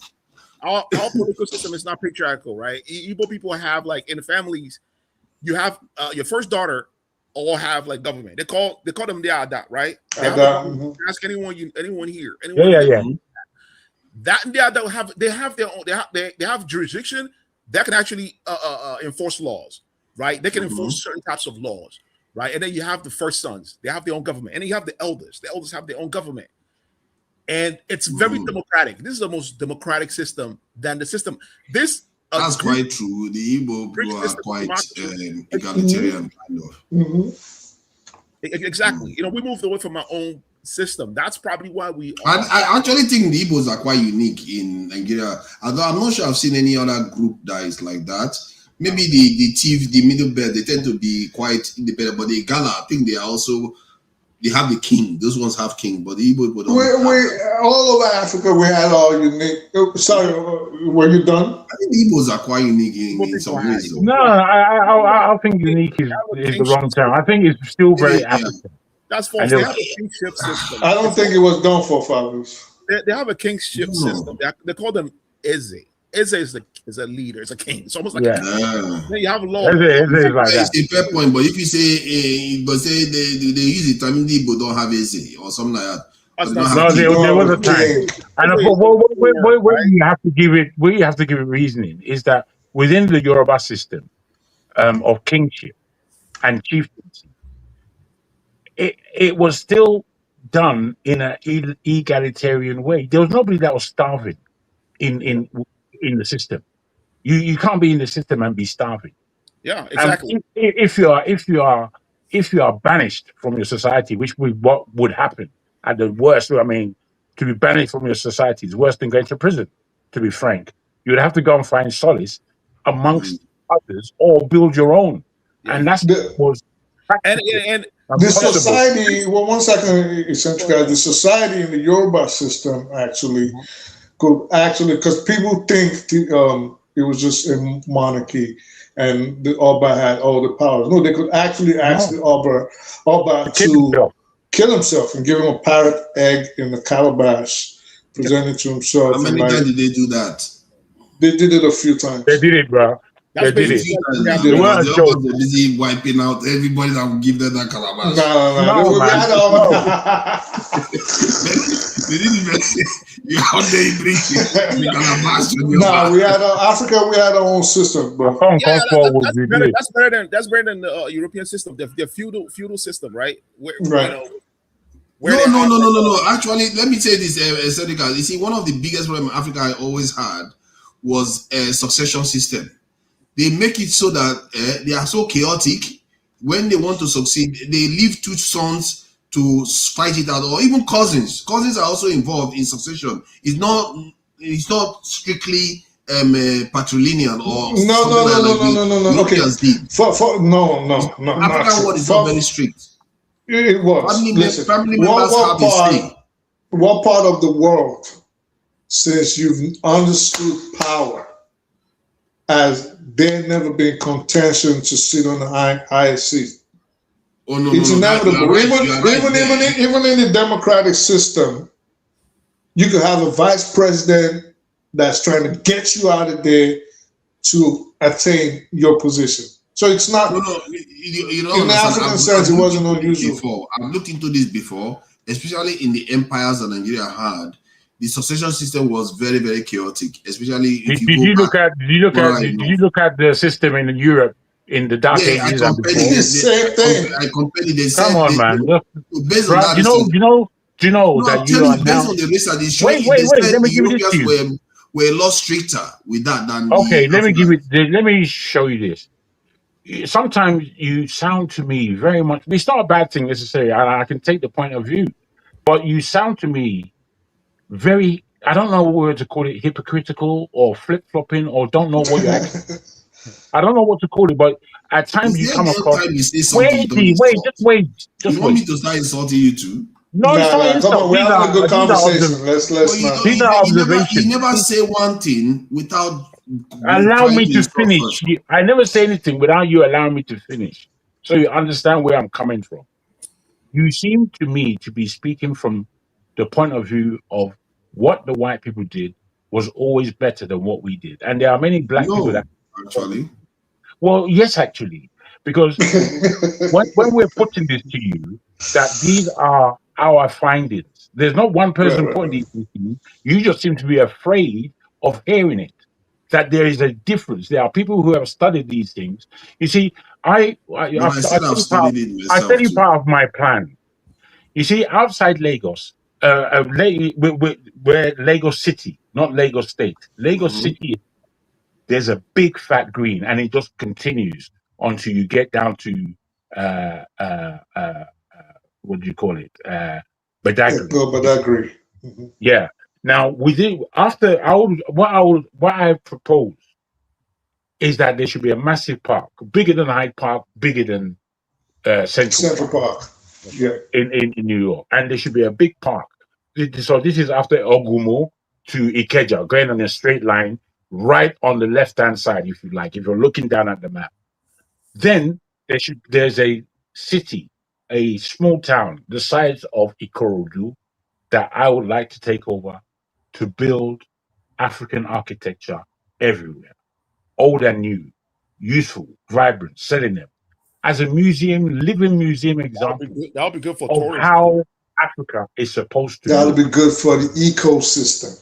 Look at my man; he's caught up already. I know that I'm going to have to give more lessons for forefathers to come on board. I don't know which one. Because you see, when I looked at what happened in the Songhai Empire, the Mali Empire. Their rule for succession involves family members too. It's not only from the king to the son, like the way Europeans tend to do.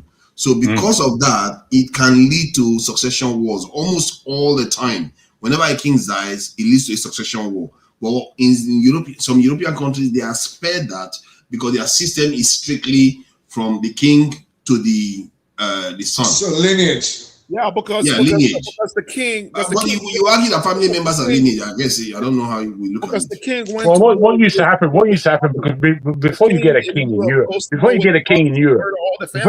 in Europe, he's wielding the sword. He's a strong man. Probably killed everybody in line. Yeah, man. Well, he ain't no joker.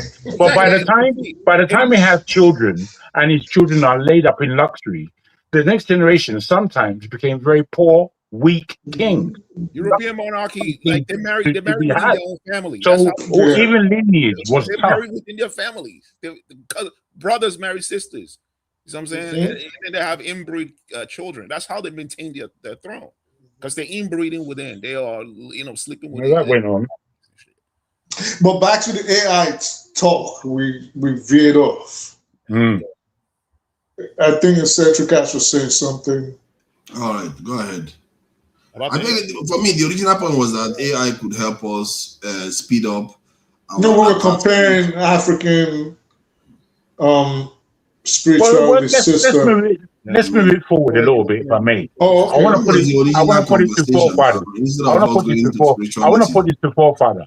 Forefather, with AI, the way you understand it today, and where it's going, and the fact that it's getting wiser and wiser, and people who have created these instruments, machineries, technology, they themselves have warned about the dangers that may or may not be institutionalized or just mushroomed out of this machine.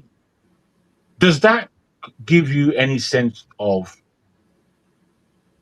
human control over human creation?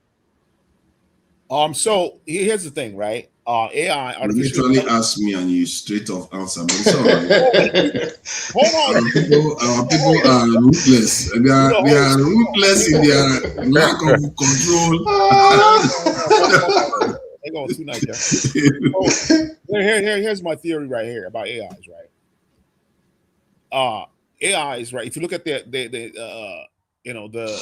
scaling of it, AI intelligence, right? How it's scaling up, right? If you can project in the next 1,000 years, right? AI could become sentient, right? So here's the thing. Here's what I think. Here's what I personally think. I think the planet itself, right, wants to create an intelligent life form. Yes, God. And that's human, exactly. Yeah, you're trying to create God. That's it. Not AI, actually, not humans, actually, right? Humans, I would say humans are like the shortcut, right? The planet has, the nature, let's just say nature. Nature has looked, the planet has looked, it doesn't have billions of years to evolve a level 1 intelligent life form, level 1 civilization, intelligent life form, right? And cassava scale. I forgot the proper term. Right. So what it did was it used a shortcut by creating human, right? Humans will create the Kashev scale. Yeah. Humans will create an intelligent life form that will reach that level. And here's the positive about it, right? If you look at how our relationship with our environment, we are pretty parasitical to our environment. That's why there's climate change. If you look at the climate is a mess. No one can deny that. If you go to Nigeria right now, the heat is killing. The cloud, bro. You're landing in a plane, like what the hell? Yeah, well, exactly. If you like get in the airport, the heat will hit you like it's like a storm. Like whoa, right? So that's how. If you look at all the life forms, if you look at bees, if you look at all the microbial life forms, there's a symbiotic relationship they have with the planet. The bees are responsible for the 1/3 of the food that we eat, right? So they actually give something back to the planet. We don't. We do not. Carbon dioxide. We don't give anything, right? Yeah, we take. I think that is a very, very serious accusation against humanity. You can't just say we don't give I anything. want you to prove How can you say we don't give anything? how does human activity contribute to the betterment of the planet? Our population alone, do you know how much manure we're putting under the ground? we defecate all over the place. We put the manure under the ground. See, point is that I don't think you know how many extinctions that happen because of human activities. However, let me say this though: humanity may represent even the savior of life on earth itself if we get advanced enough and become powerful enough. Without the mind of humanity, let's say a meteorite is coming, it can wipe out half of all life. But if humans are around, we could divert. Forefathers. We could, but maybe we won't. Forefathers, look at how much, for example, degradation of the environment, all these data centers are causing all over the world. Look at how much water is being used. Look at how much the waste is being disposed. Look at how much electricity is needed to run these facilities. Yeah, but they are doing something. They are cooking up God. That is why. Basically. But destroying the planet in the process. No, they're not destroying. To be fair, why do we say they are destroying the planet? Can we give us the scale of energy that they're using? Let me find out. Astronomical. Because it may be that we're exaggerating this a little bit. No, we're not. We're not exaggerating. Okay, how much? For example, they had a lot of towns now in the United States are refusing the data centers to open up in their societies. They're like, no, we don't want it. Yeah. Because the water alone that is being consumed to cool down the engines of these machines is enough water for them to use in a year, or 36 months they're using 2 days. Yeah, that's right. And then they have to dispose of that waste too. That's right. You know, and here's the thing: humans, like AI, posing a danger to humanity is actually a thing. It's a thing, right?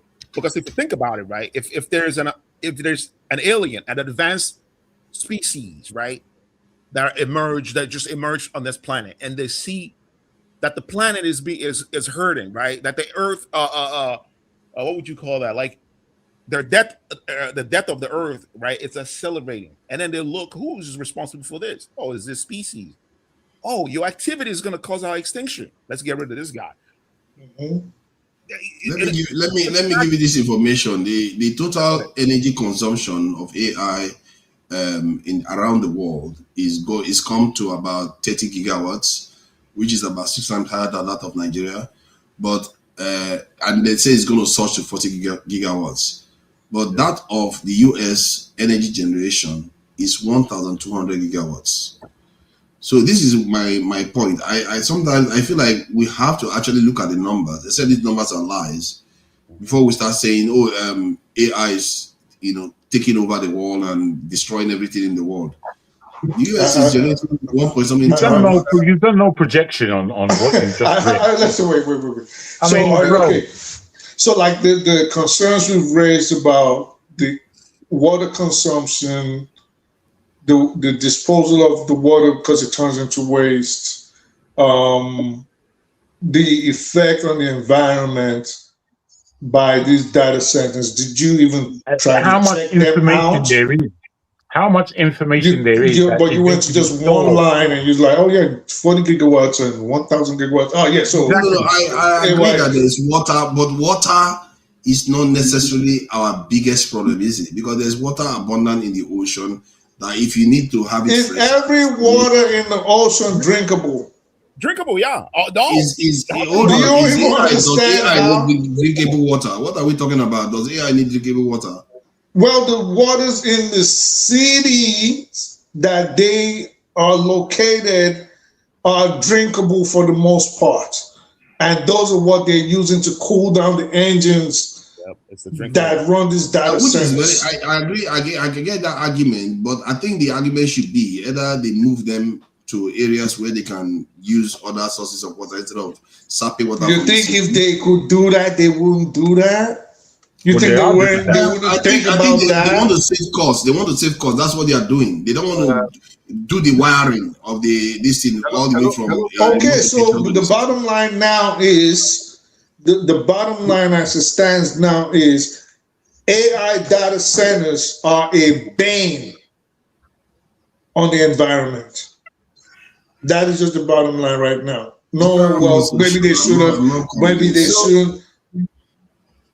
I'm not. To be fair, I'm not that convinced. Aircrafts are probably doing far worse than AI would ever do. And I'm not sure aircraft is doing all that much good. All right. Yeah, you cannot just isolate that. It's all part of the argument, right? Like human activity accelerates like the decline of the planet, right? That it's all part of it. You know what I'm saying? It's all part of it. And in order for the planet to survive, guess what? The planet will get rid of a species that's creating a problem. Look what happened to dinosaurs, right? Dinosaurs, if you think about it, they were a disaster to the environment. The planet got rid of them. That's what I think. I think the planet got rid of them because the planet felt like, hey, these species are gonna fuck shit up. Get out of here. Right? How were the disaster on the planet? For you to be able to understand all these things, Jefferson, have you been doing steroids? You looking like Arnold Schwarzenegger, man. I don't know, that's not up to you. That is just wicked behavior.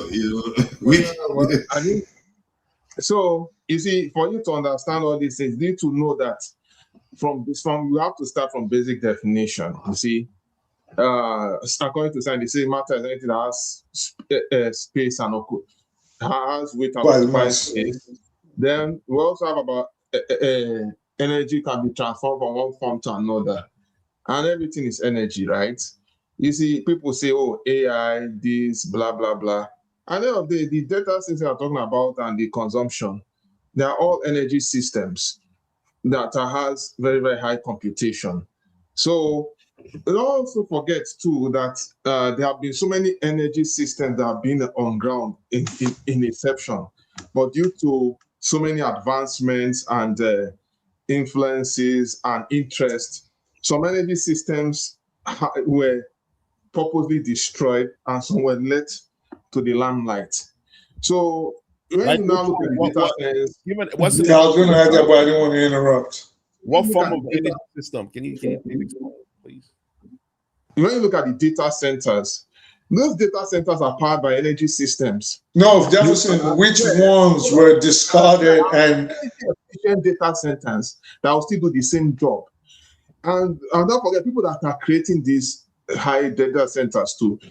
Initially, just like you had computers that were very big, you can have the smaller ones, smaller miniature versions of them.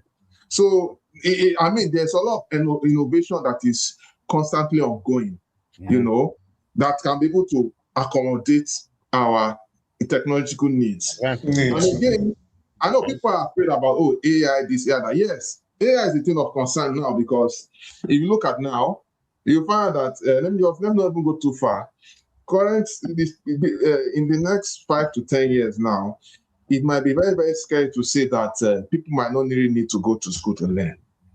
Why? Because knowledge is readily available, and it's something to actually think of.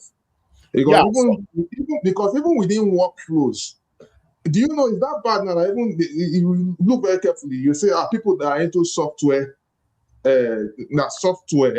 engineering and all of that, they are saying that most of their jobs will be extinct because we have bots that can be able to do those jobs. Blue collar work. If that can happen, then how much more other tasks in terms of driving, machining, or anything that involves robotics? Yo, Jefferson, in the school aspect, right? What's going to happen is the curriculum is going to be changed, because right now the curriculum is designed to create workers, right? But if you don't have any job for humans to do, you have to restructure the curriculum totally, right? Well, I can't personally. I don't know how, but that's where they're gonna go. They're gonna do. I think you have to restructure the curriculum to look like what. I think. Hold on. Let me add to this. I think that's an interesting point. Hold on, Jefferson. You just gave me what they come and start. No, it's not like that. It's not because. It's not because he said something. What this guy said. No. What he said. Why can't you let him finish? Let me finish. No, you have to let him finish. It's not because he said something that interested you.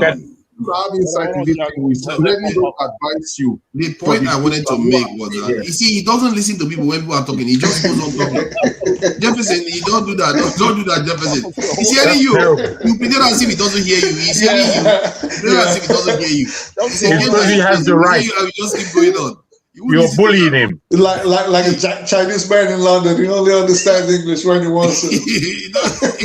You just ignore you and just keep going on. He pretend as if he didn't hear you.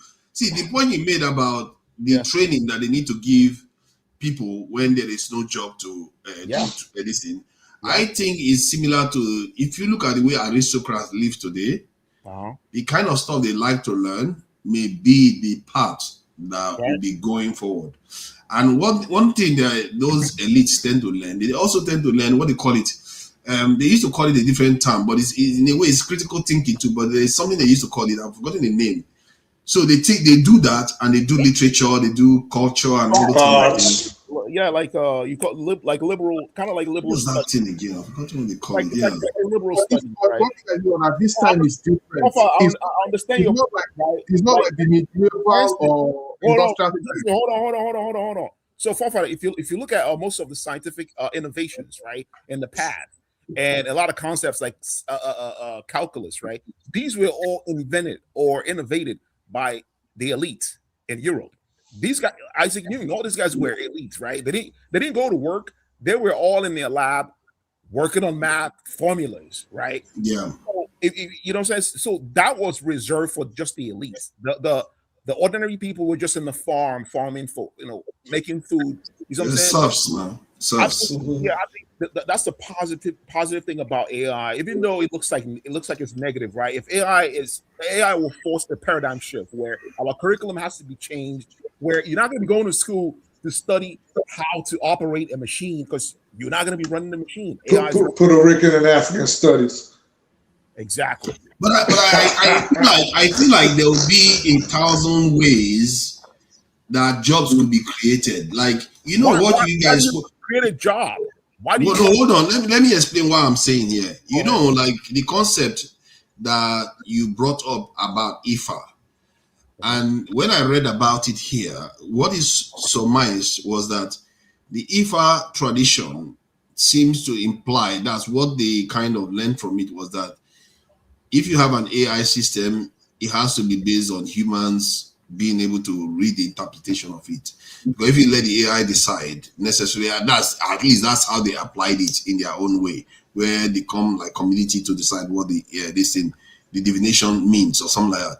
So maybe in the future, human beings, AI will be there, and there will be so many things that they will be doing that human beings will be trained to a kind of operate the AI somehow, or monitor. They will train them to understand what is going on. And but forefathers, in the meantime, they're training them for this.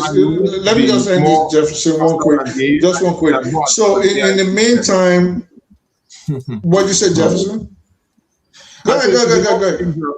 It will be more dangerous at the time, and if we're not careful, if we allow the AI to, which is obviously happening, if they allow the AI to fully think for us, it will also in a way affect our spirituality in the future.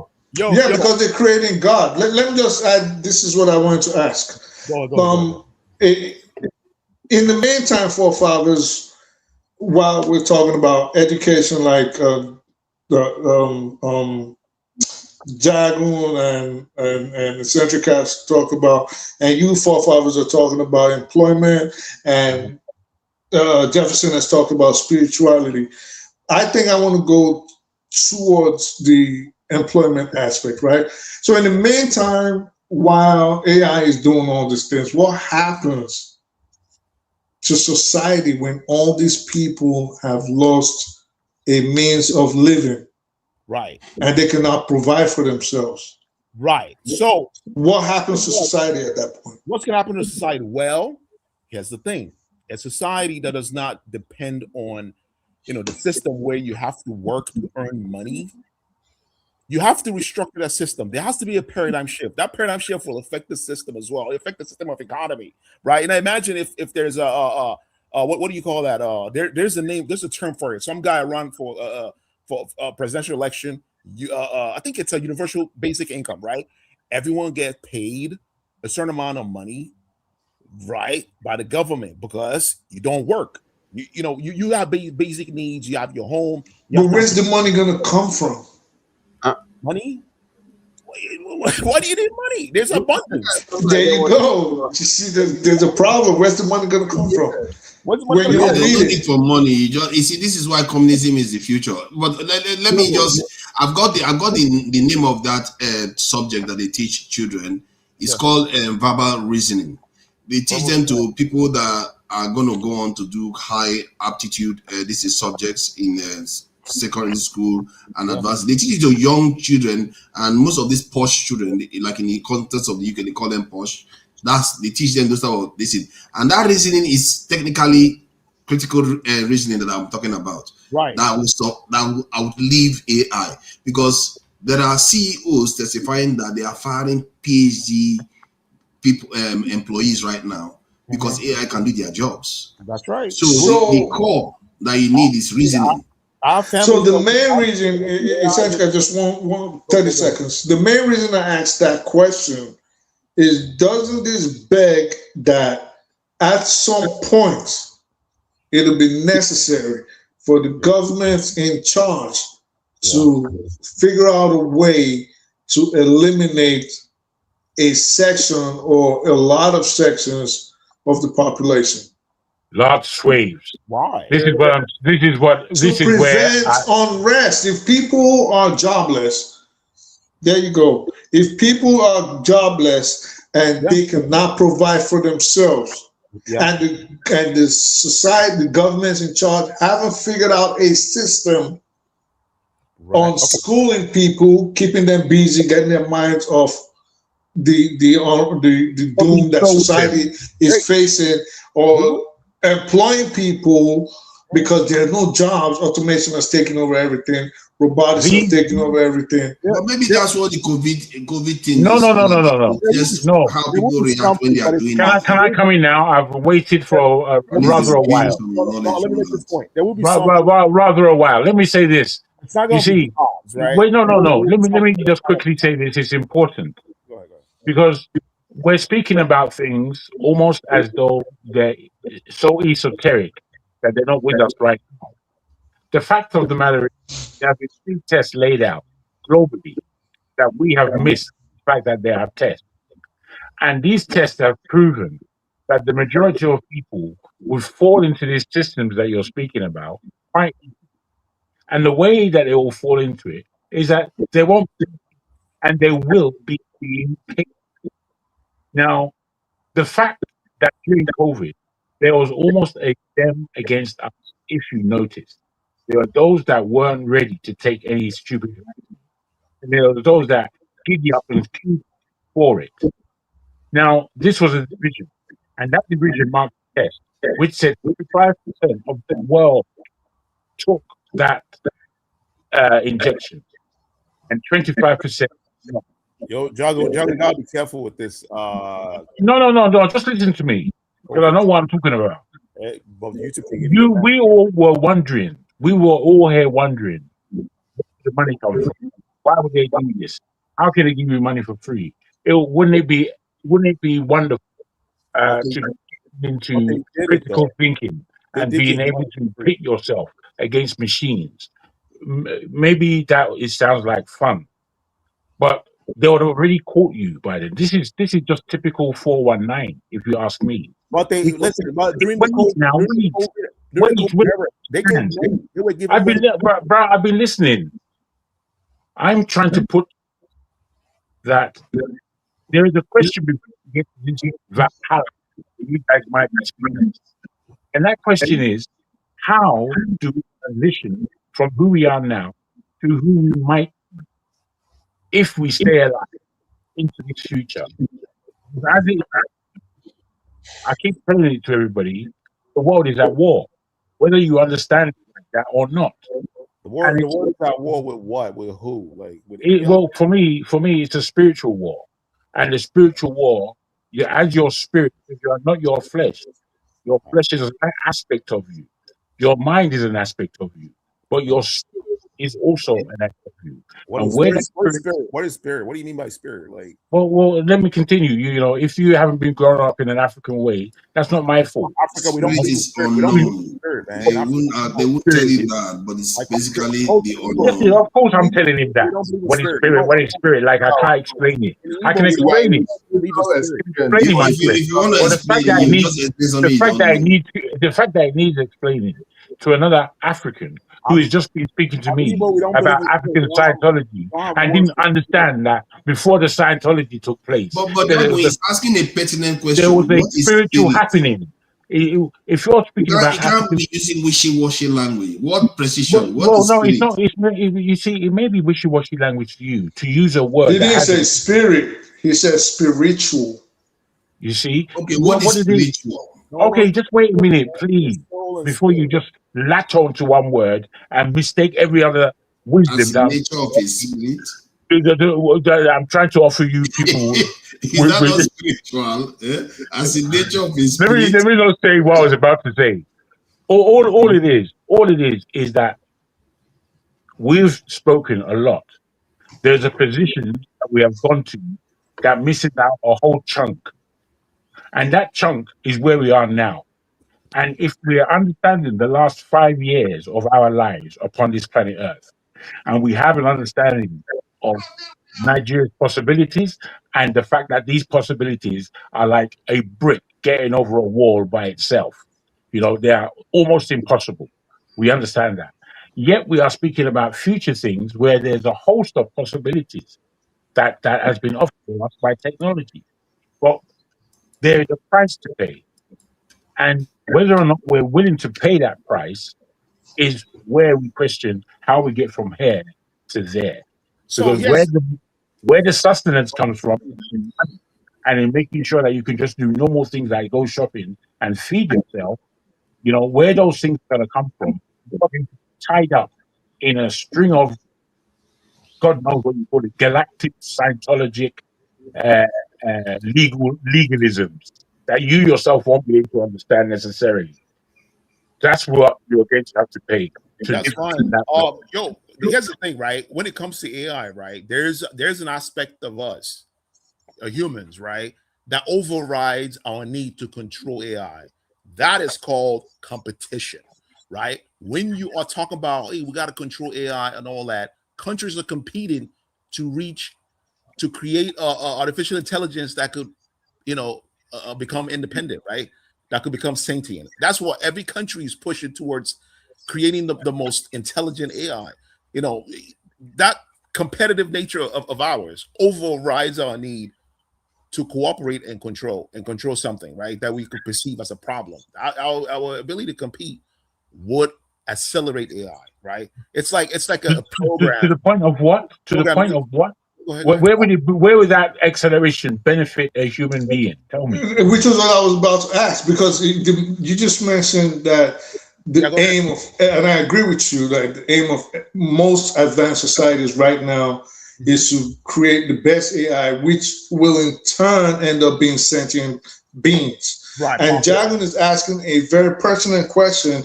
How does that benefit us in the end if these things become independent of our control? Well, so when they become how does it benefit? Here's the thing, right? Of course there will be benefit, right? There are, some of the benefits are kind of selfish, right? Like the billionaires are trying to create AIs to sell them. Like Google wants you to people subscriptions, right? They're looking at it from the commercial point of view, but we got to look at it from a holistic point of view, right? AI, artificial intelligence, if it gets to a point where I think it would get to, what it will do is it will create a paradigm shift that will move us to the next level. You got to understand. Which points do you think it'll get to? Okay. If you guys have watched Terminator, if you guys have watched the movie Terminator, it will give you. If you look at wait, Jefferson, hold up, let him finish. Hold on. What we are going to enter in the future. So for instance, right now, if you look at in theoretical physics, we haven't really come up with any new theory in theoretical physics. We haven't come up with any new theory. Like theoretical physics almost it's stagnated. AI is actually doing a lot. No, it's not stagnated. There are many theories that even current physicists do not know about. No, that they are still exploring. So they have not explored. They have not even reached. So don't worry. No, but that's what he's saying. It's stagnated. They haven't made those discoveries yet. They have not. What we're looking for now, it's the particle of gravity. If the concept, I forgot the name. They're trying to find the gravity. That's perfect. Well, let me even shock you. There's another one too, which is in the line of the theory of relativity, which has to do with tachyons. In fact, a lecturer was speaking about tachyons, which is faster than the speed of light. But I know that there's nothing on this planet that will be faster than the speed of light. That's something in the spiritual realm. So when they were talking about that, I was just laughing at them. Right. Well said. You see, if I may again, wait. If I may again, it seems to me that both Jefferson and now Eze, right there. Don't summarize. It seems to me that both of you are coming from a very scientific point of view, which is good, and I like understanding. But Jefferson is adding a spiritual aspect to it, which actually makes sense. He is indeed. Wait, yes, he is indeed, and that's why I agree with his last point, because I would come at this from understanding of science, best of my understanding. And then I can't leave the spiritual world because of what I have seen in my life, where what God has put down. Which God? Science discovers. God Almighty. And that's how it works, because everything is already set. So science has made vast improvements for us as human beings, but it's done nothing in terms of telling us who put the science there, and how that science applies, and how little we still know about science, the scientific world, as how. Yeah, but if science Wait, is let me just land. Okay. You see me, I'm quite quiet at a time because I'm listening. Quiet. Conversation. You've been on here for 5 What hours. I'm trying to put to us is that, again, if we understand who we are as human beings, that we have fallacies, foibles, personalities, strengths and weaknesses, and we understand ourselves like this, and then we understand that there are aspects of us, and these aspects are quite interesting with our mind. Sometimes you can be thinking, and you're thinking against yourself, but you're thinking almost against, if you're thinking clearly and objectively, you're thinking almost against something else. And you have to wonder what that something else is, if you're a thinker. So in going into these realms of us as humans, we understand that we have a physical body, an active mind, and if we thought further, we have an active spirit. That spirit does so many things in our life that we should understand that it's with us. It gets us up in the morning. It allows us to feel. It allows us to feel before we know. It allows us so many activities. If we are people who put ourselves and our spirit as one. Now, when I know that this is what I contain, this is what I contain as an individual, when they now start speaking to me about AI and where it can take us, my thoughts, I'm afraid, go to the point that this is what I've been having a conversation with all my life. And they are trying to replicate it in the physical. And in this replication, I can see so many fears and suspicions that I have as a spirit being. So when I look what Also, the remember let me even add to what this guy said. Remember the blacksmith. Saying, Wait, hold on. The blacksmith. What the Jew? Hold on. When we invented cars, the blacksmiths didn't like that because it ran them out. It destroyed their business, right? So, fearing new technologies and new innovations. No. You see, that's not the argument I'm having here. I'm not having that. I'm not having that argument here. That's not what I'm saying. I understand all of that history. Wait. All I'm trying to put to you. Jaguar, allow Jefferson to say something. I think he wanted to say something. I did for a while, and then my man was going to take over. Allow me to land, please. He's going to come back. Let him just finish. Jefferson, say what you want to say. Interrupt you, but it's in line to what you are saying. Please forgive me and give me a split seconds. Have we actually wondered while a society, maybe in Switzerland, will actually take so much time and energy and resources to build a collider, high-speed collider, dig up Earth in you're not even talking in small, maybe we're not even talking in miniature scale, kilometer of landmass of collider to replicate the Big Bang. The God particle. We were. Though scientifically, it is a good venture that they are trying to discover particles. But if you had foresight, you know that it's beyond that.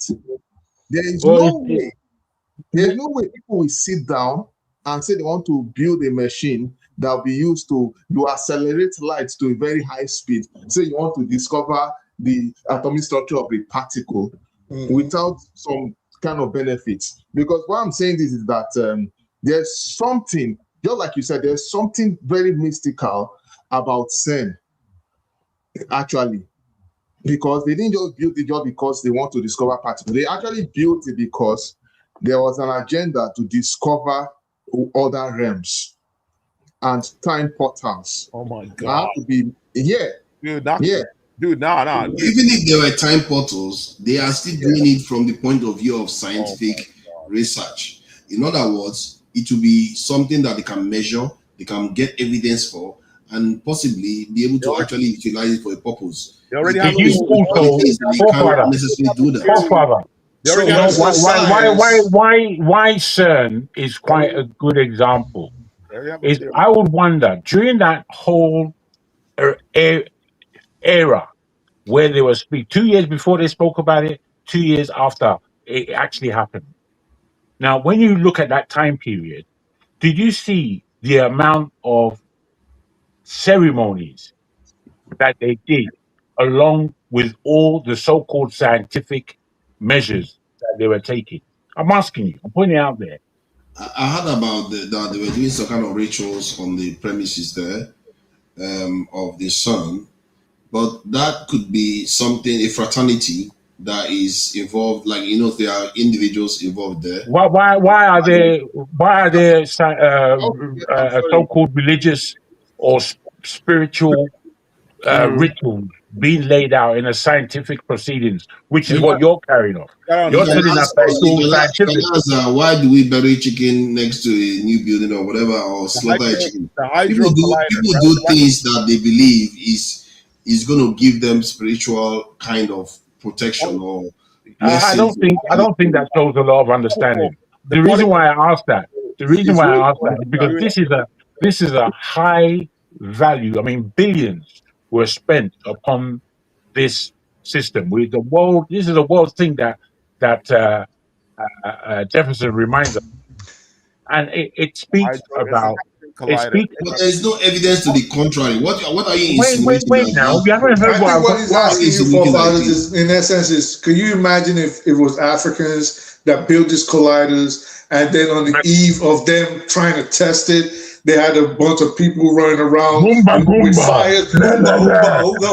What would you say? That's what he's asking you. Well, they do that. They do that in African culture too. Right, we know that, but he's saying, like Jefferson is saying, that doesn't that strike your mind that there might be something more than they're letting on? And just leaving it to science. I don't know why 1 and 2 doesn't add up to 1 and 1 doesn't add up to 2 for my man. That's why I blaming his primary school now. Okay, you started again now. You guys are doing. Let me allow Jefferson to say.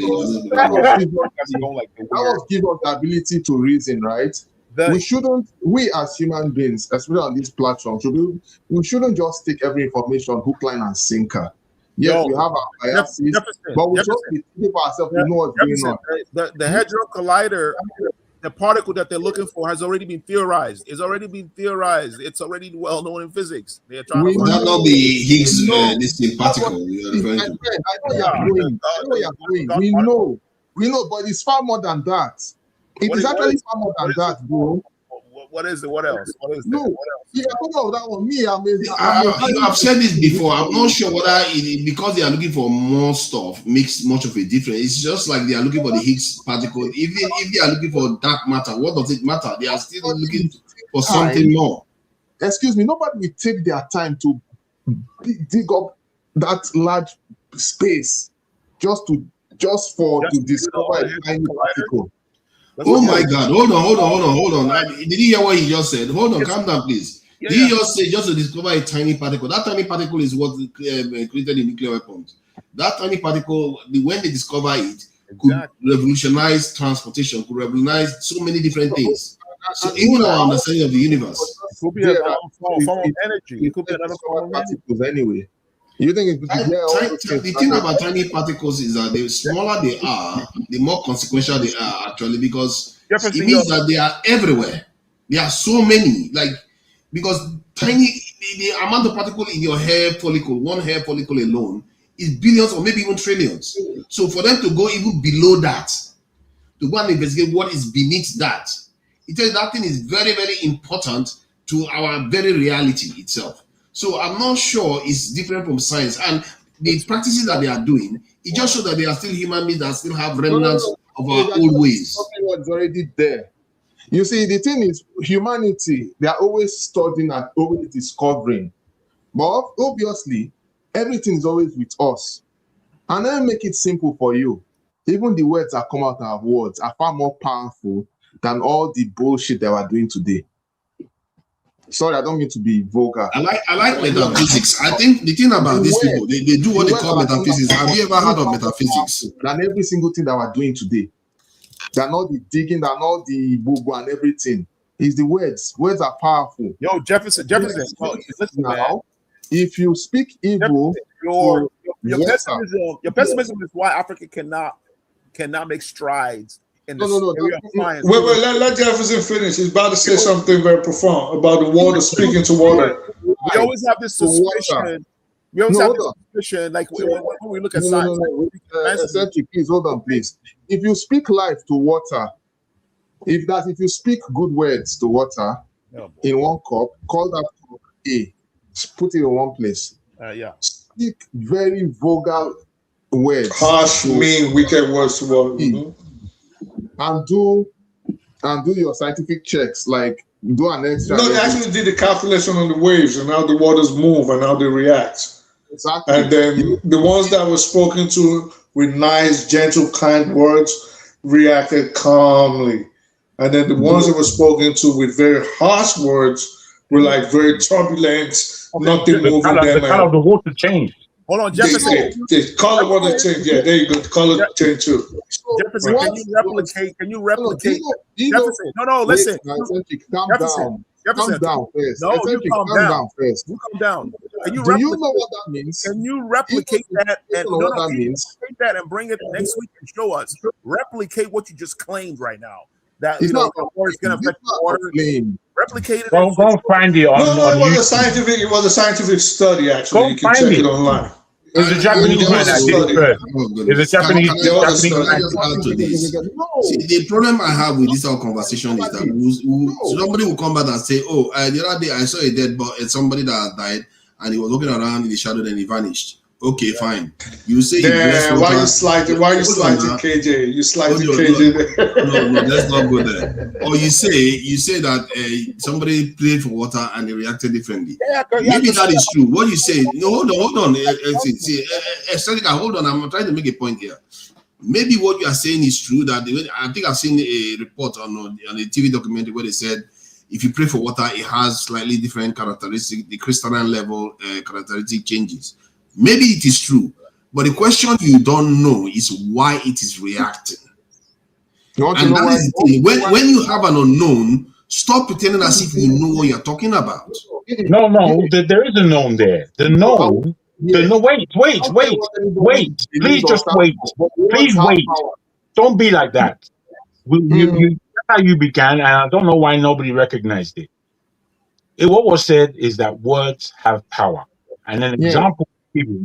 Actually, speaking to water is an experiment that has been taken. I've seen that experiment, and there was a lot in it. And what it tells us is that there is something to do with the human voice in terms of its vibrations and what it's actually communicating. That it communicates, not just in terms of language and words, but in vibrations. And these vibrations suggest that the vibrations upon the water has an effect.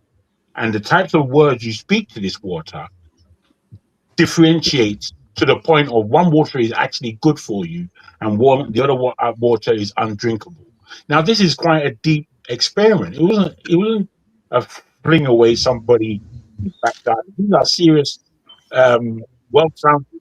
That should be the experiment, man. So my forefathers and eccentric cats are rejecting it because they're relating it to God and religion.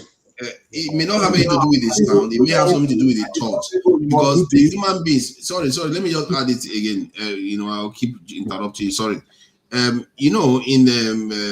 quantum physics, they believe that human beings can affect things on the subatomic level. Like that. In other words, that's the double slit experiment that they talked about. So it could be that there is a phenomenon whereby if you say good words or pray for water or something like that, that it will affect it on a subatomic level, thereby changing its crystalline state. It is possible. I'm not going to dispute that, but don't pretend as if you know why it is happening because you don't have any link between here and there. You just know that you said the word. I tell you the way I think what is doing. Okay, I've heard you a second time. You kind of repeat yourself. I tell you why I understand that, and maybe Jefferson, maybe as well. I don't know. But the reason why I take to it is because I have a strong founding within my own spirit. And my own spirit dictates to me that as strong as I am, as weak as I am, that power, that energy is not coming through me directly. There's an involvement with another entity. I know how I'm looking at myself. It's up to you guys if you know how you're looking at yourself. In that, when I read that there is power in words, when I read that God supposedly spoke this whole existence into existence from his word, when I read that words matter, when I understand what communication has done in my life and to expand my understanding. What When I about other species that don't I can't give up. What about other species that don't use words? Weighty now. You can't be saying that without being challenged. Like you Wait, you can challenge me, but not whilst I'm speaking in the middle of it. No, I'm asking you, what about species that don't have language? This is a grown up. Yeah, this is where the grown ups are. This is where the grown ups. You can't be acting like a child. What I'm trying to put to us is that the relationship between me and myself, you and yourself, is the greatest relationship that you are ever gonna have. And if you break that relationship, you see, you can break your relationship with your brother, your mother. But breaking the relationship with yourself is what you are going to answer to within the next 5 minutes of this lifespan that we are holding. Let me put that to you. If you're talking to an entity that's alien entity, that could be a sign of schizophrenia, bro. Yeah, you can carry on with that if you wish. But I'm not afraid of those words. They mean nothing to me. Would you forget about these things? Look, would you say look, there's nothing that is more supreme than the word that has the ultimate, the supreme power. Nothing past it. There's nothing that is bigger than that. Cats, do they? What about the word? What has supreme power? What has supreme power? But cats don't have our level of intelligence. They don't? Yeah, they do. Our level of intelligence, would you say a cat is as smart as you are? Well, let me tell you, even down to talk about the power of words. I'm like, other species, what about microbial life forms that don't use words? What about your cells? Yeah, but they don't have our intelligence, so they don't have our needs, so they don't have our power. Power in quotes. But let me ask you, since you mentioned that, okay, if you think you're hearing things, then it might be a sign of schizophrenia. All right, so would you agree that there's a possibility? I wouldn't say there is. I know there is because from experience, right? But I wouldn't impose that on you because I don't know your lived experience. So would you say there's a possibility that there are people that could have a foretelling of things that will happen in the future, not in the distant future, maybe some, but I'm saying like in the immediate future, a couple of days, 3 days, but they will see it in like a dream or in a vision. It's called, if you watch the news today, if you look on your phone on the weather app, it will tell you what the weather would be tomorrow. No. I'm saying like you went to sleep, for example. You know, because I'm just trying to go based on your assertion that if you hear voices like when Javin was talking, it's a sign of schizophrenia, and I'm saying that could be true. But do you also agree that there are people that could have a foretelling of the future? Have you ever heard of like seen documentaries to that effect or personal stories to that effect?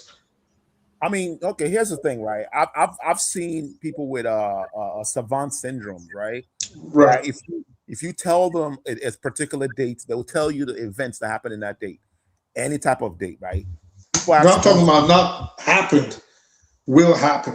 They'll predict the future. Well, here's the thing, right?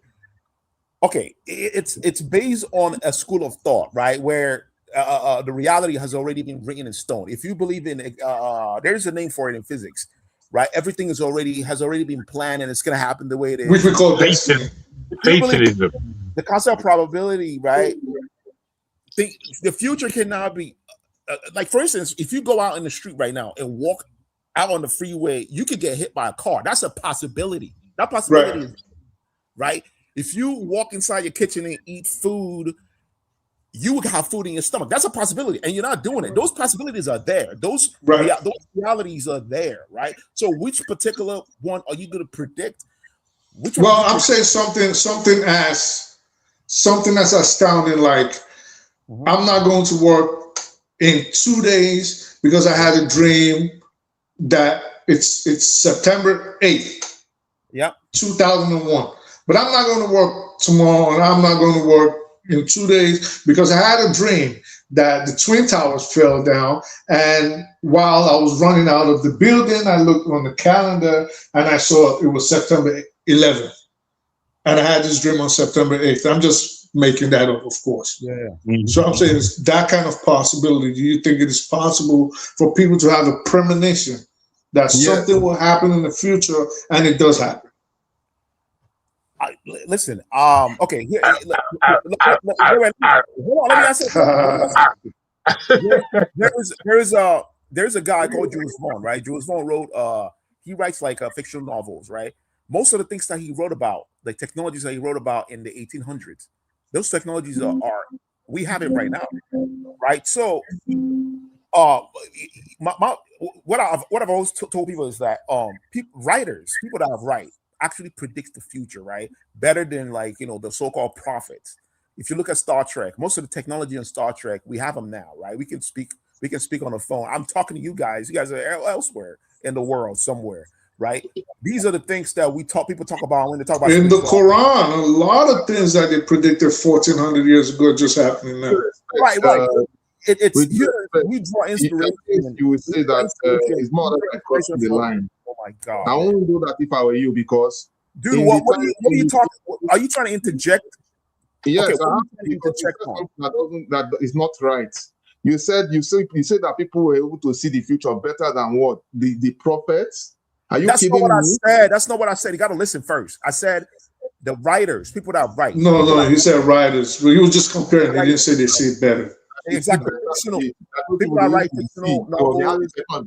Listen, let me explain what I said. People that write fictional novels, people that write scientific fictions, they actually predict future better than any prophet. Like, you go read your Bible. You said what he's arguing against. Go read your Revelation. All the crap they talk about. That's what I thought he meant. Moses was on earth. They couldn't predict. They couldn't predict they the had car. scientific minds during their time. Listen, man, let me talk. No, they had scientific minds during their time, and they could not phantom the miracles and whatever. They could not phantom the so-called sorcery that God was using Moses to perform at the time.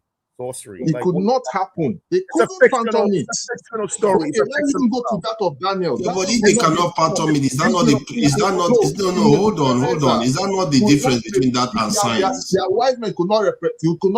Jefferson, is that not the problem? If you see something that you cannot understand and only happened once, how is that your knowledge? No. Not knowledge for humanity. Things better than the prophets. No. No. Here's what I said. No, dude, don't tell me what I said. I'm here. You tell me what I said. Yeah. I said you clearly fictional writers. What fictional? Where are they getting their inspiration from? Dude, shut up for a second. People write sci-fi this in all the time. Wait, we're having a good time. Jefferson, let him speak. People write sci-fi books all the time. People that write science, sci-fi, predict the future better than any prophet. That's what I said, and I can put money on it, and I can give you examples of it. I already told you. No. I don't think. What has been said has been understood by me. Go read for the third time. Jefferson came up and said, that's what you said. I thought you were going to come with something different. You didn't, and thank God you didn't. Because that's wait. So I understand that it's not perplexing to me. There are people that think scientifically, and there are people that understand science, and they go that way, and they crowd their mind with it. And to the point that, to me, they don't really give any space for much else. And that, to me, is a shame. It's the same level of shame for any religious bigot that is out there. However, I'm not in these areas. As I've said, who I am. I've said who I am. I know I have a spirit. I know I have a mind. I know I have a physical body. And within these three, I negotiate. And negotiation sees me through this world. And in my travel, I don't know about you, but in my travel, I use every aspect of it. If you are not using every aspect of it, or if you're oppressing an aspect of it, then that's fair enough. I'm speaking from the point of view of humanity, and that as a human being, I recognize there is something in this world that is the architect. And given that I live with this, humans, we have what you call psychic ability. Can Like I finish? If I'm cooking, Can I just finish? Hey, hold on. If I'm cooking, No, you hold on. No, it's actually gonna let him finish. So you go after. What's the matter with you, man? You hold on. Good. Your microphone is not good. At these people's level. No, Jack, we couldn't hear you because your microphone is breaking up. Not good. I beg your pardon, all of you. Having said what I'm trying to say, I live in a beautiful world, and I see the damage that's within it. And the damage that's within it is largely done by human beings and the progresses that we have made. And a lot of the progresses that we have made, I've seen to be unnecessary. I love the luxury of it. I love living in luxury. It's better than living in poverty. But either one, either level, you have to understand that today is different than yesterday, our histories. And we have got to this point from so many levels of our progression. And we are going somewhere. And that's somewhere where we're going, it needs serious negotiation. And to take away an aspect of who you are, what you are gifted with, we have to remember scientifically as well, we only use about 5 to 10% of our brain. This is a deep thing. It means that even we may have in-depth knowledge that we have no knowledge of.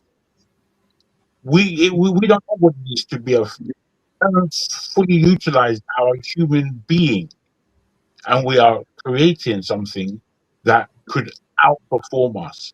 And I feel that this needs a lot of questioning, a lot of negotiation, and not belittling and bigotry. Bigotry can come from anywhere. Don't think because you don't believe in God. I think you're confusing. Because you don't believe in God that you can't be a bigot. Django, I think you're confusing challenging. I'm confused. I think you're confusing challenging the method of ascertaining the truth of things for challenging the idea that is being postulated or proposed. Because in reality, that's the question. Because you can't just say, okay, I saw a light somewhere. But then you say, okay, that thing is divine or something. You don't know that because you have not really used any particular ways to know that thing. You just insinuated, you just made a leap. And that is the problem with I don't think that's what I've only spoke from a humanistic point of view. I've spoken from a humanistic I've spoken from a humanistic point of view and told you the faculties of the human body. No, you said you have a body, you have a soul, you have this. You don't know any of those. You just think you do, but you don't. It's not a fact. According to you, because you haven't looked into your body. Unfortunately, what you're saying, you can't tell me. As I said, whether or not you have a relationship with your own being. That's what I spoke about. A relationship with your own being. To the point that this is what I see. And if in myself, when we look at each other as beings, you have missed out a whole side of your own being, that's not my fault. I'm telling you what I recognize within I've myself. not missed out anything. You are. You must have. You must have. What come you to are that perceiving. I conclusion. have no. I have similar perception. How do you but come you're to that reasoning, conclusion? no, Therefore, no, you are reaching a conclusion that you don't have a right to reach, even because you're Wait, just what do you you're mean? just groping in that. You are just No, saying. what do you mean? Tell me what you Let mean. me ask you. What does that spiritual being represent? What is that spiritual being that you say? I told you that this is what it represents. It represents me when I wake up in the morning. It's not my flesh that is waking up. It's my spirit that wakes up, and that wakes me up. That's every morning. I don't know if you understand that, forefather. You see, when you die, your flesh is still there. Nothing inside it. I don't know if you've seen a dead body before, but what you know is that person in that dead body is no longer there. He has gone. What do you mean? How do I know that? Because I can see. How do you know the person is gone? I can see his flesh, and I can't see him. Okay, now let me give you a concept now that you have to understand the reality. What you're running away from is that you have a lack of understanding on these things. I hear what you are saying, but hear me out. What I'm trying to tell you here. If you have, let's say, a radio cassette player, you decide to take it apart into its components. What is that? Where is that radio cassette anymore? The radio cassette player was there, but when you take it apart, it becomes something else, isn't it? That is the point. Life is telling you what it is. No, let me keep on with forefather for a minute. Hold on. Because remember, what you are describing is an actually abstract thing. Because that radio cassette, you gave it a name. The parts and everything coming together is now a radio cassette player with a cassette. You see, unfortunately, hold on. Listen. If you are listening, you are going to understand. If you have that radio cassette player, everything coming together, if you take it apart, where is that radio cassette player? Has it gone into heaven? You assuming, you are making a leap and saying that radio cassette player had a spirit and is gone to heaven. Okay, can I come back to you? I think that is. No, leave him, please. So that is exactly you are confusing material things. No. You're speaking on something invisible that you cannot see. No. You're speaking on, but you've proven nothing. Unfortunately, wait, Jefferson, can you hold on? Unfortunately, you have compared a human being to a man-made radio. Immediately start. No, you didn't do that. A completely odd position. Now I'm comparing material to material things. I still material thing. I still allowed you to finish your argument, which I say is nothing. It's a nothing argument. But I listened where I knew where you were going. And I knew again where you were going was not to the level that I'm speaking. When I'm speaking to you about a human being. I'm speaking to you about the sanctity of the human being. And what I've seen science do. What is the sanctity? Language? What is the sanctity of the human being? Why don't you understand language? It's English I'm speaking. I want to know sanctity. What do you mean by that? What I mean is that the flesh, the mind, and the spirit of a human cannot be compared to a radio. Firstly. Exactly. By what standard? Where did you get that from? Because that's the comparison that you offered. Like everything else. That's the comparison that you offered. That's the comparison. But all the examples you've seen in this world, you're doing. See what you're doing. You get confused. And you decide to give one a special name. Okay. You get confused with a single word I'm taking, and now you spoke the whole communication. I know exactly where you're coming from, and I'm saying that I and human beings all around the world, maybe except you, value what it is to be a human being, and they don't compare themselves with material things like are man-made. In that, I don't know, but I actually value human beings more. You are the one. Let me finish, forefather. You got to let me finish before you just become incensed over every little word. I'm not being incensed. I'm just saying you're incensed. We can't create 10 arguments out. It has no bearing in reality. We cannot create. You use sanctity. You use all kinds of stuff to decide things. You are using it to. It's unfortunate. What you are doing, you are spiking the idea by calling it sanctity that is separate. It's You're not still the same as you're still everything else. arguing. When you don't You're have still no arguing. proof of it. You're still arguing over a word that I've explained, and I've given you the visceral understanding that this cup and me are not to be compared. How can it be the same? This cup is man-made, just like the radio that you speak about, and in that it's a thing. Where I'm So not a thing. every animal, every living thing has I've spirit. given you even a more deeper way of Now understanding. let's go the deeper. different. Wait. Every living thing has You spirit. see, Let's start from there. unfortunately, like this kind of thing, but unfortunately, you're not listening to the argument. I'm asking a straight question. Every living thing has spirit. No, I didn't hear what you said, but you said a cup is not a living I didn't thing. hear. I want to use your own word, your standard. If you say a cup is not a living thing, then are you saying all living thing has spirit? As far as I'm concerned, as a living thing, every living thing has a spirit, including the plant. No. They have something sensuous, and we're going to use another word that you might have to look up. Mosquitoes, earthworms, and everything, all of them have spirit. At least that's consistent if you want to hold on to that position. Everything has a meaning that is living. Everything that you can see with your 2 eyes. You see, unfortunately, you just scribbled everything that we're trying to put on the table. We've run away from the central argument. The central argument is do you have a spirit and do you know what that means? And you're asking me to explain what it is to be a spirit. What do you mean by spirit? What do you mean by spirit? And I'm telling you, I'm giving you words like sanctity. What is I'm showing you the difference between me and a cup. Have you I'm seen giving you it all these before? reasons. You're fighting with words. I'm trying to put you in a whole succinct argument where you're scribbling around. Fighting with the words that you used to even brainwash yourself to for it to You be must bring your succinct point to the table. You see, you don't seem to have a response. You know what I said earlier on about when you have reality of this world, that you see the creation of the Most High Himself, and you decide that you want to put your own interpretation that is not there on it. That is almost an evil.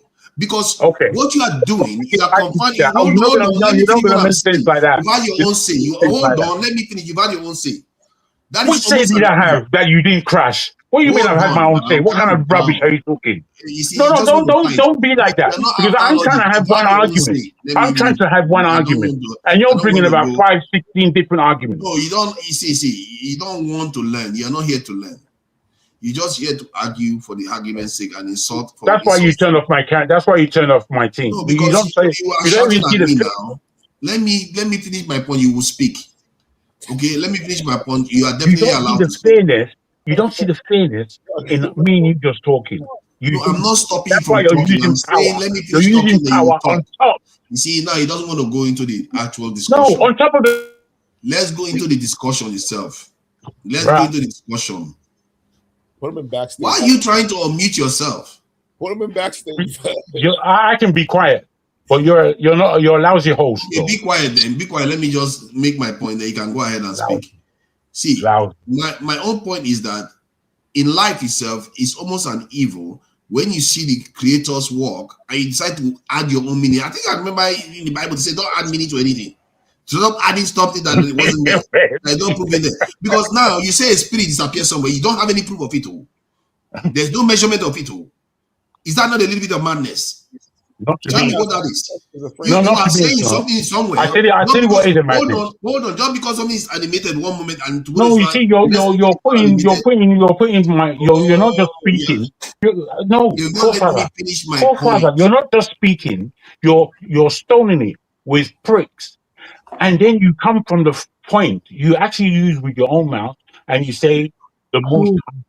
You say, not me. Yes. What do you think I mean by the most high? Okay. In you saying it now, that means that there are connotations. You don't just use the word if you don't understand the word. So in me understanding... No, I understand the word. You have not answered my question. What do you think I meant by the most high? Have you bothered to ask me that? Well, why should I ask you when you're using a commonality? These are commonalities. No, we have are you going to make new meaning? Are you going to new meanings out? Why are you even highlighting it? Because it's you're going to make new meanings out of old understandings, which is stretching words. Hold on. If you know the meaning, you tell me what you mean. You tell what me I what you mean mean. by the Most High is whatever is responsible for why we exist is the Most High. The fact that we exist, whatever made it happen, is the Most High. So when the Most High creates something and you decide to add meaning and take meaning from it, that is not there. If he wanted you to see your spirit, he will give it to you to see. You just assume, you just made something up and say there's a spirit in this animate object that became Okay, inanimate. let me ask you. Let me Let me finish ask. that. Let me No, finish. no, it's a simple, straightforward question. The Most High that you are using as a word or a name or a verb, I don't know how you use it, but that Most High that you are speaking, have you seen him? I've seen his work or its work because Look we at that. exist. Look at that. That is the most evidential thing you can ever say because we actually All that means, all that means. literally say I I can tell see you what you right that there, means. and you I are tell you what holding it, a flag on one hand, take it away. You know that is against the rules. I know you exist because there's evidence that you exist. That okay. is the work of Let the me Most High. let me say this to you. If there's agreement I'm between not me adding and any you, meaning to it. if there's agreement between me and you that there is something called the Most High, and that Most High is the progenitor of everything that exists between us and the mind that we've been given and why we've been given it, and the fact that we're going to ask questions and move on and improve and develop and all the rest of it. It means that you are arguing round and round and round. Because what I said therefore was straightforward. Because if you have understanding of what the Most High is, if that Most High that created us as human beings, that there's no communication or connection between us and the Most High in your terminology, that's where we break ranks. Because with Who said me, there's no there's connection? I mean, therefore, without you coming back and arguing with my whole we Who interact says with there's each no other. connection? What I'm saying is that no, for you to say don't there's a argue with spirit me. Let me in finish. something, that is where you are mistaken. You can't keep saying something that you can't see, you have no proof of, you start attributing there's a spirit Well, somewhere. you did. You said it. You are the one that said there's a spirit in a body that is there. You is the one that brought up the Most High and said that you can't see him. We are created by. I can see the work of the Most No, High. If you no, want to no. say, because the Most High is No, everywhere, no. He's his You can't creation. speak rubbish here. We're Can't created speak- by. What are you talking about? We are You created can't by. speak rubbish here. We interact with nature. What is the rubbish? You are the one that So said the rubbish is that you can't separate. the You spirit can't has left separate. the dead body. You cannot separate the term that you use without provocation. You use the term Most High, and then at some point in your development of Most High, you break it to say that between me and the Most High there is nothing. That's nonsense. Who told you that? Did I say there is nothing? I said to you, the connection between me and the Most High is through my spirit. That's how we are connected. Oh, so you are using okay. Now let me get what you are saying now. No, man. I tell you why you don't get what I'm saying. I tell you why you don't get what. You see No, that it's he the doesn't truth. want to be nailed down. You see, this is how jelly people behave. They don't want to be nailed down with their own logic. No. That's what just happened to you. That's what just happened to you. No, What I'm saying. I'm not Let running. me finish. Let me finish my. Let me finish then. Allow me to finish then. I will agree with you. Why would I run? Allow me to finish. I'm not ashamed to accept your argument. If it's I'm not. valid. Allow me to finish. Yeah, go ahead. What I said about 15 minutes ago is just where you are now. I said that me and you, if we have an agreement on what the Most High is, that means there's no point of us arguing. But you are arguing, the fact that I use the word spirit, like it's out of this world. You don't know what it is. But you could use the word Most High. No, that's not common sense. It's not even. It's the thinking of an invalid. It's the thinking of an invalid. Insult all you want. Insult all you No, want. it's the truth. Hold on. Because all the argument was for nothing. You are just arguing. You see, they say what they say about the refuge or scoundrels or something. You just start insulting people. See, the point I'm making is that you argued. The original argument was that if a body that is animate in one moment becomes inanimate, the spirit has left. Then, by that standard, you're going to say anything that was animate in one moment, that is life, because you like to call it life. Then, if that thing becomes inanimate, then it's also the spirit has left the body. Then I said, because you don't have any proof of that thing that left the body, just like anything that you put together, if you disassemble it, it becomes something else. People transform all the time. Even the way you were born, and the way you look today is not the same. You transform all the time, but yet you are still the same person. I didn't It means tell you that. I didn't tell you that transformation didn't take place. I described what death is, away from life. Like you there's said a difference. spirit left. The spirit left. Yeah, which is called death. That's called death, as far as we're concerned. No, the spirit left. No. The transformation that may take place, I don't know about. I haven't been through that. But we have an understanding and a belief that transformation does take place. So again, you're arguing with me as though I'm a kid. We're not arguing. We're not kids. No. I'm not Back in the talking day, about you as a kid. I'm saying that okay, the language you are using is what makes us believe in woo stuff. That doesn't. Okay, I don't think. You see, because I'm 2026, people in the time of BC, they knew what death was. They knew viscerally. People in Gaza today, they know viscerally what is death. For us to be arguing as though we don't understand what death is. You are the one that brought spirit into it. No. Then let me finish. Don't just bully. Don't just bully. Yeah. That's not how to have a communication. I'm communicating with you based on me trying to lend understanding to any conversation we have by giving us at least the fact that we are human beings and that humanity should keep us humble and not start guessing about what people say or understand. You're the one guessing. Based on our limited knowledge. Don't say that. I'm using these words. Let me, all right. Let me finish. I'm using all these words, my friend. So in me using these words, I'm putting to you that you don't argue for the sake of knowledge. Because if you did, you'd listen better. You just wait to hear whatever distracting you, and then you go upon it, which doesn't lend you the ears to listen to what's kind of put across. You're thinking that people are taking time. Have you considered that you are not as clever as you think? Because I cannot understand you. Oh, okay, fair enough. If you can understand, if you don't understand, because you are, if there's a grain of wisdom in what you are saying, I should have gotten it by now. Because you literally said, no, you don't get it because you don't listen well. Is what I'm saying. Jago, did he not say if an inanimate object becomes this thing, that's an animate object become inanimate? It means the spirit has left the body. Oh, my brother, those are the words that I used. I know you understand what death is, but you want to argue over terminology. Use another time to explain it to me. Let me just expand it. Let me expand Tell me what you mean. What you're asking me before that, what is the spirit? Prove to me that there is a spirit. And I find that astounding. We all know when we speak about anything spiritual, we're speaking esoterically, which means that it is an invisible thing, an inanimate thing. And in that, we say, what is death? I have had a lot of friends, family, people that I know, and I've seen their dead body.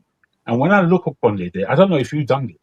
When I look upon the dead body, you are using emotive language let me override people's logical minds. Okay, let me keep going so you understand me.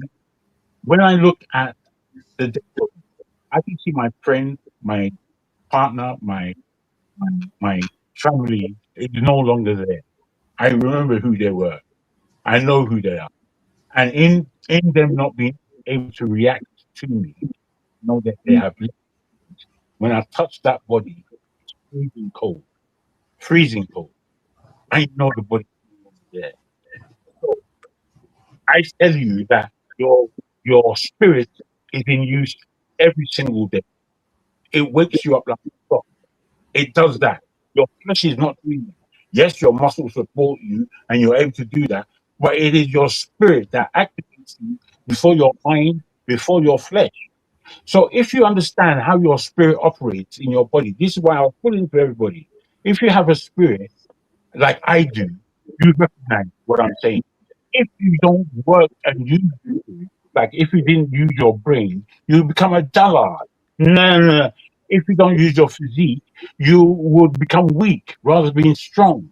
If you don't understand these things, I don't know what to do. How can I educate you? Now, that is a very interesting point you made. You see, now, what he has just done is to walk into the physiological argument that I've been making. He literally said, if you don't use your body, it will fail. I've said this Hold before. on, calm down. I'm not calming It down. will fail. If you had a spirit that was inanimate, that doesn't need the body to function, the body will not have any effect on the spirit. That spirit controls your words and everything, isn't it? It's what makes you animate and do things. If that spirit actually exist, why should the physical body affect its ability to function? That spirit is you. That spirit is the one that makes you talk. That maybe from your point of view, does it bear your memories? I'm not even sure anymore whether it bears the memory, your memories. If it does, it means the physical body affects the spirit. Am I mistaken? Does it or does it not? Everything and anything can affect one's spirit, depending. You begin to see Wait, let me land now. Everything and anything can affect one's spirit, depending on the owner of that spirit and the amount of knowledge that he has about himself or her. Simple. If the physical body can affect the spirit, maybe you are confusing manifestations on. Sorry. Let me deal with this. And then you can go ahead, Jefferson. For long, I know it's your show, but you guys have been speaking along. But you guys have been over an hour right now. Let me just respond to him now. Look very, very carefully. Someone was saying that, how do you know that you have a spirit? First of all, can you see the words that are coming out of my mouth? What they are relying on, you are basically relying on your speakers and your microphone to interpret what I'm saying. And I'm also doing the same thing to interpret what you are saying. You understand? And the words are coming out, is propagating through a medium. The medium is air, ether, and so many other things. So I don't really want to go into the aspect of medium. What I mean is that as we are speaking, you are hearing me, I'm hearing you. Yeah. So the words are moving. So there is movement, exchange of energy from me to you, from you to me. What about AI? When the AI talk, what's that? What's behind that? That's number one. Then number two, me and you, as we speak, we have air, we are breathing. You know, we are breathing through our nostrils, we are breathing through our body. And all those are physical. Yes, and so does AI breathe? Does AI have a nostril? Literally, and we cannot see the air that we breathe. You understand? You can't see the air that we breathe. You can't see the voice, the sound, but you know that something is happening. Just like you cannot see electricity. You can't see electricity. Have you thought of that? Yeah, we can't. So our heart that is beating, bam, bam, bam, bam, bam. We only believe that the heart is beating, and that is pulsating the blood, moving all of that, all activities happening, oxygenated blood entering the brain, blah, blah, blah. It's a very, very multi-complex process. In fact, all of nature is being copycatted by the so-called AI that we are doing today. The same AI, all the AI we are seeing, blah, blah, blah. The airplane, whatever you can think of, computer, everything's. In fact, AI is copying nature. Full stop. Everything that nature is doing is being so. It has what do you call it? It has an alter ego in machine. You understand? So coming to that, what we are saying here is that every activity that we do is highly spiritual. Then when you talk of medium, when you talk of inanimate object, like for instance my phone. How do you come to that conclusion? I will answer him when he's saying, because What are you answering? He just made a leap to spirit. He doesn't even let him finish. I will answer him. Let him finish, because we've been talking, you see. From time immemorial, from creation, even though everybody wants to escape that, creation made available all the things I have today. Man was given dominion. There was pre-Adamic flood, and of course there was Tower of Babel, blah blah blah, up to this present time. Unfortunately, everybody has what they stand for, which is, well, everybody's entitled to their opinion. That's fine, but whether everybody likes it or not, there is God Almighty. up there. Everybody goes to answer query. Up where? Up where? Up You know, let me respond to the point you just raised. You castigate me, whether you say I'm a caricature or a fanatic or anything you want to call me, it's fine. Up where? Up where? Is this? There is the Lord God Almighty who created all things. That even the devil that is even most of us today is even subject to. Seneca, leave him. I will answer his question. So that I want us to get somewhere with this. Seneca, just hold on. I will get somewhere. I will ask him. Don't worry. I'm not here to preach to you, but I'm going to tell you what is in accordance to God's precepts. I'm not going to say, oh, you must do this. I'm not going to do that, but I will tell you. Okay, let me respond to the points you made. Let me respond to some of the points you made. Everything I've been on this planet is a spiritual experience, whether we like it or not. Jefferson, let me just respond to the points you made. See, you made a lot of points. You talked about how we don't see it and how we breathe and all the rest of it. You talked about all those things, and you went on to use the term spiritual. You see, the reason why I said spiritual should just be replaced for the term unknown is because that hold on, let me finish, please. Can I finish, please? Because that air that we thought we understood before, there was a time we even described that there are 4 or 5 elements in nature where we say water, ice, stuff like that. But later on, they went and found out that there were elements in there. Then they discovered that the elements has atoms in there and electrons and protons and all the rest, neutrons. They discovered that one. Then they discovered that those particles also had other particles in them. So what the problem is that when we don't know details of things, we should make it clear that we don't. Instead of us to just pretend as if we say spirit, then we start asking. You know the dangerous part. Hold on, let me finish. Don't interrupt me, please. I'll let him speak. You know the dangerous part. Oh my God! Can you let me finish my point? Stop interrupting when you don't like what you're hearing. No, it's not that. Please finish. No, but it's only fair. Let speak. Please finish. I was not I don't like it. Whenever I'm trying to land my point, they start. We're having a nice conversation. Yeah, but it's only fair. Let forefathers land. Let me finish. I'll let him finish his point now. Jesus, look at how they just related the point I was making. Do you know where they actually make a catastrophic error?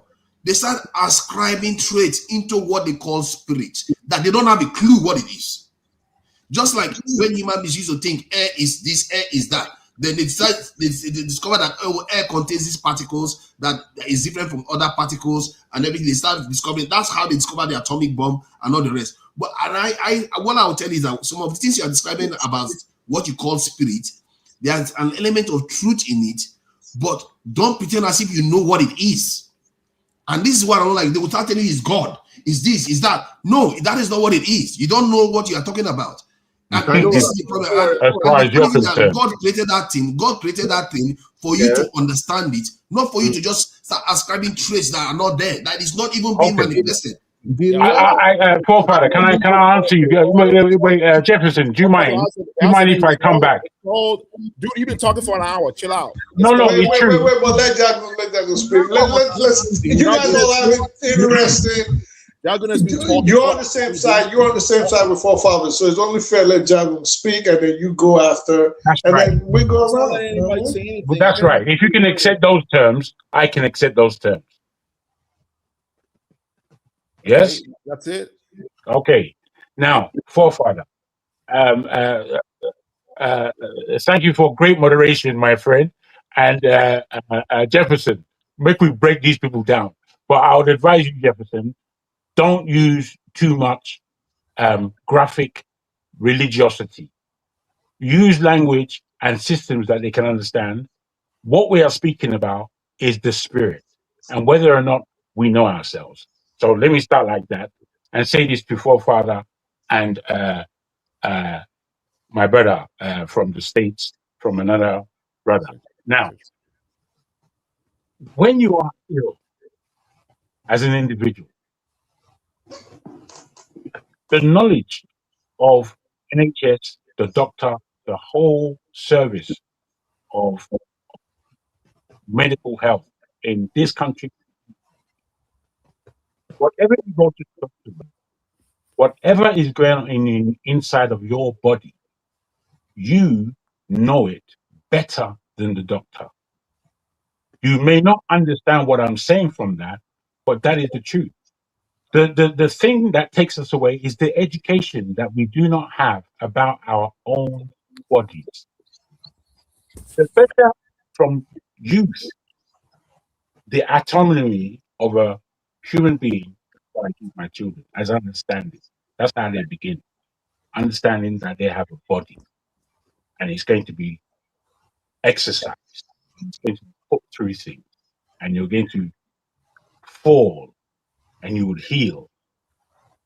Now, I tell you, when the questions that the doctors ask you, what they ask you is a roundabout questions that allows them to ascertain what medicine that the pharmaceutical companies say that for this particular pain they can give you.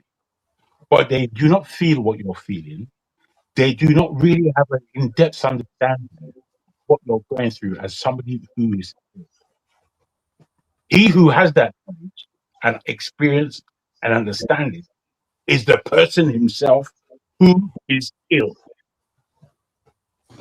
Now, there are many who have gone to task and been able to heal themselves through all kinds of means.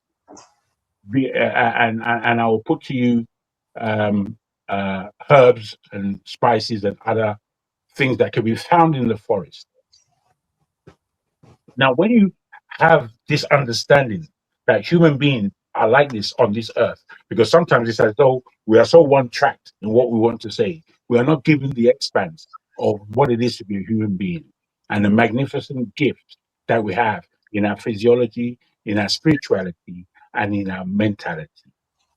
These things tell us in our lives that we can improve, but we also understand that history shows us that there are many times that we have gone backward.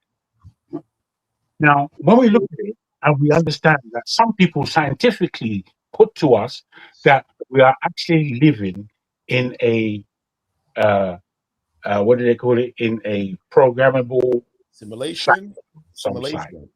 A simulation, thank you. So this is what they put to us, that we as mere human beings should be able to understand that we don't understand anything. We could actually be in control.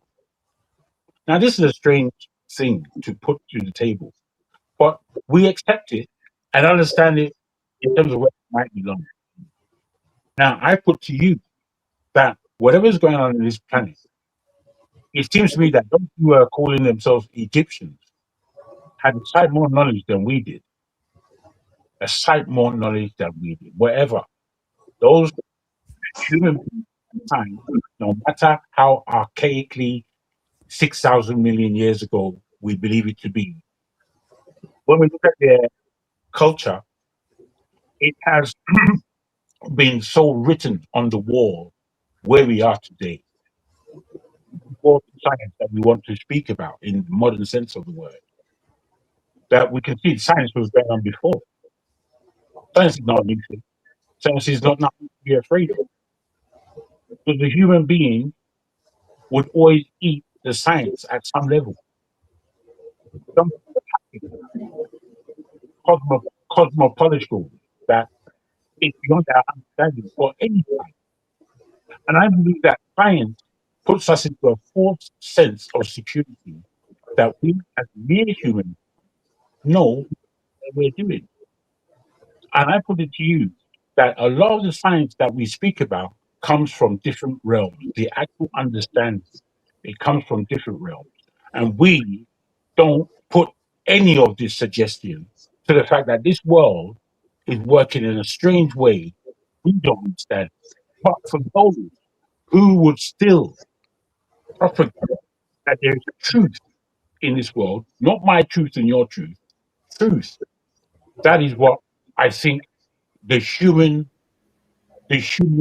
pursuit should actually be. Because in that, all is encompassed.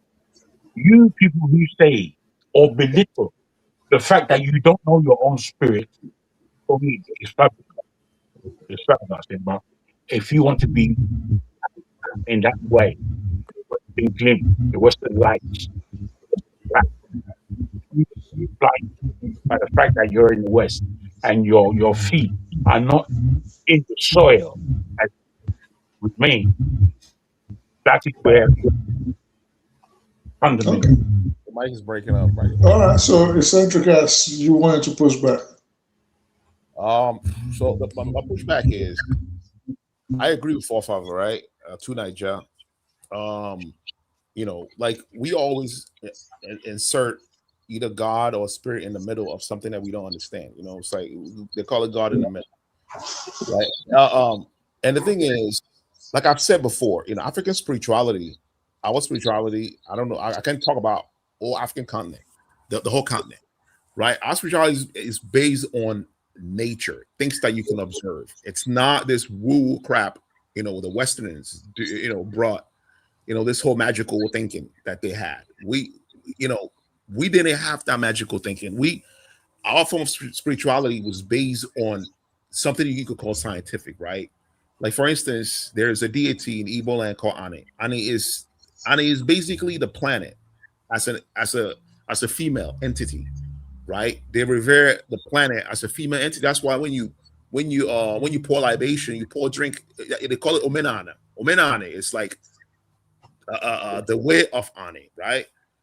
So, and for instance, you know, most of the so-called deities in Igbo land or in most African culture are based on natural things, you know, things in nature. And if you look at African cosmology, our cosmology actually, some of the cosmologies are pretty fascinating because they talk about something that looks like the let me ask a quick question. Sorry to cut you off. Especially since you're using African spirituality as an example, and you're using Omenanian. Yeah. But doesn't that boil down to Jagun's and Jefferson's position as opposed to yours and forefathers that there's a spirit? Because these traditions actually believe that we do have a spirit. So, okay, so the concept of spirit, the way to talk about it is based on the Western philosophy, the ideology. It's based on Abrahamic religion, that there are aspects of ourselves that is immaterial, that's not of this world. The reason why I think it's nonsense is because anything that exists has a physics. There's a physics behind anything that exists. There's a mechanic behind that exists. If it exists in this world, in this reality, it has physics. There's mechanics behind it. What's the mechanics behind what we call spirit? And the thing is, Jefferson is Igbo. Ask him what is the word for spirit in Igbo. I want to know. Yeah, spirit is more. What is the word for spirit in Igbo? Like there's really, more is spirit. Like something you can't see. Yeah, something like that. Yeah. What is it? You said more, right? Mm-hmm. Yeah, I'm going to. You know that you're not more. I'm trying to get the real word. I'm going to. No, it's more. Don't look online. It's nonsense. Yeah, it's the spirit. It's more. It's more. More is not spirit. More is basically a character. They'll say something like "mama," good. You know, someone has mama. You want a mama. That means you have good so-called spirit, right?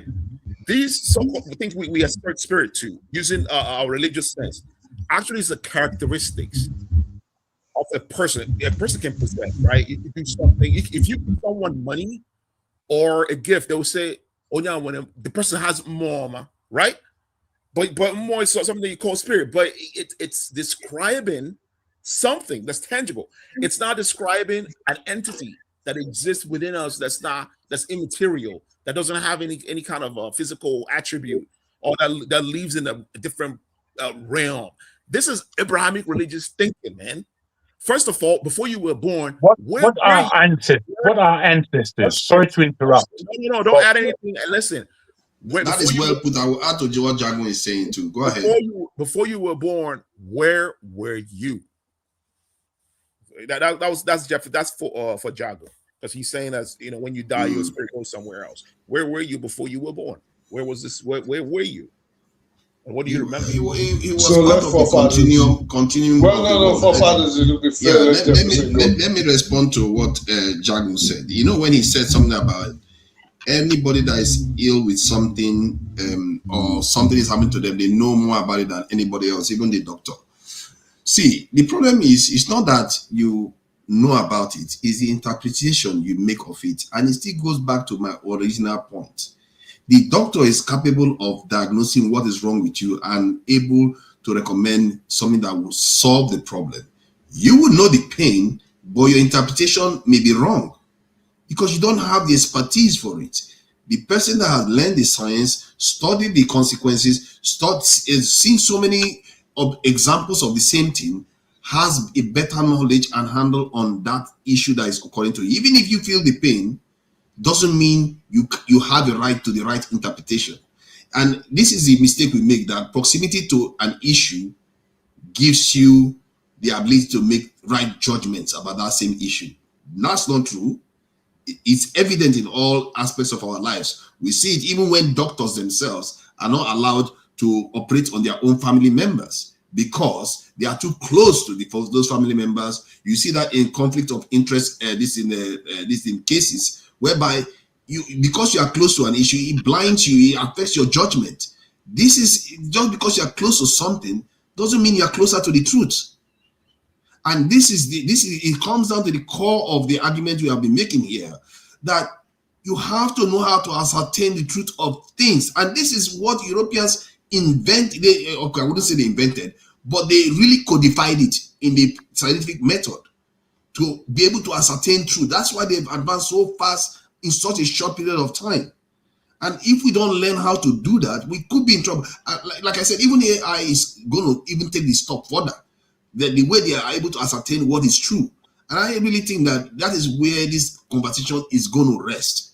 Because I like what Seneca said just now. He really put it in a very, very clear way that I can't even start. Because he put it in a way that the Europeans brought the woo aspect into it. They kind of pulled away the physical aspect of what we described from our own culture and made it spiritual, something ethereal.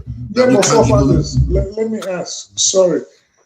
And I wanted to cut Jagan off when he made such a similar claim that you're making now, that the truth, in this instance, wouldn't truth be subjective based on you guys' beliefs and experience?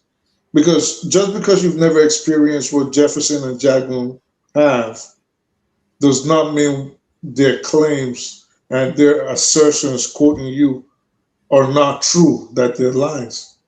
No, it doesn't mean they are not true, but it also means that when you want to kind of say what is actually true, you have to go for the objective truth. Is there any clear evidence that this is true? Just because everybody believes it doesn't make it true. Some things can be true, like if you say there is air, but you can't see it, when it blows on you, feel it. It's true. For example, do you believe astral projection? Astral projection, exactly.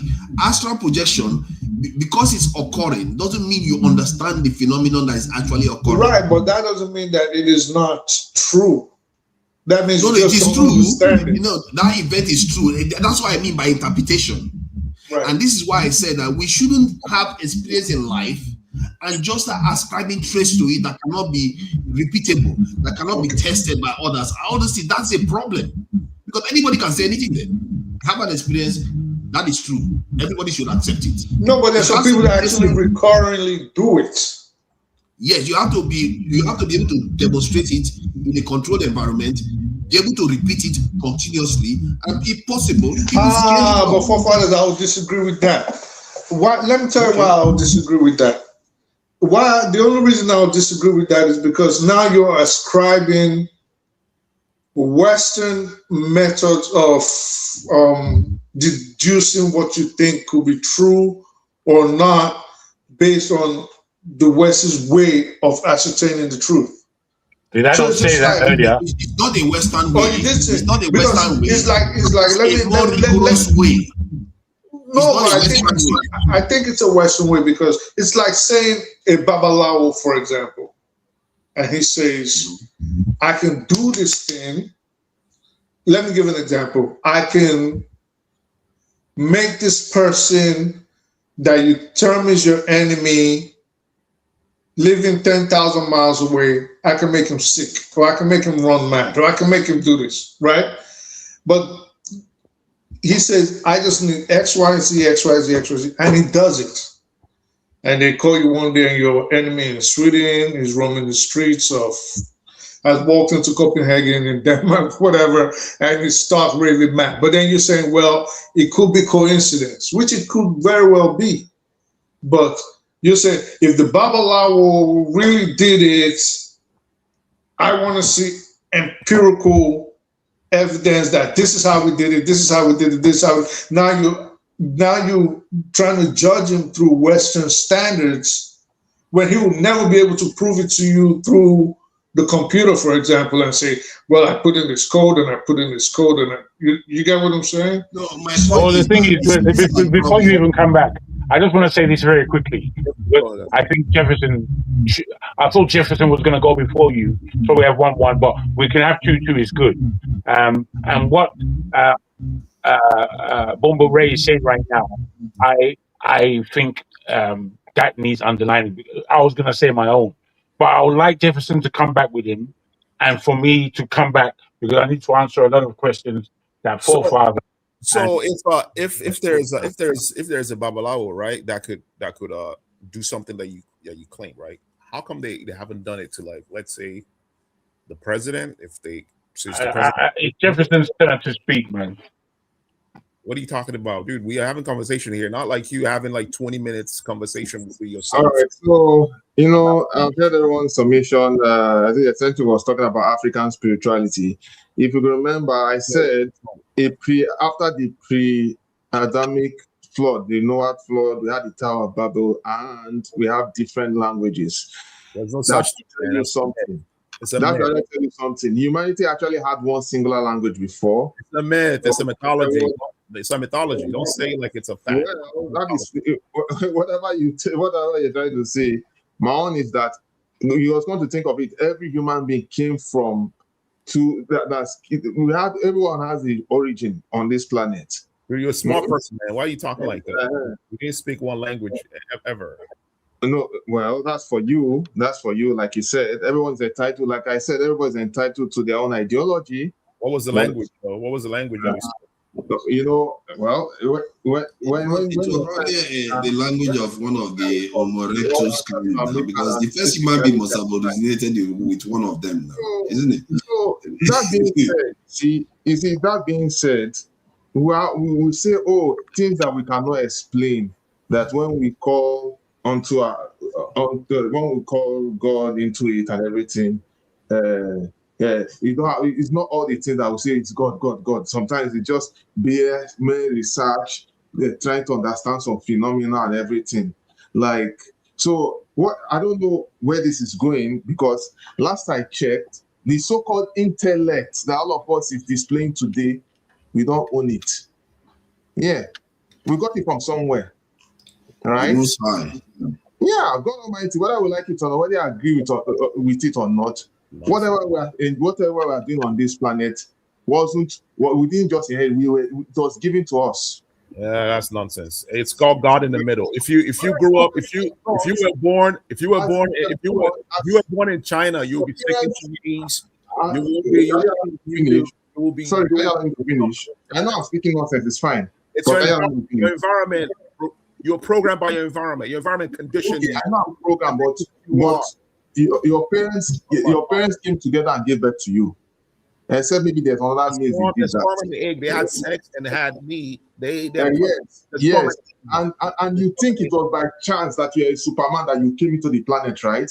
No, it's something happened. How many billion sperms are? How many billion sperms are in ejaculation? Let me finish. What makes you think you are so special?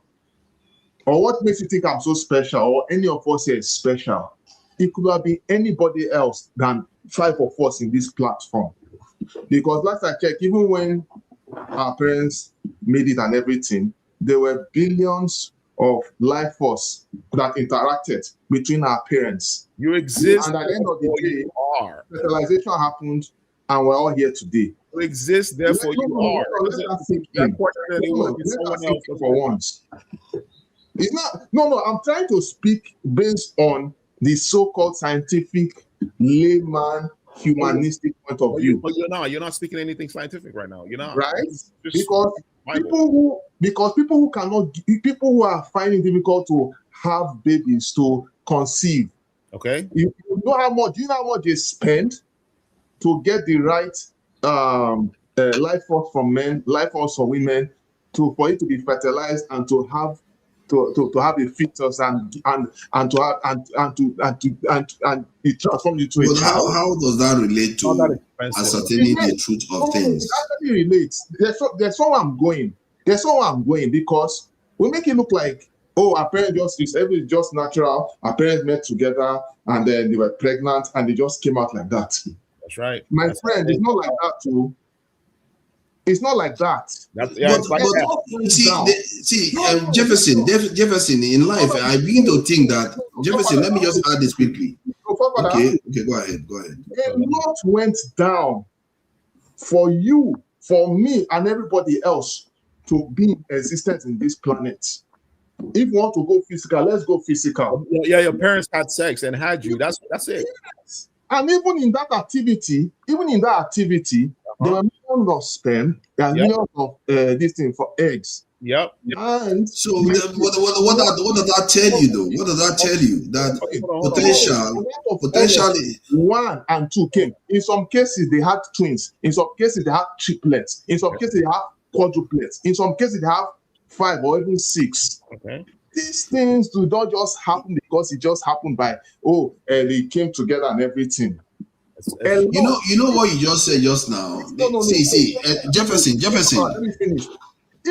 When are you going to finish? You guys your submission goes long. No, hold on. Let me finish. Even medics, even experienced and highly professional medical doctors, medics, medical doctors, anomalies and everything. There are things that they cannot explain to you. All they will do is, they will say, when they conceive, they say, the wife is pregnant, everything. Because it's beyond them. All they can do is to observe, give advice, everything, and make sure that the baby is out safely. You can observe the evolution. You can observe the evolution of sperm and egg. You can observe the evolution from the inception. You can observe the evolution from conception to see how they grow. Which intelligence are you to observe it? No, you want to go intellectual. Let's go intellectual. What intelligence are you to observe those things?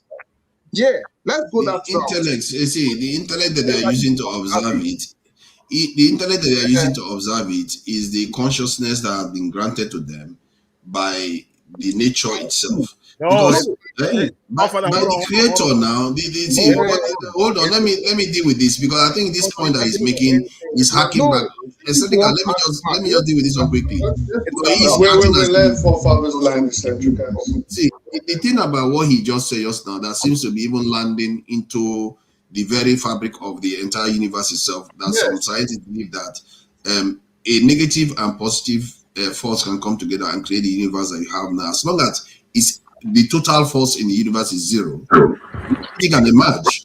So in other words, what you are seeing, basically what you are seeing about conception and how things seem to be moving at random, yet you are the only one that is here.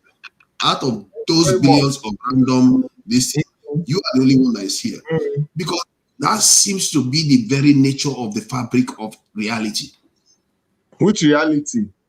The reality you exist in itself. The reality. What made you come in? Which reality? How did it come about? Okay, that's what I'm trying to explain to you. Maybe the reality is trying to tell you that by everything it does, because some people believe that the world is actually a fractal, whereby it repeats itself. You know how they say as above, so below? Yes. Maybe it's trying to tell you this is how it is. It's maybe a billion type of universe has been created, or trillion type of universe has been created, but it's only ours that manifests itself like this. Hence, we are here. If it didn't manifest itself, you are not going to be here. Exactly. What does that mean? Like, God it's possible that you are here. Philosophical discussion right here. What does that even mean that you're not going to be here? If you are here, you are. You are. Yeah, you are here because if you are not here, you will not know you are not here. That's the point. If you are not here, you're not going to know you are not here. Exactly. That's the point. Here that are not here, does that even mean? You're not here. What that means is that your presence here is only made manifest because of a potential for creation. Whatever is responsible for that created you to be here, but it has probably created trillions upon trillions kinds of different permutations. But at this moment, you are the one here now. And remember, to that creator, there's no time. The idea of time doesn't exist. And I think that's part of the problem. When we are trying to imagine the creator, we think about it like time. It creates time too. Yeah. And you can. It doesn't have time. Yeah, like people who attribute human essence. You never understand the creator because the creator is 1 billion steps ahead of us because we have been doing up and down, and yet humanity is still degrading. How about that? Think about it. Yeah, but because if you think think about. But still, though, you guys are doing woo science. You are saying this exists when you should be saying you don't have a clue. What you are talking about? Wait. You are doing woo science. When you watch, when you watch movies like Star Wars, like Star Trek, and all these things, you think it's with clear eye. They're trying to tell you something that they're trying to make something happen where humanity can disappear and appear. There are some things that, and these are things that we have been doing. No, listen, these are things we are so far doing a long time ago, and do far much more than that. Even our so-called line of sight, our line of sight is messed up right now. You can only see some certain. According to humanity, according to human nature, they say if you can see a certain distance, you have long sight, short sight, astigmatism, and all of that. When you try to see further, you sound like a native doctor. Okay, I should not insult a native doctor. You sound like a. I'm going somewhere. I should not insult a native doctor. No. Jefferson, your logic is degenerating as it stands right now. What do you No, I get what you're saying. You're funny, but what is he saying about it? If you look somewhere. No, what he's basically saying is just our line of sight. There's more that we're not seeing, but they're in front of us, but we're not seeing it. Listen, humanity is very much limited. We are supposed to even be able to see things beyond microscopic view with this our eyes, and extremely far. How do you know we are supposed to see those things? This kind of stuff you just start saying. Why do we need to see things at the microscopic level? No. Our forefathers didn't need to see the bacterial level. Why do they need to see that? Because you are talking of me being smelling water gives them a clue. They don't need to see the bacterial itself. Calm down. Someone here was saying I'm speaking based on speaking abstractive. That let us be scientific and everything. I am telling you that our so-called scientific view of things is highly limited. Let me interrupt you real quick, Jefferson. Jefferson, let me interrupt real quick. And I'm coming on your side in a different angle, though. Forefathers, do you believe that it's possible and this also goes to eccentric, that there are people, you're not on a Zoom call, you're not on no type of devices where they can see you, and they in a separate continent, and they can literally tell you what you're doing, how your house is, what you're wearing, what color you're wearing, who's there with you. They'll tell you things that only you at that point could possibly know. Do you believe that? I've had some people testify to that possibility.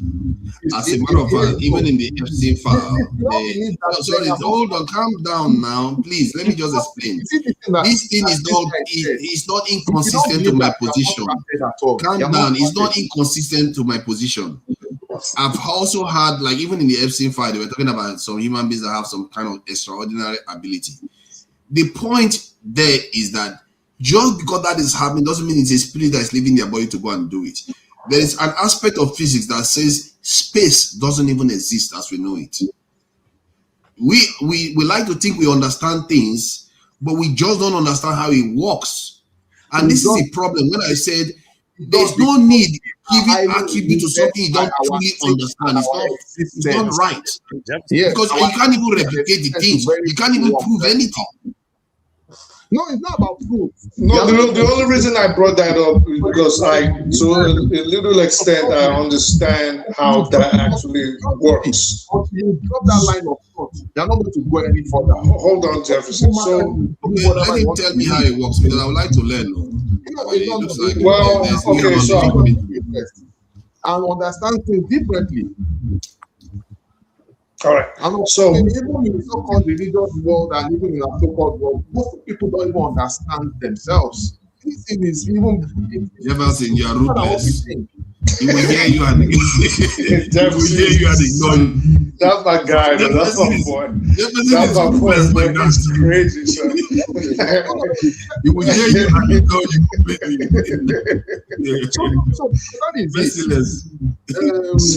So the way it works, and I really usually don't like talking about this like this, but the way it works is they basically will send an entity that travels faster than the speed of light. And they've mentioned these entities in the Quran, in the Bible.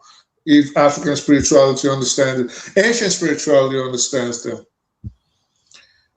Hindus, they have different ones. But they're a different race like us, but we can't see them. We call them al-ghaib in Arabic. Also, did you know that if an entity can move as fast as the speed of light? No, I know. That's what I'm talking about, because this is real woo areas, right? But I'm telling you, I'm dead ass. I'm dead ass. No, I'm serious. I'm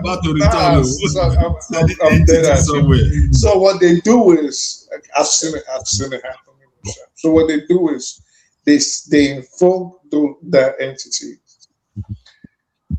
and wherever they tell it to go, wherever, there's ways to repel them and they can't come around. They send it and it goes, and it'll be telling them where you are, what you're doing, what you're wearing. They'll be describing it to you, like this is what, and they'll be accurate, 100%. These are called monitoring. There you go. Well, I can call them that, but really what they are, there's no evidence of this. I just want to reintroduce myself. No, forefathers, listen, forefathers, I'm dead ass.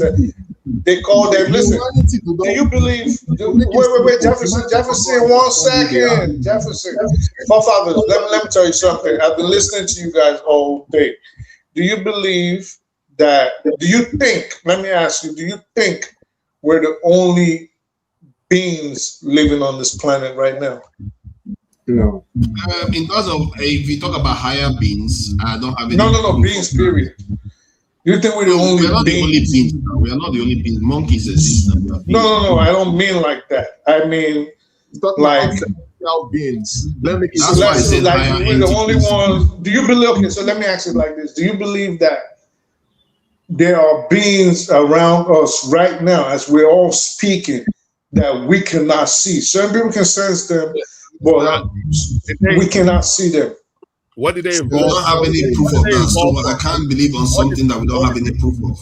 No, but see, that's the thing. You don't have any proof of it.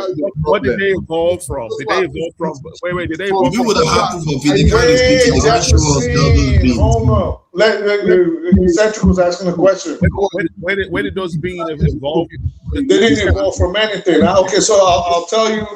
Where did they evolve from? They were created. They were created just like us. We just can't see them. No, I mean sometimes you can feel them. Sometimes you can feel their presence. We if you're with the bonobo and freaking the chimp. So I didn't hear you. I said we share ancestry with bonobo and the chimpanzee. That's what we share. I don't know. I don't believe that. Where did they evolve with? Where I did cannot be because they start saying things they're not supposed to say. Hold on, Jefferson. Jefferson just talking to himself. No, I'm not talking to myself. I'm just stating facts. Wait, Jefferson. He's asking a question.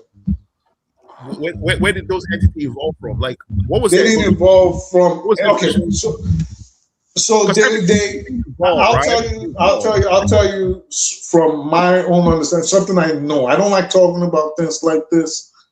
Okay. I wish someone like AY was on here. Remember I told you me and AY we have conversations with certain people. So I'll tell you from my something that, and take it from me. I'm not speaking about this lightly. All right.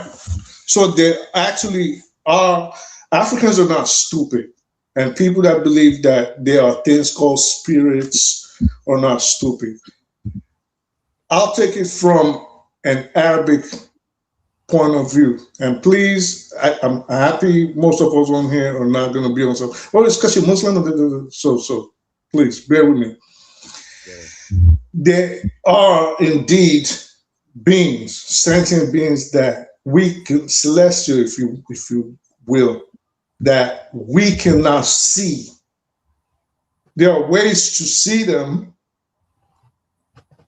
but for example, like in Islam, you are barred because they usually will lead you astray.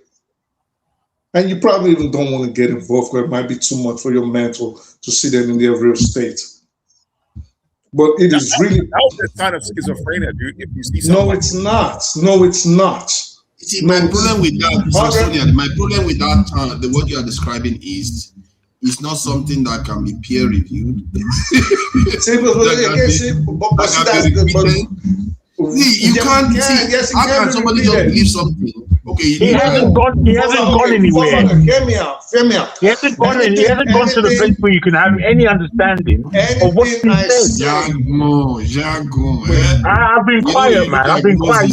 You look like Moses. Anything I say regarding this, yeah, go ahead. Please believe me that I'm not talking from someone else's experience. When he's not saying please believe me, then if the evidence is wait. No, hear me out. No, not true. Because if you notice, anytime we have this kind of conversations, if you notice, I'll tell you something now, and notice the next time we have it, everyone will disappear. He will not try to. He'll talk a little bit and he'll run away. Who's AY? AY, man. Who the fuck is AY? What's the matter with you, man? But hear me out. I say that to say he doesn't want to have the conversation because he doesn't want to have this kind of criticisms. So he just is like he doesn't want to have the conversation just because he don't want. That even makes it more problematic. We've gone elsewhere. He can argue about anything. If you said a cow jumped over a moon and you meant it in that aspect, my man will start arguing. A cow cannot jump over a moon. Let's argue about it. So our ancestors were not stupid. Our ancestors were not stupid. All right, and I'll tell you something. There's a reason. Hold on. One second. There's a reason some people, listen to me very, very well, this thing I'm about to tell you, especially in like African society, especially how effed up it is.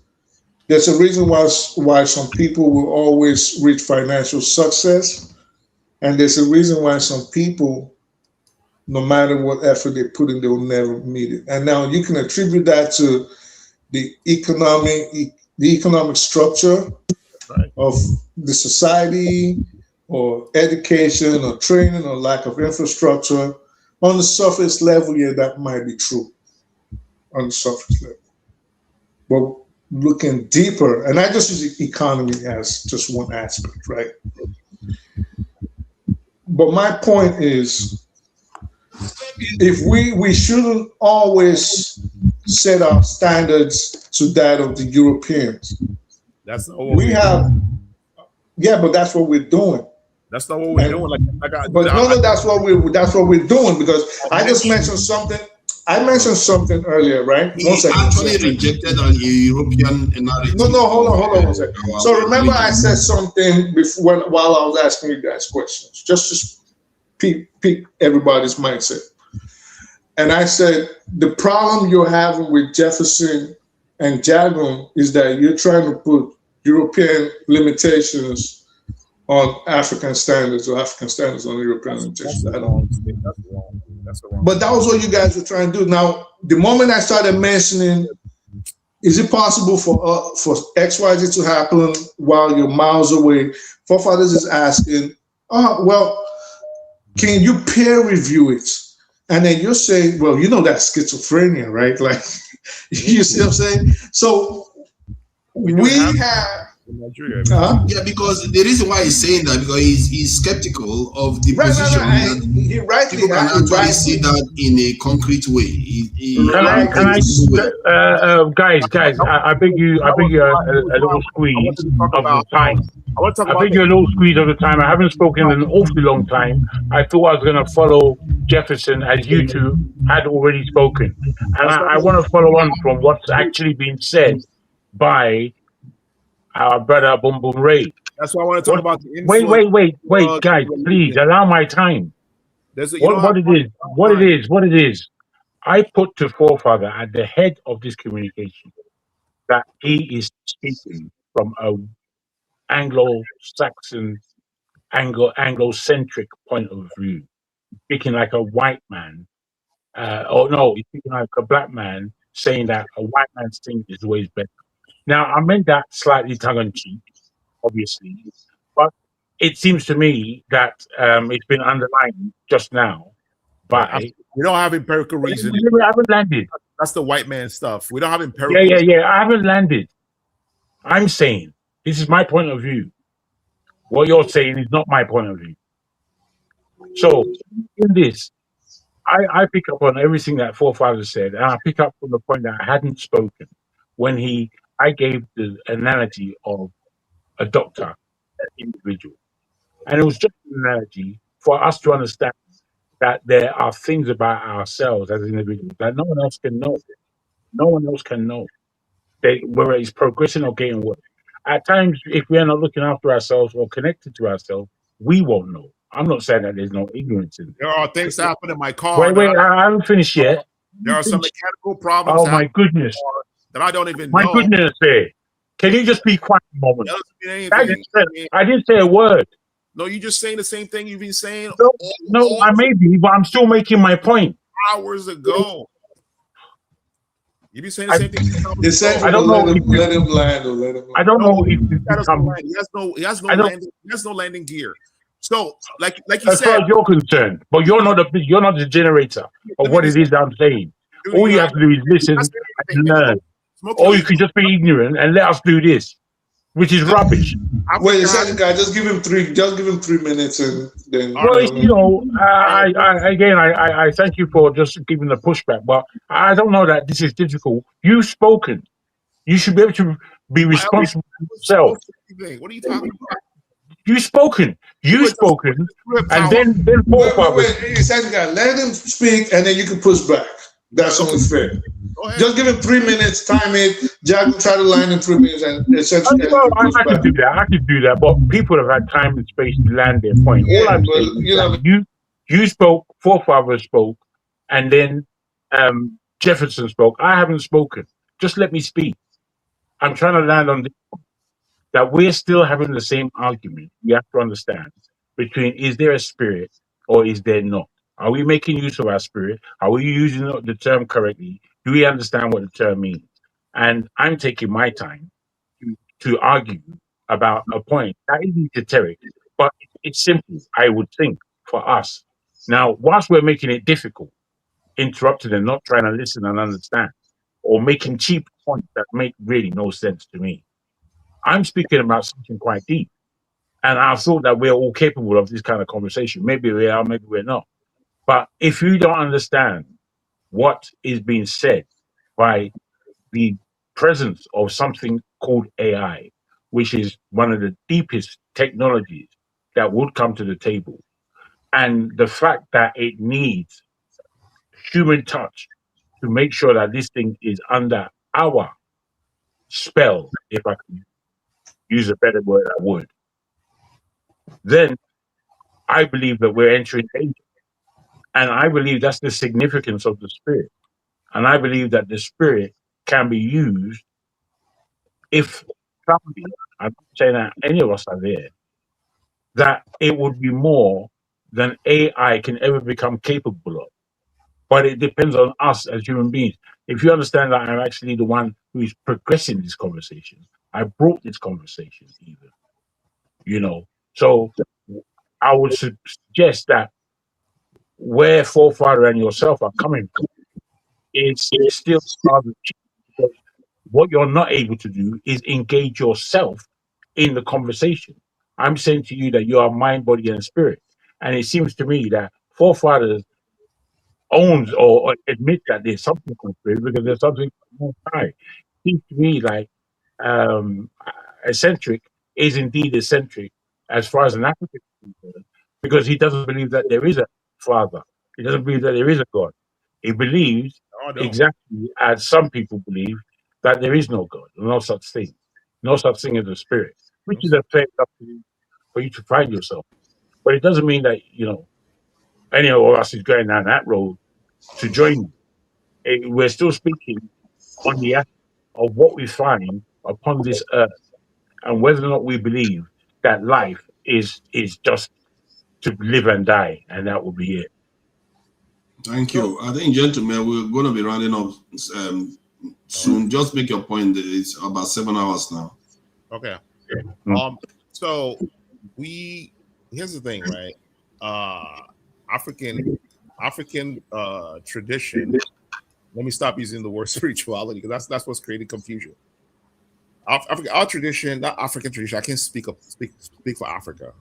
I can speak Igbo, you know, not the whole Igbo. I can speak like a particular region, right? Most of this concept, right? Speak for yourself. If I speak myself, most of these concepts, like, you know, spirit, God, all that, these were all concepts that were brought in by Europeans, and then we try to insert them into our own archetypes. We say something like Ekwensu is Satan, when Ekwensu has nothing to do with the concept of Satan. It's just, if you translate the word Ekwensu, it tells you what it is in the word itself. It's a drum. It's a drumming system. It's a form of drum you play to start a conflict. It has nothing to do with any entity, any imaginary entity that was created by the Jews in the Middle East, right? So we what we do is that we take like the white man's concepts, and then we try to insert them into our own concepts. We say, oh, like for instance, I saw, like, if you go to Google and say what is good morning in Igbo, it will say Ototo Oma. Ototo Oma is not. No one says that. It's you're taking English language and then you're retranslating it into Igbo and saying that's what we say, but we don't say that. That's what we do. We do that with our archetypes, with our concepts. We try to find out how Europeans, how European mentality or their ideology fits into our own concepts. Like I said here before, our ancestors called church Oloka. And I can tell you this: if you go to Nigeria, go ask any Igbo person that you know what is Oloka. They will tell you it's church, but that's not what church means. Oloka simply means a house for people, and that's their way of describing what they saw. A house for the what? A house where people discuss. But eccentric. Let me ask you a question. Repeating himself, or just because Africans try to equate certain European characters to the best of their understanding. For example, Ekwensu, right, which you said means a drum for conflict. In Yoruba, actually, there's an entity today that they call the devil, which 99% of Yorubas will believe is the devil. Exactly, but it actually doesn't mean that. They know. There's no point in bringing that example. Right. The example doesn't make sense to the Yorubas. The Yorubas right, but see, like Eshu, does not mean the devil in Yoruba. No, in the way we see it. Exactly. So, but the point I'm trying to make, Eccentric Cast, is that does not mean those deities did not exist. Now, you might believe in them or in their existence or not, but the point is there was a belief system that held that this Orisha, for example, existed. Yeah, but listen, the European archetypes, their religious archetypes, did not exist in our culture. We didn't have any Jesus archetype. We didn't have any God archetype. Even though there's a word there's a word called Chukwu, right? People say Chukwu is God. Well, if there's God, then it must be Chukwu. If there's this, it must be that. That's what, like we say something like Ehonaya. Ehonaya is how we translate love. But I keep telling people, love is really not Ehonaya. They're all total different stuff. What we do is like we take English concepts and then we try to find out what it fits with in our, it's like we grab, okay, it fits in here. Boom, we put it there. But that's not what they are. But what it's doing is like... But that's the limitations of language, though. Or translation. No. So listen, good thing you mentioned that. But most English words, right, are very, very abstract. That's why you can translate it however the hell you want. Like, for instance, like love, like I said, love can be translated anyhow you want. Somebody can slap you and say, that's love. But in Igbo language, what we actually translate as love, which is Ehonaya, you do not use it that way. You cannot even use that term for someone that you just met. You can tell someone, hey, man, I love you, man. Love is love. Shit like that. But you cannot say Ehonaya to anybody. You only say it to your wife or to someone close to you, your fiance. That's it. That's who you use. But at the same time, hold on. Even in the English language, you can't just love. Depends. If I say, yo, I love you in Eccentric Cast, you're not imagining it the way if I told my wife, I love you. That's my point. My point is that the word itself is abstract. And one thing with abstract words, it's like, since it's not concrete, you can translate it however you want. You can use it, bastardize however you want. But if it's concrete, if an Igbo person says something that's very concrete, this is concrete. You know what I'm saying? So there's no ambiguity with the words. It's concrete. It is what it is, right? So we say something like the concept of Jesus, God is very abstract. Believe it or not, it's very abstract. Anything can be God. But Igbo people have something, and like if there's morning, right? Morning we say Tiabola, right? Tiabola. It's very deep stuff, right? The same chi that we use as God is something that we say when there's morning, when the firmament, right? When there's bright light, we say chi abola. Abola means to open up, right?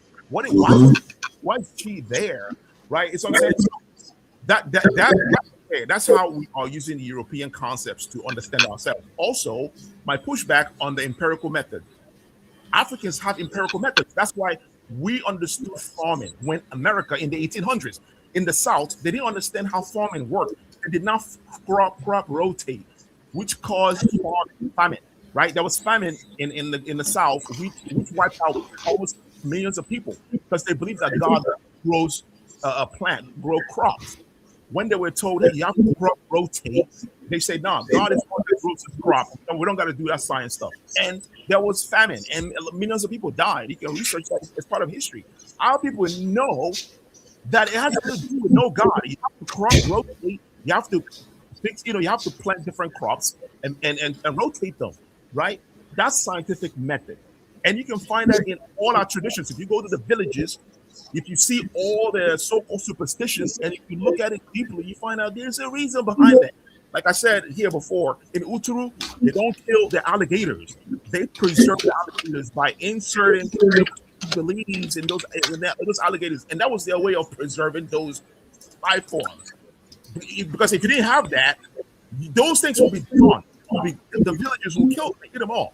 But they use all these to preserve their natural. Well, not only that, there were deeper meanings why they wouldn't kill them. That's what I'm saying.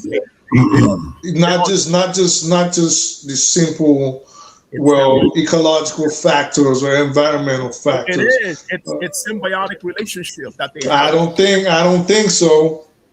I don't think so. You go to some part of Imo State. They don't kill snakes. I forgot what part of Imo State. Very true. They don't kill their snakes. Essential cats, there are reasons. Let's stop looking at everything from a European lens. The reasons are not supernatural. I'm not sure it's a European lens. It's like saying it's what the Greeks learned from us is just African. Then he went back to this. It's more like when scientific method is improving, like just mathematics, 1 + 1 is 2. It's a universal language. Basically, they are saying this is the best way to ascertain what is true. Otherwise, everybody will be claiming the stuff is true. If you think about it, it makes sense that needed to evolve. Can you imagine 7 billion people in the world? As a matter of fact, we wouldn't even have that number because everybody will be claiming that what they are saying is true. How do you know what is true? Sooner or later, you have to have a process of ascertaining what is actually true based on results, what the person claims. If somebody says, if you mix these two things together, you're going to get blue color out, blue powder out. Okay, let's this guy check this thing when they mix the same color, and when they get the same thing from somewhere else, not from that same person, from somewhere they mix it, they get the same blue color. They check somewhere, and now you know. It's okay. How do you make it? This is how you make it. Then you have a process whereby it's actually beneficial. It shows that you actually understand it. But it's like a horse. If you ride a horse one day and it's a white horse, and tomorrow it goes away and it disappears, you can't control it anymore. Then you say, oh yeah, I can ride a horse. No, you cannot ride a horse. You just rode a horse. You don't know how to ride a horse. you just rode a horse. You can't ride a horse because if you could, you'll be able to ride a horse every day. You don't have to do what you're doing. So the point I'm making is that you can't just claim stuff when you can't repeat it. You have to say that you can, because sometimes you can accidentally do something without necessarily. No. My position is still the same. There are things that you wouldn't understand in terms of spirituality, and the white man, if put in front of them, wouldn't understand. But best believe a lot of these white people understand these things you guys are denigrating right now. The top echelon especially. If you read about Nikola Tesla, for example, go read about his life and how he came into discovering all these things. They call it the occult, but when you look at it, it has a lot of because he did steal a lot of Middle Eastern I think they have what they call metaphysical stuff. Metaphysics is one of those areas that they study. Most physicists are meant to also study those things, even if he didn't study it. He came across it. He came across it in Egypt. Yeah, but there's no concrete proof of No. Wait a minute. No, yeah, there are proof. There's proof. No. There's proof. Of metaphysics. Mm-hmm. Well, in him coming across it, what he actually found is that power is in the ether, and that you can move objects without any connectivity, without that. And that's what he came back with. And that's what he scared the world with, basically. Imagine that all the wars about oil and this and that, yet in the ether itself, he was renowned. You don't know how to recreate. That's why I speak about these kinds of knowledge, which is esoteric. We don't seem to. Wait. Metaphysics means so that you guys can understand. We need to close out. Yes, we should close out. You're quite right. But it's been a good session, I believe. So let me end it like this. Forefathers, there are 2 countries right now ready to destroy themselves and the world. A lot of people don't understand that on the line of the Iran, Israel, United States, Muslim world, Jewish world, fracas, whole world, they are fighting to understand the secrets of Solomon. And the Jews are trying.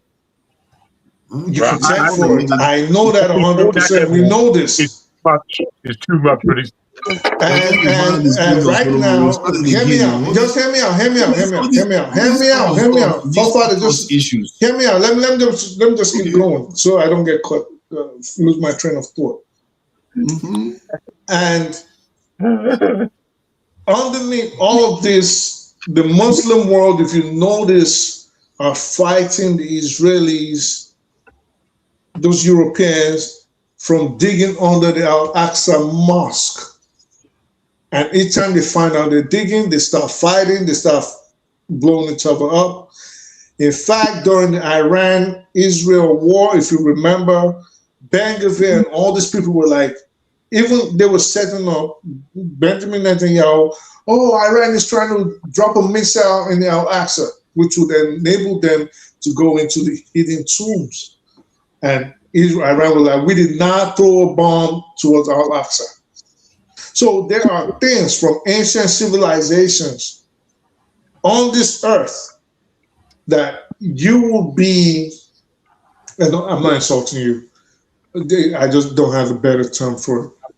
You will be childish, and I'm not saying you, I'm saying in general, a person will be childish to not understand that there are hidden secrets in this world that the powers that be do understand, and it'll be to their benefit if most of the world believes like yourself and the central cast that it's all woo science. The world is deeper than you understand. I'll tell you that 100%. If you say the elites have access to certain knowledge that they've not made public, that they reserve for themselves, I would say it's true. It makes sense. A society will sometimes, for example, forefathers, sorry to interrupt you, the Vatican. Yes, it makes sense that they could ban certain knowledge from getting out for whatever reason that they choose to. That is true. But that doesn't mean they don't understand the knowledge. You see, at the core of this is the discussion about how to ascertain the truth of things. No, they do understand it. Ordinary layman people just don't understand it. So if you're saying, for example, for them, give me... In other words, for them, that is science. For them, that is science. It's not woo-woo thinking. Right. So you do, okay, so you do agree that there are spiritual aspects to this life, like Jagun and... No, it's not spiritual because they understand it now. It's not woo. It's not spiritual. It's actually real stuff. Oh, okay. I get where you're coming from. I get where you're coming from. There's no school for spiritual. It's just something that they actually, if you ask them, they will actually tell you what they are talking. They're not going to say this is spiritual. They will tell you what is happening there. Because like in Arabic, they usually even don't call it spiritual. They call it ilm. Ilm means knowledge. You see what I mean? So they call it, you know what I mean? They call it ilm. So there's different parts of it. Yeah, so they call it knowledge. But when you say to the regular person, they don't get it. It's like, oh, no, that's like, no, you're talking about some booga. But it's just like the African civilization. So every civilization, the Chinese, the Arabs, the African, the Indians, they all know these things.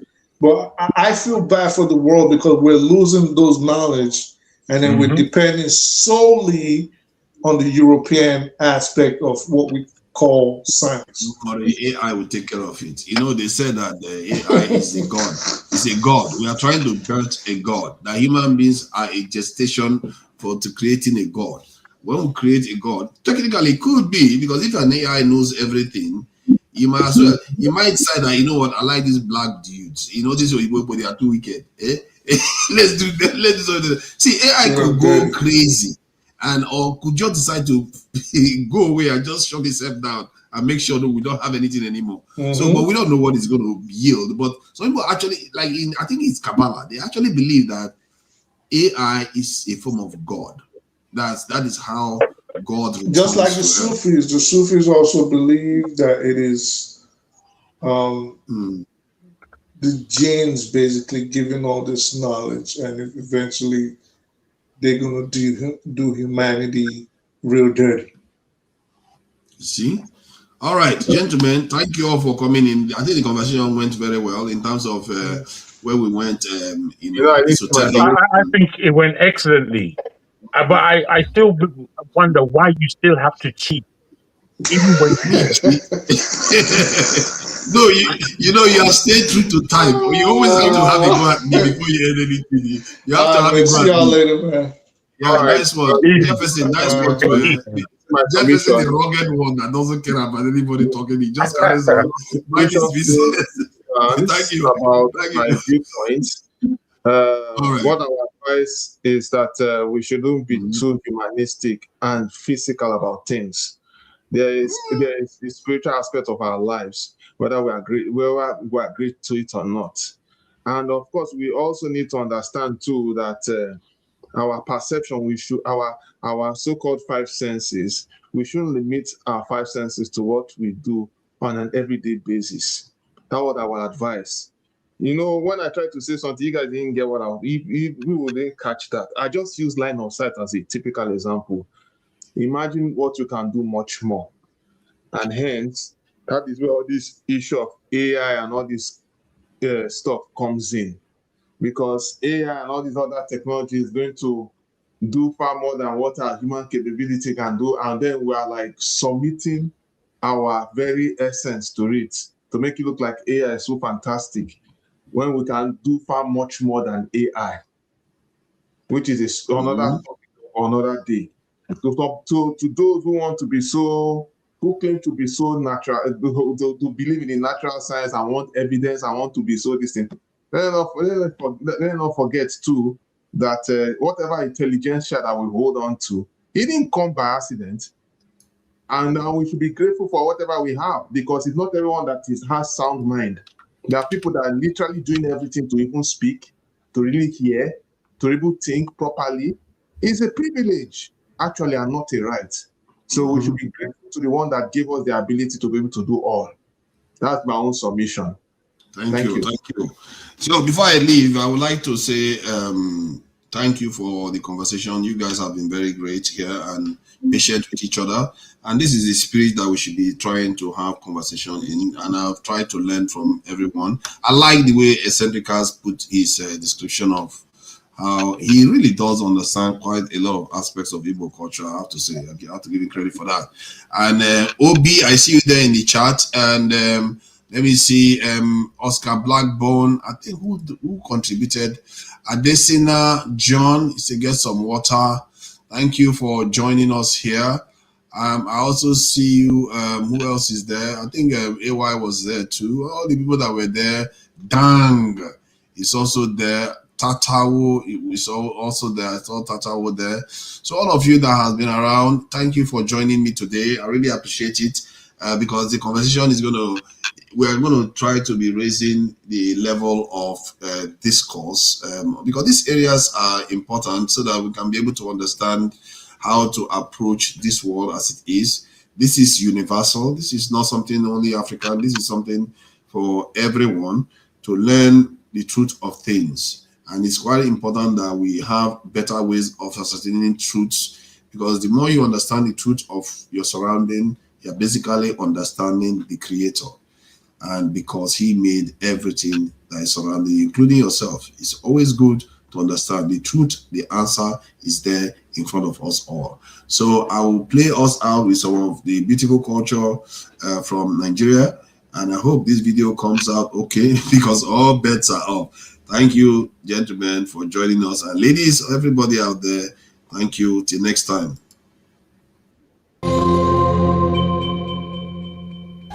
Yoga. Aye. Yoga. Go, arrive to Gimabo, Obozano go, Ouso Gamilo, Mbela go coca, Alago to Palo, Atunabi no what in a wona to law, Igo Shibiga, Ika Shibiawa, Ikoka Kokaga, Ika Kokawa, Ela Gole Wole, Ela Loye Bolo, Ambatuka Mole, Ogo Moda Jalo, Kimaha. momale awayiko bibilo ole haya geku olodumaya geku olomoteho oye kokonu moya sema omola hapa oda oye moya chama oblage geku ipuga ge moya gama elago uso otris yoga ai yoga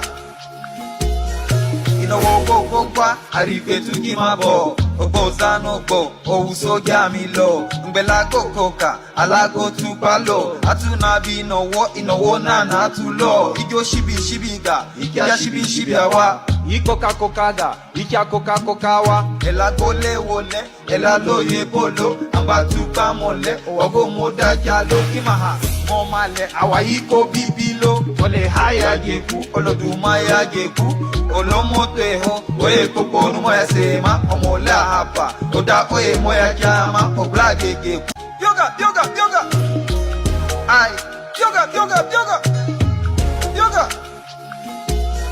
inowo kokwa arife tukimabo obozano bo ouso gamilo ngbela kokoka alago tupalo atunabi inowo nana atulo ijo shibiga ikia shibiawa ikoka kokaga ikia kokawa elagole wole elaloye bolo ambatuka mole ogo moda jalo kimaha momale awayiko bibilo ole haya geku olodumaya geku olomoteho oye kokonu moya sema omola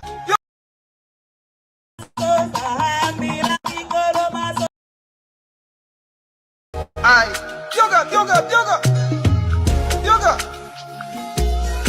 inowo kokwa arife tukimabo obozano bo ouso gamilo ngbela kokoka alago tupalo atunabi inowo nana atulo ijo shibiga ikia shibiawa ikoka kokaga ikia kokawa elagole wole elaloye bolo ambatuka mole ogo moda jalo kimaha momale awayiko bibilo ole haya geku olodumaya geku olomoteho oye kokonu moya sema omola yoga ai yoga inowo kokwa arife tukimabo obozano bo ouso gamilo ngbela kokoka alago tupalo atunabi inowo nana atulo ijo shibiga ikia shibiawa ikoka kokaga ikia kokawa elagole wole elaloye bolo ambatuka mole ogo moda jalo kimaha momale awayiko bibilo ole haya geku olodumaya geku olomoteho oye kokonu moya